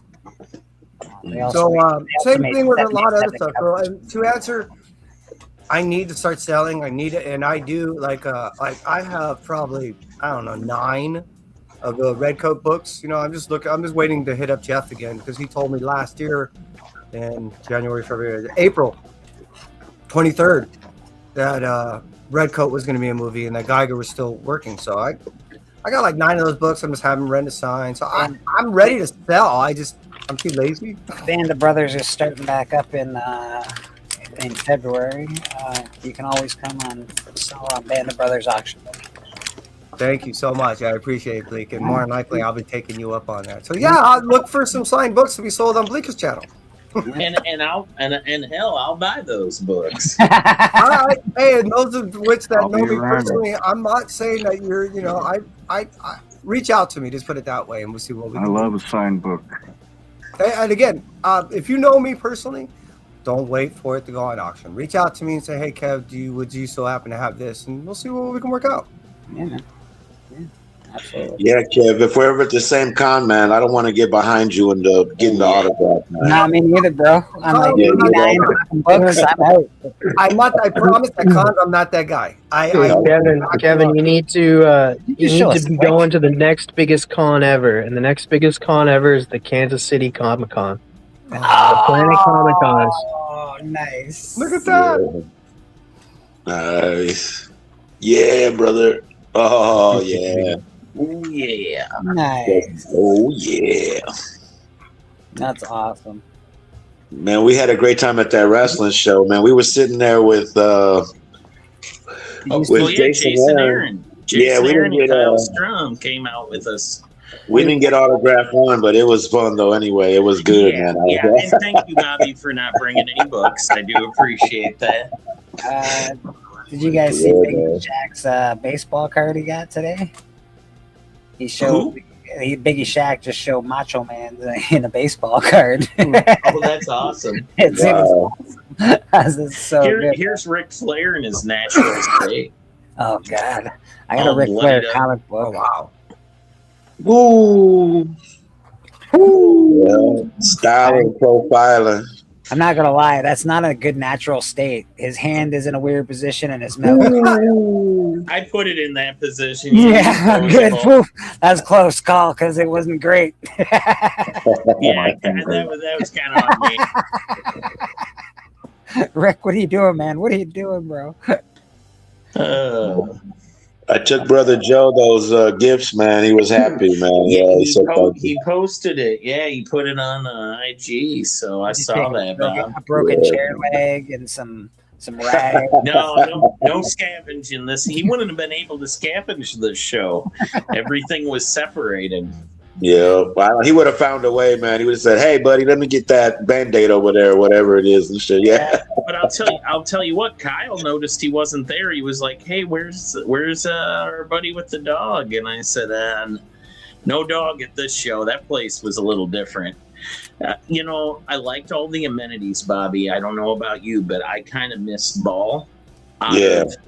We're more part of the show there, like. Yeah, it was like you said. I didn't feel afraid that anyone was going to land on me. Yeah, right, man.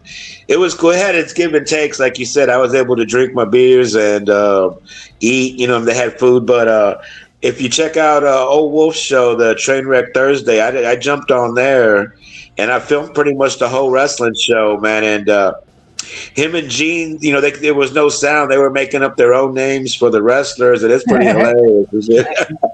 Yeah, they were having a good old time.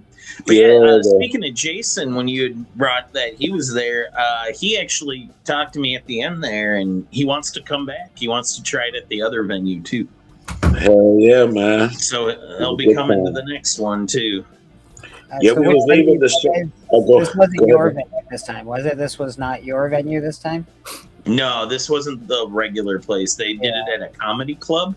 So there was like. So I tried to look for it row had live. Tables. I tried to look for it live because I do have the Patreon thing, and I couldn't. Yeah, it was on there. Was it on there? Why I couldn't? Like I didn't. Maybe I just don't know how to use fucking Patreon. That's very possible. It could happen. I was looking for it. It was on Thursday, right? Thursday night? Yep. It was on Thursday night. I was looking for it. I couldn't get it. I could find other things on there, and I don't know. Weird. I'll have to look again. What do you got there, No, Bobby? we had a good time. Bobby always showing off some banger books. TM, are you still there, TM? Yeah, New Teen Titans. There you go. I'm surprised this book isn't signed. Bobby's very similar to Kevin in that he's big in the signature. So am I, though. I love getting signatures. Yeah, I always find it weird to go up to these guys. I'm like really shy when it comes to going up and asking for a signature for some reason. I don't know what it is. I know I should, but it's just I'm like, hey, hi, I really like you. Could you sign my book? This issue here, man, I feel weird about it sometimes. I agree with that. I'm a big Perez fan. I got some of my them autographs, some of these Titans, but this was the first one. Like I didn't know he was doing the Titans. I didn't know. I wasn't a big DC guy, and I found this issue 10 was the first one that I found, and I was like, wow, him and Marv Wolfman were doing this. I said, this is cool. So I had to go back, and I bought this was issue 9. Oh yeah, I need to get that one. I like that cover. I love that cover. Yeah, that's a cool ass cover, man. Yeah, it's badass. And there's number 8. I got that one. Yeah. A Day in the Life. Yeah. There's number 7. Yeah, got that one. That's yeah. The Fatal 5 or whatever them guys are. Oh, that's the first cover appearance of Trigon. Number 6. Yeah. Yeah, 5 is the first appearance of him. Number 5. There you go. That's the first appearance of him in comics. Yeah. Number 4. Yeah, well, this is cool, man. Where they fighting the Justice League versus the Titans. You see Robin take out Green Lantern in like 2 moves. Yeah. He like puts his yellow cape over his ring and gives him a back kick. I like, damn, yeah, Robin's a badass and shit. Yeah. Yeah, I still need 4. I got 3, but I need 4, 2, and 1. Number 3. Yeah, that one's the first appearance of the Fearsome 5. Bobby's got an awesome collection of books. Yeah, that's the one. That's the one. That's the biggest book in the run. There is that one. Number 2, yeah. Yes, I got a couple, and then I got a couple I got another number 1. I know it's signed. Yeah, with an autograph set. Yeah. Yeah. Claim. And then, claim. There you go. There you go. First appearance of Raven, Cyborg, and Starfire. Yeah, I wanted to show TM those, man. Yeah, so I was a big Perez fan, so when I seen him doing those, I jumped on him. And then, I showed you that painting, but I found this one today at the thrift store. I'm going to do I found this Cityscape, and I'm either going to do my first thing was a Galactus, but I don't know, I might just have Spidey swinging over, but yeah. What about Godzilla? Yeah, Spidey's been done. Do Godzilla. Yeah. Godzilla fighting Mothra. Oh my god, bro. Oh, Godzilla. Oh my god. I love that because because there's other people that do this kind of art. They draw little ghosts or something on them, or they draw like and I've seen another guy that does like balloons, but he'll put like string through the art, or he'll like burn the edge of the art. They'll even go into the frame and make the frame a part of the picture. I've seen a guy do a blaster from a Star Wars, what was it, an ATST, and it like blasted out the frame. It was really cool. Yeah, man. Those are cool. Yeah, I was inspired, like I seen them dudes, so I was like, me, man, I'm like, hell, I'll try it myself, yeah. Raven. Hello. Oh, yeah. I love that. Look at the thighs on her, man. That's a thick Raven, boy, yeah. Has you not heard of little pasties? You can hide those nips, baby. You don't have to have them just, Man, she's free spirited, bro. She's free spirited. It's the books that are designed to give nerds boners. She's free. Pierce, and she's got a chain going between the two. Just Nate's comment. Hey, don't ruin my fantasy here. I'm like a vein. Look at them knees. What's going on there? Yeah, dude. It's great. It's a really nice piece. Yeah. Yeah, it's an ass that makes any toilet beg for the brown. Oh. Jesus. 401. I might put that. I'm reporting all of you. I'm fairly positive that we're on a watch list anyway, so don't worry about it. There's the joke from the Naked Gun, the most recent one. So, have you guys all got that thing where what you watch the most on YouTube? I think it came out at the beginning of the year. Did you guys notice that it wasn't for certain comic book channels? They didn't show you. It just said comic community. Have they lumped us all into one small community and put us somewhere in the furthest reaches of comic book land that can possibly be? Because it wasn't like, oh, you watched Biggie Shaq or you watched TM or you watched. No, it was comic community was the entire thing, which I found a little weird. YouTube. No, I didn't even think about it until you brought it up right now. I don't know what you're up to, YouTube, but I don't like it. See, I like to think of it more as like when when the Mandalorians, in the Mandalorian, when he meets like Bo-Katan and them. Yes, yeah. And he's like, "Wait, you took your helmets off," and they give him that look, like, "Oh, you're one of those." I think that's Yeah. YouTube's version of being like, "Oh, you're one of them." That was a great pull. I like that. I feel like that's what YouTube has done to us. They're like, oh, Yeah. Oh, you get to go over here. so you're one of them. You didn't get a YouTube year in review, Nate? Come on, man. You probably did. You just don't know. Yeah, I think they took it away pretty quick. Did they take it away quick? It only lasts like a week, I think, right? Yeah. I never saw mine. Yeah. Now,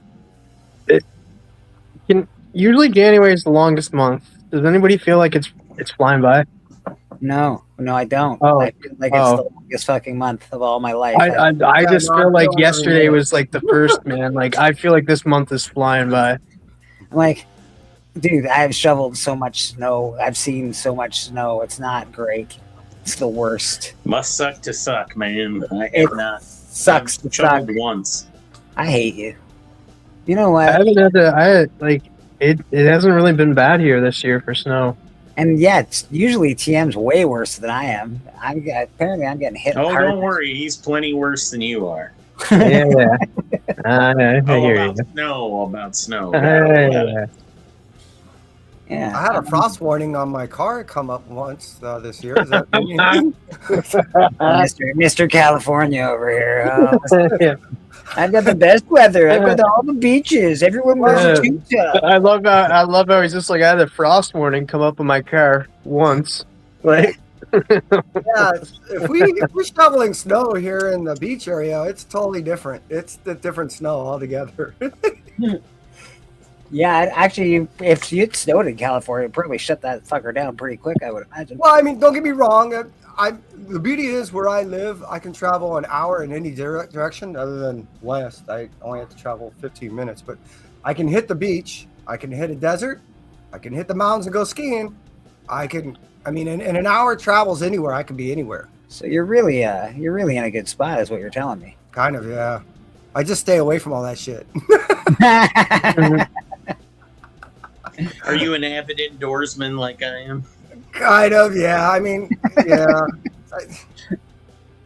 indoors is just the best place, man. Listen, I bought a lot of extra special blankets to keep my indoor. Like I've really curated my indoor life. Nice. Been working on it for a while. We spent enough time outside as kids. I spent a lot of time outside, and again, I don't drink anymore, so. There you have it. My mom prove I was outside once. It's better to stay inside. And the world is built for someone like me now. So before I used to have to go outside, but now I can order groceries. I can order food. Nothing is unobtainable if you don't have to leave your house to get anything anymore. Mr. Biggie Shack is back in the house. Hey, Biggie. Biggie. I do anyway, though. I like to go outside sometimes and be like, you know what? There is an outdoors. You're weird. I know. I force it, though. I'm like, well, not my weirdness. That just comes naturally. But I force myself to go outside. I'm glad you're breaking that down for us.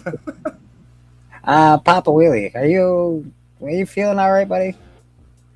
You must be he's feeling yeah. great. He just got a Thundercats 9.8. Oh, yeah. Really? Yeah, all of a sudden, not looking so bad now, are you? He just got it today. Well, he didn't get it, but he got told that he's getting it. Congratulations, Papa, man. That's awesome, dude. Yeah, that's a frick. I hope you're feeling okay. Yeah, very generous of Steppo. From his personal collection, I think he said. Yes. Yep. He's only got one of them, I believe. A first printing 9.8 Thundercat CGC. Crazy. Oh. That's not an easy to get book, I don't think. It's not. Nope. It is not. Do you have one, Blake? I have. Like a 9.8 first printing CGC 9.8. I had a couple, but they're not 9.8s and they're not first prints. But it's okay. All right. How come you don't have one? Why come? Why come? Because I wanted Papa to have them all. I was like, you know what? I hope Papa. yeah. I hope Papa gets them all. Nah, That was my gift to Papa. I was giving you the biz for him. No, I'm really happy for him. Actually, I think it's No, great. who wouldn't be? Yeah. Everybody knows that's like his book. He loves that book. Nah, that's super cool, man. Even though He-Man's better than Thundercats. let's be yeah, honest. that's true. Yeah, I got a He-Man number. I got the first He-Man Papa. Do you have one of those? There's Thunder- Ram Thunder- showing off some Thundercats. Thundercats, ho! Where is Dynamite. that? Ho. The Dynamite series. Jesus. Is that Perillo? Swollen Did I just see? leg? That looks like Perillo, yeah. Oh, no. Yeah. Bob is dealing with swollen feet and legs. I'm sorry. to Oh, hear that's not good. that. That's not good. Take care of yourself, buddy. Do you have to, can you, like, I don't know how that all works. Can you, like, put your feet up or something like that? Like, elevate your legs and stuff? I don't know how it all Yeah, works. I wouldn't recommend getting any tattoos if you got swollen No. legs and tattoos. Don't get It's tattoos. bad for you. Don't get tattoos. Not great. It's hard? Okay. Yeah, I'm sorry, Papa. I'm sorry, buddy. I hope you feel better, man. You getting some ink, Biggie? I've never thought about it or wanted to, but I'm sort of if I surprised. did, I would. Yeah, if I'm I sort of did get a- surprised you don't have one, Biggie, to be honest. Well, if I ever did get a tattoo, I would get elephant ears around my junk to make my dick look like a. You know. And that's probably why Biggie has no tattoos. Yep. There it is. There it is. Oh, Jesus. Oh. Now, were you guys talking about Need to put some the book. Tynion stuff being made into a movie? Yeah, well, Exquisite Corpses, I know that's the big news right now, right? Well, the other one that was attached to that was Room Service. Does anyone? So I know nothing of. Was Room Service just a one of those Kickstarter type things? No, it was from Image. From Image. No shit. That's not a book I got. I don't think Yeah. anyone got it. It was a one shot. Oh, I'm right? sure Marcus got it. And that dude loves his Tynion. I think Well, it was mean, me early too. I Image. don't know how that one though. got past me. I got everything of his that I know of. I never saw that book. Prelude to a short film by Tinian. This is Room Service number 0. Right. Brutal glimpse into wealth without limits as a desperate man on the brink of losing his family strikes a dangerous bargain with a mysterious caretaker. All right, pretty ambiguous. But again, I don't. Does anyone remember when it came out or anything? I I mean, it says 24. 2024, yeah. I never saw it on the shelves. Never heard anybody talk Dude, about I it. never even heard about it being like at all. Like no solicits or no nothing. That's my That's point. weird. I thought it was like really like I thought it was like maybe like 2010ish, but no, it came out like 2 years ago. That's crazy. Yeah, what blows my mind is again, I don't ever recall. Again, I'm such an indie guy that I don't ever remember this crossing. It's weird. This one is anomalous to me because it just popped up out of nowhere. It's why I'm asking people: do you own it? Did you read it? Do you know it? No, I can't find a single person. No, I had Papa stopped did, collecting. I'd stopped collecting new comics by then, though. Papa, you read it though, right? To put my Papa feet read it. Wow, that's not my tingling. Jeez. that's awesome, dude. Because Thanks, Bob. yeah, so weird. The 6th series is supposed to be shaping up to be crazy good. Isn't that done? Who's the Blumhouse or took on? Did they do Something Is Killing the Children? Is that who owns that property? Yeah, they took up they took that up. Yeah. The rumor I'm hearing is that what they used to do back in the 40s, 50s, and 60s in the stop 10. This is only one. This is only one comic book, eh? This is only one comic book. There's no Right. number 1, 2. This is like Room Service 0. So it's one comic book. Yeah, it's a one shot. That's why I That's was it. wondering if it was a Kickstarter. That's probably why nobody talked about it, was because it was like one comic.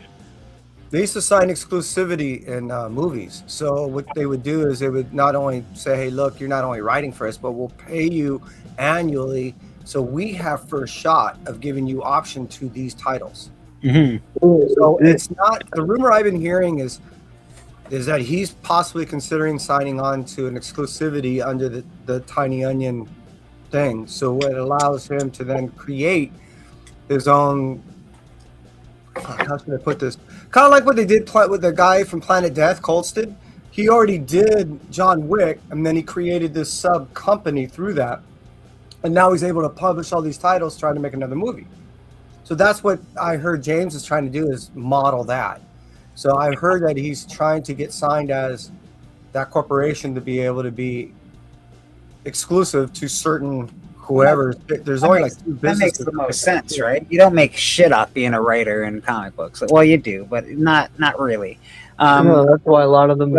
But if you could sell your property to TV and movies, and then get a franchise deal on it, much like that was how we'll call it. The Boys. And just look at how many writers already do that. I just want the franchisey shit. And they're like, Yeah. all right, So From what I've heard, though, for most of your writers and artists or comic creators in general, studios have really changed up how they license things, though, and it's not really the payday it once was. It isn't. Unless you sign these type exclusivities with them, Right, where right, you're but saying that that's I not can give you a available certain to amount of titles. everybody. That's not available to everybody. And I'm going off of a conversation I had with an acquaintance of mine, where he was kind of giving me the behind the curtain kind of look at how his dealings were going with studios. Is that, I mean, you're not getting very much money at all to license, but the time periods are much shorter. That they have to that I know I'm not allowed to say the name of the studio, so I'm not. But I mean, obviously, this is coming from Scotty Young, and a property that he owns. They talk to him, and like they have to clear certain markers by certain dates for the license to get continued. And the more markers you clear, then he's going to get more money. So let's use Scotty as an instance. I know that he told me about when he was first doing Strange Academy about 6 months before he actually dropped it. So that's why I went so heavy on it. Do you know that I ate chicken wings while he wrote that? No. Yeah. Interesting side note. Him and I met because we frequent the same establishment for lunch. And he writes there. He likes to be in public when he writes. He puts the headphones in and he buckles down. And I was every day I would see him there, and I would eat my chicken wings and fries, which is much how I got this shape. And anyway, I told him he was like, yeah, you never came over until like way later. And I was like, well, you always looked busy on your laptop. He's like, actually, I was writing Strange Academy. It helped him to go to public to do it. So yeah, I ate chicken wings while that book got written. So this, so in the case of that example, he was given basically, if I recall, a 3-year. Because the standard is around 1 to 3 years on options, and that allows the studio to go ahead and then take it to their higher ups, and then check it out. Yeah, the thing about this, though, you'd think it'd be dead in the water due to the fact that it's one freaking issue. How do you make a movie out of one issue comic? So things like that, let's use that. Then I can segue to that. What that really is that they're saying that is your precursor to the overall story. Yeah. And if you like this, you're gonna like the real story. Yeah. So this is go ahead and pitch them with a story, this is real service that I'm looking at right now. Just throw me a rough outline, and then they may even storyboard it with some artists. There are some really cool variants to this. If you're gonna look for a variant, you really want to buy into this book. I do like that one with the clock on it. Probably gonna want this gold. You're gonna want the gold variant. It's 1 in 500. It's a gold foil. This is gonna be the one that's The big expensive variant, no doubt. I don't like it. It's a gold foil. It is what it is.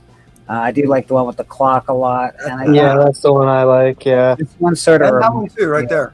That last one too. Yeah, I like that one as well. It's got that Neil Gaiman sort of look to it. Yeah, the Sandman, yeah. Sandman look to it, yeah. So that's pretty cool. But this is the book, so this is the series or the movie that's coming out, I guess. I remember that cover now. Yeah, I there's. remember seeing that somewhere. I didn't get it. I know that. I wonder if we looked at it on Church when it was out in 2024. I'm not a big Tinian guy. I don't mind But I Tinian. love Exquisite Corpses. That was my book of the year last I don't year. mind Tinian. And this one is probably nice. But a lot of his stuff is hit or miss for me. Well, he doesn't normally know how to land an ending. That's his I biggest would problem. agree with that. That's the only issue he has is landing an ending. But again, like what was that movie? Room? Remember the movie? That's what I thought it originally was. Remember the movie Room? Yeah. I mean, not movie, but the comic. Didn't he do that too? I thought that's what originally it was. That movie, that little kid. Yeah, Room. Boogeyman. That ended differently because you thought something was going on and stuff, and it turned out to be something else. Yeah, You know it felt supernatural, but then in reality, it was a kid coping with something that happened. And Papa, to me, you can't say anything. You got a like 9-8 Thundercats 1. Stop it. I'm jealous. You can't say anything. Or like what was that? Nice House by the Lake and Nice House by the Sea. I'm still doing Lake and Nice House by the Lake. Yeah. You know that or Sea, which whatever. Still, issue 7 coming out. What was the the other other? side is the first one didn't really land the ending, so I think he's doing the second one to possibly make that first one make sense. Because this one seems more explorative on the explanation of why and how all this shit's coming about. Well, there are, like I said, I said it earlier today, and I've said it a bunch of times. Basically, if you think about making a comic book right now, I'm surprised Hollywood's not going, hey, you guys are thinking about making a comic book? I want to buy it. Because they're buying everything, man. They are buying every property known to man. Because the big two are owned by big companies, other stuff is getting bought by smaller companies, which isn't a bad thing. I think it's a great thing because some smaller companies make stuff that's really cool. So looking forward to seeing some of these properties get made into something. Like Blumhouse does great horror, so I think they're going to do great with Something Is Killing the Children. It'd be a real shame to have Disney own something stupid like that. So and that's the thing about Blumhouse owning it too. They know how to make a movie and not like overplate their budget. Yeah, so I don't know. I'm looking forward to some of this cool stuff that comes out. Well, Travis and I were talking about 4 kids walk into a bank, and the beauty about that is I think that was actually not only a smaller title, but I think it's a smaller company developing it, which should prove it. What you're stating to be true. It's Amazon MGM. And Amazon's pretty good, man. Amazon and MGM, I think that'll be good, honestly. Amazon MGM.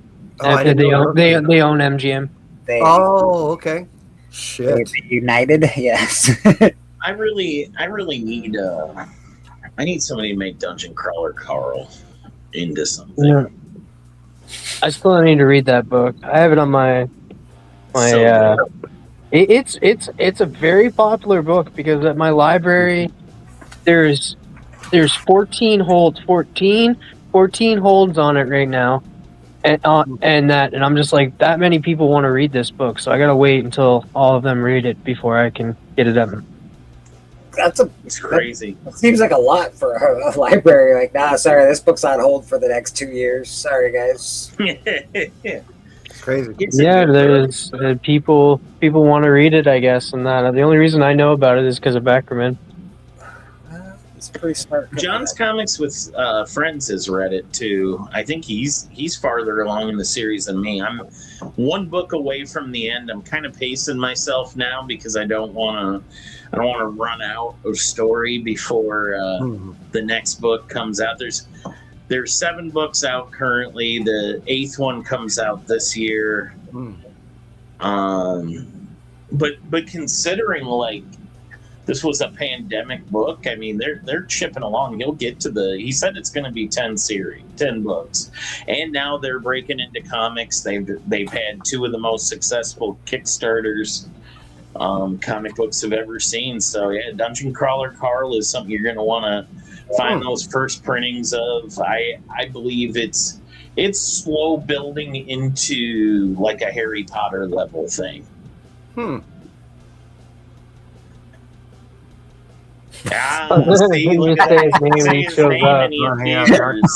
Say his name and he appears. John's Comics with Friends. I feel like Dungeon Crawler Carl is. I mean, people still haven't heard of it. I think more comic people all the time now are learning about it because of the successful Kickstarters. But I mean, there's still people sleeping on it. Don't be the last one to that party. Go get the stuff. Sorry, John. You should be sorry, TM.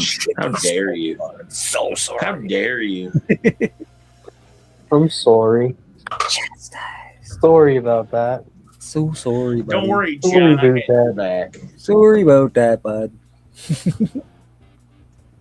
You know what? I just remembered. What? I've heard John talk about it quite a bit. Ah, you know what? Yeah, it just came to me. It just came to me all of a sudden, out of nowhere.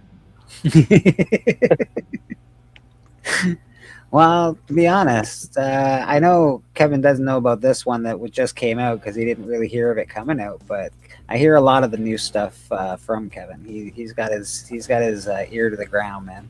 You want to talk spec for future stuff? Kevin knows what's up. So go watch Entropy in Comics. He's got some good shit to say. Thank you. Beckerman keeping the community honest. Clearly. Nice. Yeah, I can't. That 4 kids that walk into a bank. Yeah, April 16th or something like that. No way. Is it really? Yeah. It's on my birthday. No, I'm never April. gonna- Yeah, April 16th or 17th. I forget. Yeah, That's I awesome. put it on my honor. So a little shameless plug here, guys, and this one's for you, Beckerman. Go watch my short video on my top 10 most anticipated movies of 2026. It's a short video, guys. It's not long. Do you know what this mother? I fucking heard. I heard. He goes, "Oh, Beckerman, you should really watch my video. I did a short video on my top 10 movies of 2026." I was like, "All right, TM, I'll check it out." In my head, I'm like, "Oh, he's like 4 or 5 minutes." When TM produces brief content, I will watch it. And then he goes, "Well, I'm kind of joking with you. It's not short, but I do want you to watch it. It's 46 minutes or something like that." I was like, I immediately hit him with the GFY. And I'm like, no, I like you, but I don't like you that much. Beckerman, that's where you turn it on 3 times speed. You can still hear me. Sounds a little high pitched, but it's okay. Yeah, it's a good video. I go over. So I will tell everybody, I don't just talk about 10 movies. I do list my top 10 that I'm looking forward to, but I also give a bunch of honorable mentions to movies that are coming out, because this year is so filled with great movies. And I didn't even mention like Disclosure or Resident Evil or Silent Hill or Dune 3. Yes, Dune 3 didn't make my list, guys. Sorry. John says 46 minutes. Did he cover all the movies in 2026? Exactly. Like, no, I'm never gonna watch that video. And the thing is, guys, I cut that video down from an hour. You're There's a lot I cut No, at that point, you should go the other way with it. Make it an hour longer. No, Because I'm dude, never gonna no, watch it anyway. yeah. Maybe you'll find people that'll just put it on to go to sleep. This is a No, little long, John, guys. I'm gonna cut it down. I think you guys should go check it out, though, please. All right. I've actually watched all of TM's videos all the way to the last second and left comments and liked them. So TM, I'm your friend, brother. Yeah, Yeah, he is a better Biggie's friend my only than I friend. am. Did you hear that, Papa? Fuck you. Oh, Jesus. You're being judged right now. I'm just kidding, Papa. I Papa's love mom you. is right there. Oh, Yeah. I didn't see it. I'm Literally sorry. standing I'm behind sorry. him. No, Right behind them. Sorry, God, I'm Holy dang just- shit, TM. Not in front of the door, dude. God dang it all. I'm sorry. I'm sorry. Give up. I was just trying to give Papa a hard time. And, Maybe sorry. check your screen next time you I know. nozzle. Oh, I'm sorry. I feel like an a-hole. That's all right. Yeah. I'm sorry. I'm sorry. That's funny as hell. Papa's getting the treatment because he's getting free stuff all the time, Nora. Don't mind TM. It's okay. Started it. Don't mind TM. He's sleeping. I'll get back to it. John said he started it. He's gonna get back to it though. Who am I to criticize? I did 2.5 hour live stream on a single comic issues. You also read Charles Dickens' book to us, so you know that was 3 streams as well, John. Which I was there for all 3 streams. So I tried to deceive people too. I was just like, you know what? I'm gonna put this video out, but I'm gonna premiere it. So, like, Hey, people TM, don't know I'm how gonna- long it is. I'm gonna message you my mom's phone number. Can you call her and swear at her too? Oh my god! Oh no! Oh no! Do No! you take requests? That's awesome. Yeah, I'm gonna start my own. What is that called? That celebrities use and stuff for like shout outs and stuff. What is that? Cameo. I'm gonna start my own Cameo.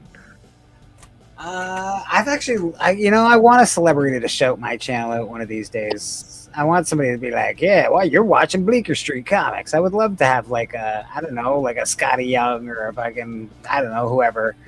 Beckerman keeps mentioning all these. Cameos are not that expensive, guys. Like, think of it for as like if you're gonna get a Bleecker a birthday gift or something, a Christmas gift, get them a cameo. Like I remember. I bought one for Durs back a couple of years ago I don't when want he it. hit 1,000. I don't want it. Who was it? Who'd you pay? Yeah, who'd you pay? Greg Capullo, like $30. Oh, nice. That's a good one. Nice. I remember I'm trying when to see who's on there these days for comic book people. I remember when they got who was it? I think DJ Lynx, Legion of Comics, Nick's Kicks and Comics got Remy Q, Manu Bennett to do one, and that Nice. because of his Spartacus role, and like they made it really sexual for him. Can you guys get me Ben Johnson? That would be great. You know who did my channel? No, who did I yours? actually got 2. Who? All right, so Mark Henry did one. That's awesome. And then Hacksaw Jim Duggan. Well, that's why you say that shit. Oh no, I got them. I got like poor quality on the recording I have. I need a better. I can't even remember who paid for the Mark Henry. It might have been Tony. That's awesome, dude. I think Hudat said he was going to try to get Booker T for me once, but it didn't work out. I know who that's got Ken Lashley on his, right? But he did that. It might have been Bubs. I got Ken Lashley. Yeah, it might have been Bubs Ken saying Lashley Booker T. Ken Lashley and Who Dat Talks. Yeah, he's like, yo, you're watching Who Dat Comics. Who Dat? And he does that thing. I'm like, oh, that's awesome. Well, we could get George Romero. Who else can we get? Anyone cool? Simon Bisley on there? I'm not seeing anybody. No comic book people. I know it's rough, right? Comic book people, yeah, it's like I don't think they do that a lot. They really are not. I was It's wondering an if untapped Capullo market is for comic still book on people. here. Listen, comic book people, it's an untapped market. Go get some cameos. Yeah, yeah. Greg You Capullo can is make still some good on money. here. Oh, Capulu, huh? Nice. Capullo's still Oh on yeah, there? but he's got a wait list. He's not doing them right now. Yeah, he's probably said, "Fuck it, I'm busy." writing Helverine or whatever he's doing now? I'm like, I would say a 2-day drive. Yeah, he's far away from me, Papa. Quite far away from me.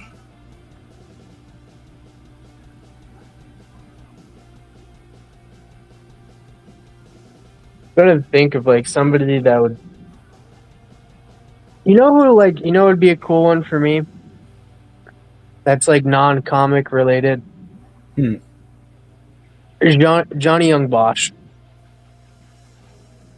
Johnny Young Bosch would be cool. He was the second Black Power Ranger, but he's also the English dubbed voice for a ton of anime. But most importantly, he's the voice of Ichigo Kurosaki from the anime Bleach. Yeah, that's cool.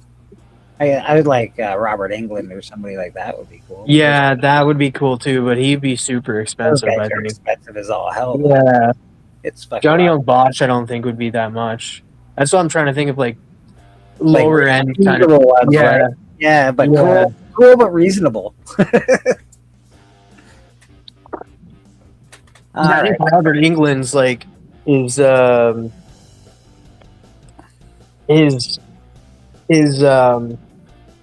like autographs and stuff are super expensive at cons, aren't they? I'm not sure, brother. I don't usually get Power Rangers to sign my shit. No, I'm talking about Robert. Oh, Robert Englund, not bad actually. I only paid $50, $65 Canadian, so about $50 American for a signature. Okay. Which I thought was very, very reasonable, to be honest. I was like, Yeah, I thought it was more, so that's why I was just like, yeah, cameo would probably be a lot too, but maybe not. I didn't get like a picture or him to like sign any extra like, you know, stuff like I'll see you in hell or anything, but because I'm on a budget. But I got a signature and I got to meet him, and I do have a picture of me taking a picture of myself with him in the background. Him unknowingly. Sorry, Robert. I apologize. But I was very excited to meet Robert Englund. So, No, who else would be cool? What's that? Billy West. Oh, you know, Billy West would be a good one. Rob Paulson.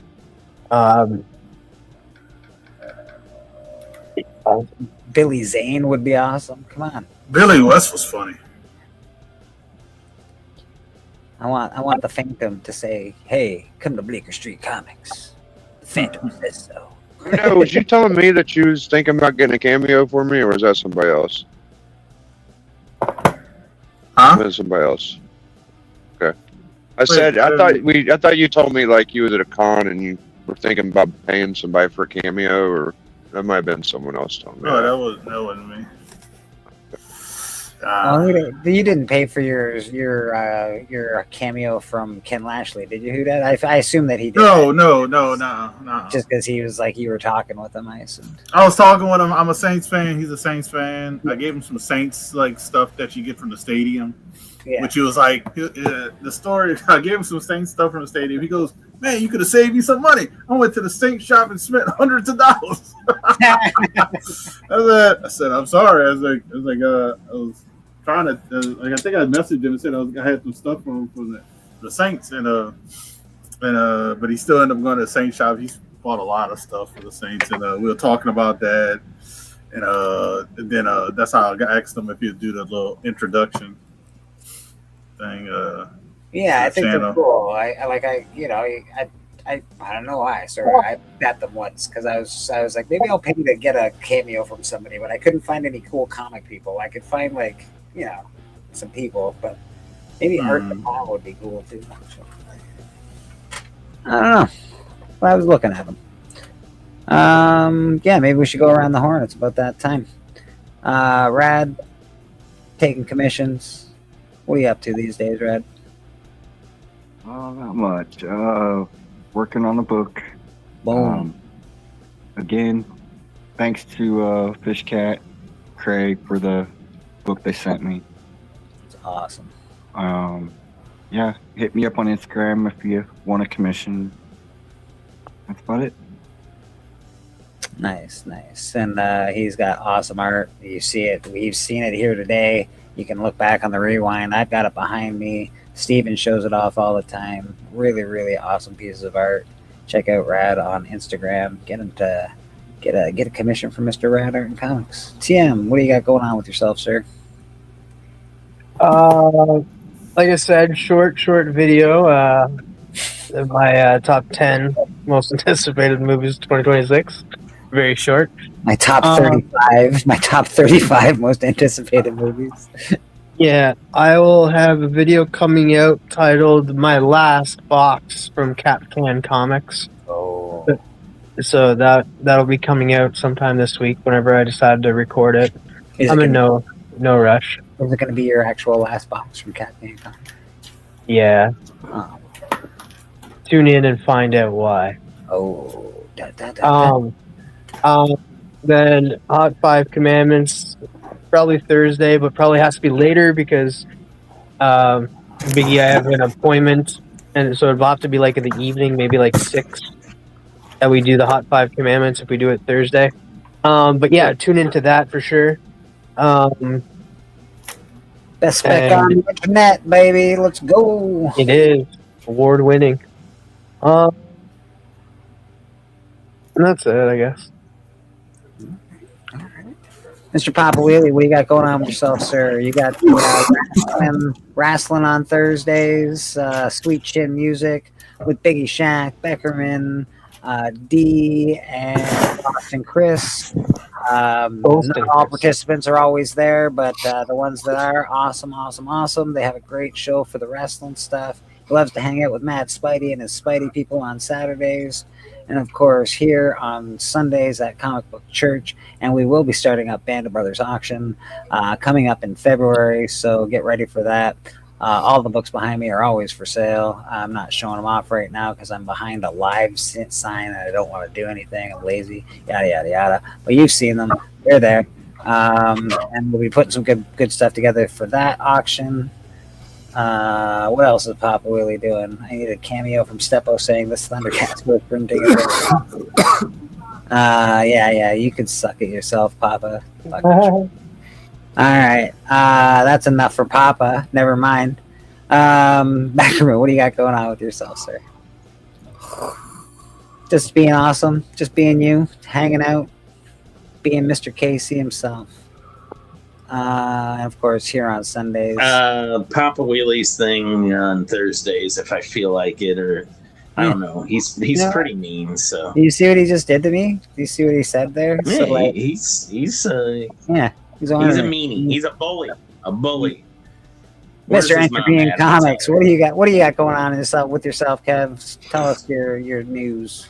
Once a month, I do a pre-order unboxing that I show you all the books that I order 3 months in advance, and then every once in a while I'll do this week's signed books or today's signed book on my show. Another thing I do on the regular every Tuesday nights, I do Kevin's most anticipated reads tomorrow, or short Kmart. That gives you all the books I'm looking forward to reading the next day on New Comic Book Day Wednesday, and I do that, as I said, every Tuesday night. And that's pretty much it for me. Very cool. Very cool. Who Dat Comics? What do you got going on with yourself, sir? Yo, man. So, like you said, we got Band of Brothers Auction coming up. I think the beginning of February. I think we'll talk Ish. Yeah. 'Cause I think, yeah.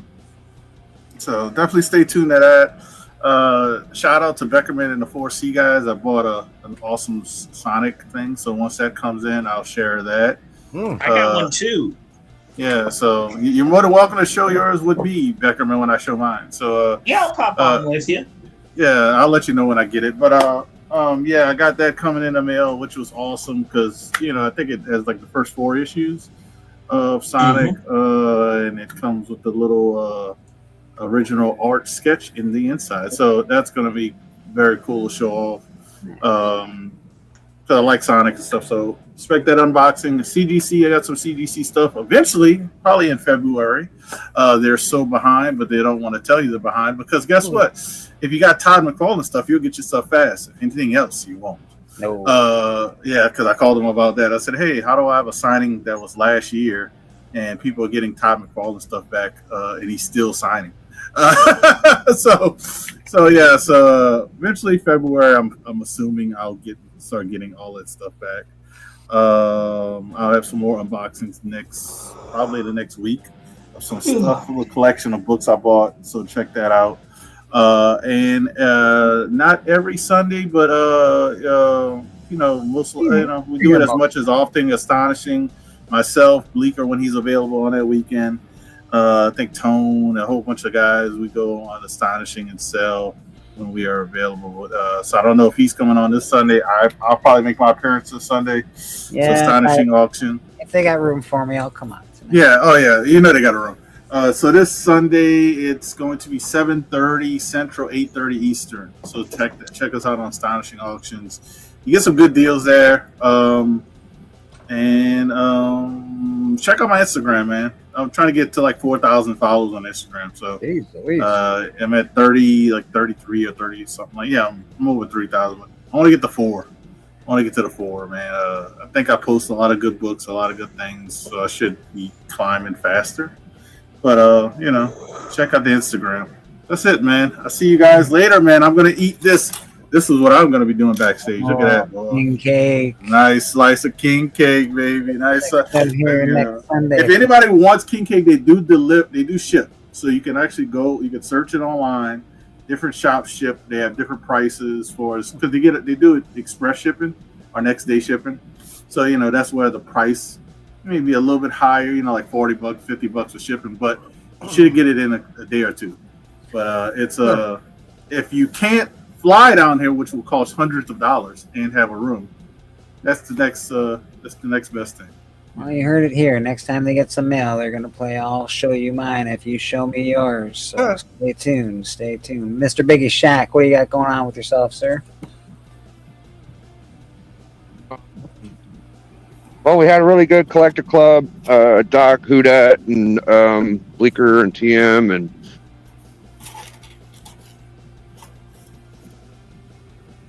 did we lose him? And happy Martin Luther King Day, everybody. That's tomorrow, celebrating that. And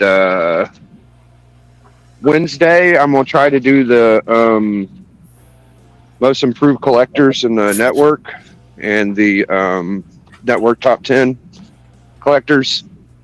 And Thursday, Hot 5 Commandments. Wednesday, we're doing the first appearance of Green Mask. Black Hood, my bad. First appearance of Black Hood. And I might review Legion Layers tonight because I'm a sucker for awkward YouTube panels. So I just fucking love that kind of content, and I haven't got to watch it all yet. So go watch me on the network, dude. That's it. Good one. Awesome. That's Biggie Shack. And of course, you can find us here every Sunday. Always great panel members. Anybody that wants on, we always let you on. Just ask for an invite. I don't put it in the chat too much anymore like I used to because, weird shit happens. So we try to keep it personal. If we're friends on Instagram, you should be able to send you a link. Even if I got your email, maybe. Who knows? But check us out here every Sunday. I'm doing other different content once in a while. The videos that I'm making now they take a long time to make. I hope everybody's enjoying them. I did the Batman Who Laughs #1 recently. And I did the story, I do the music in the background, and all the sound effects and all the editing. That's all done by me, so they take a long time to do, and they're fun. I really enjoy them because it's a form of art for me, but they take a while. So, but I do hope they enjoy them. Oh, I do gotta say, I am gonna start up cameos now for all mothers out there. If you want me to tell their son to fuck off. Oh, Jesus Christ. God dang. You missed it, Huda. You missed it. TM was told Pop off, but didn't look at his screen first to see Nora standing directly behind him. It was awesome. I'm like, then oh, hi, just- Nora. To send TM my mom's phone number so he can call her up and keep the trend going. Yeah, the best. All right, folks. Anybody else have anything they want to promote real quick before we get out of here? Remember, Hey, if you watch made it out. this far, like and subscribe. Hey, yeah. Oh, and check out Beckerman does have a channel, but it's not his channel, but he's on it hosting on 4C. So shout out to who was that? Man, I can't remember who said Beckerman has the best. No, I'm saying somebody said Boggs said he has the best channel on YouTube. Boggs. Shout out to Boggs. Boggs was true. It is true. He On does. 4C, you'll see He's a Beckerman. big and, fan of mine. yeah, Scott Shaw was on there. Definitely check that out, man.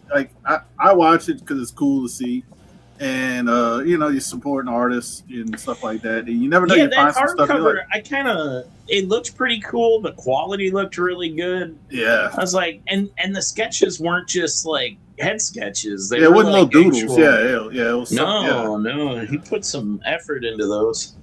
That's the only reason I kind of jumped on it because it looked like that should be Yeah, $100. you got Sonic and Tails in a Yeah. So you got what, Roboto and Sonic. Robotnik and Robotnik, yeah. Sonic lighting a firecracker under him. I love gags. I love that stuff. Peace out, everybody. Peace. Appreciate Peace. you watching, man. Later. Said later. Well, hello there. This is, of course, the Professor and Robot, and we would like to say thank you. Of course, Robot, we would never forget the Wolfman.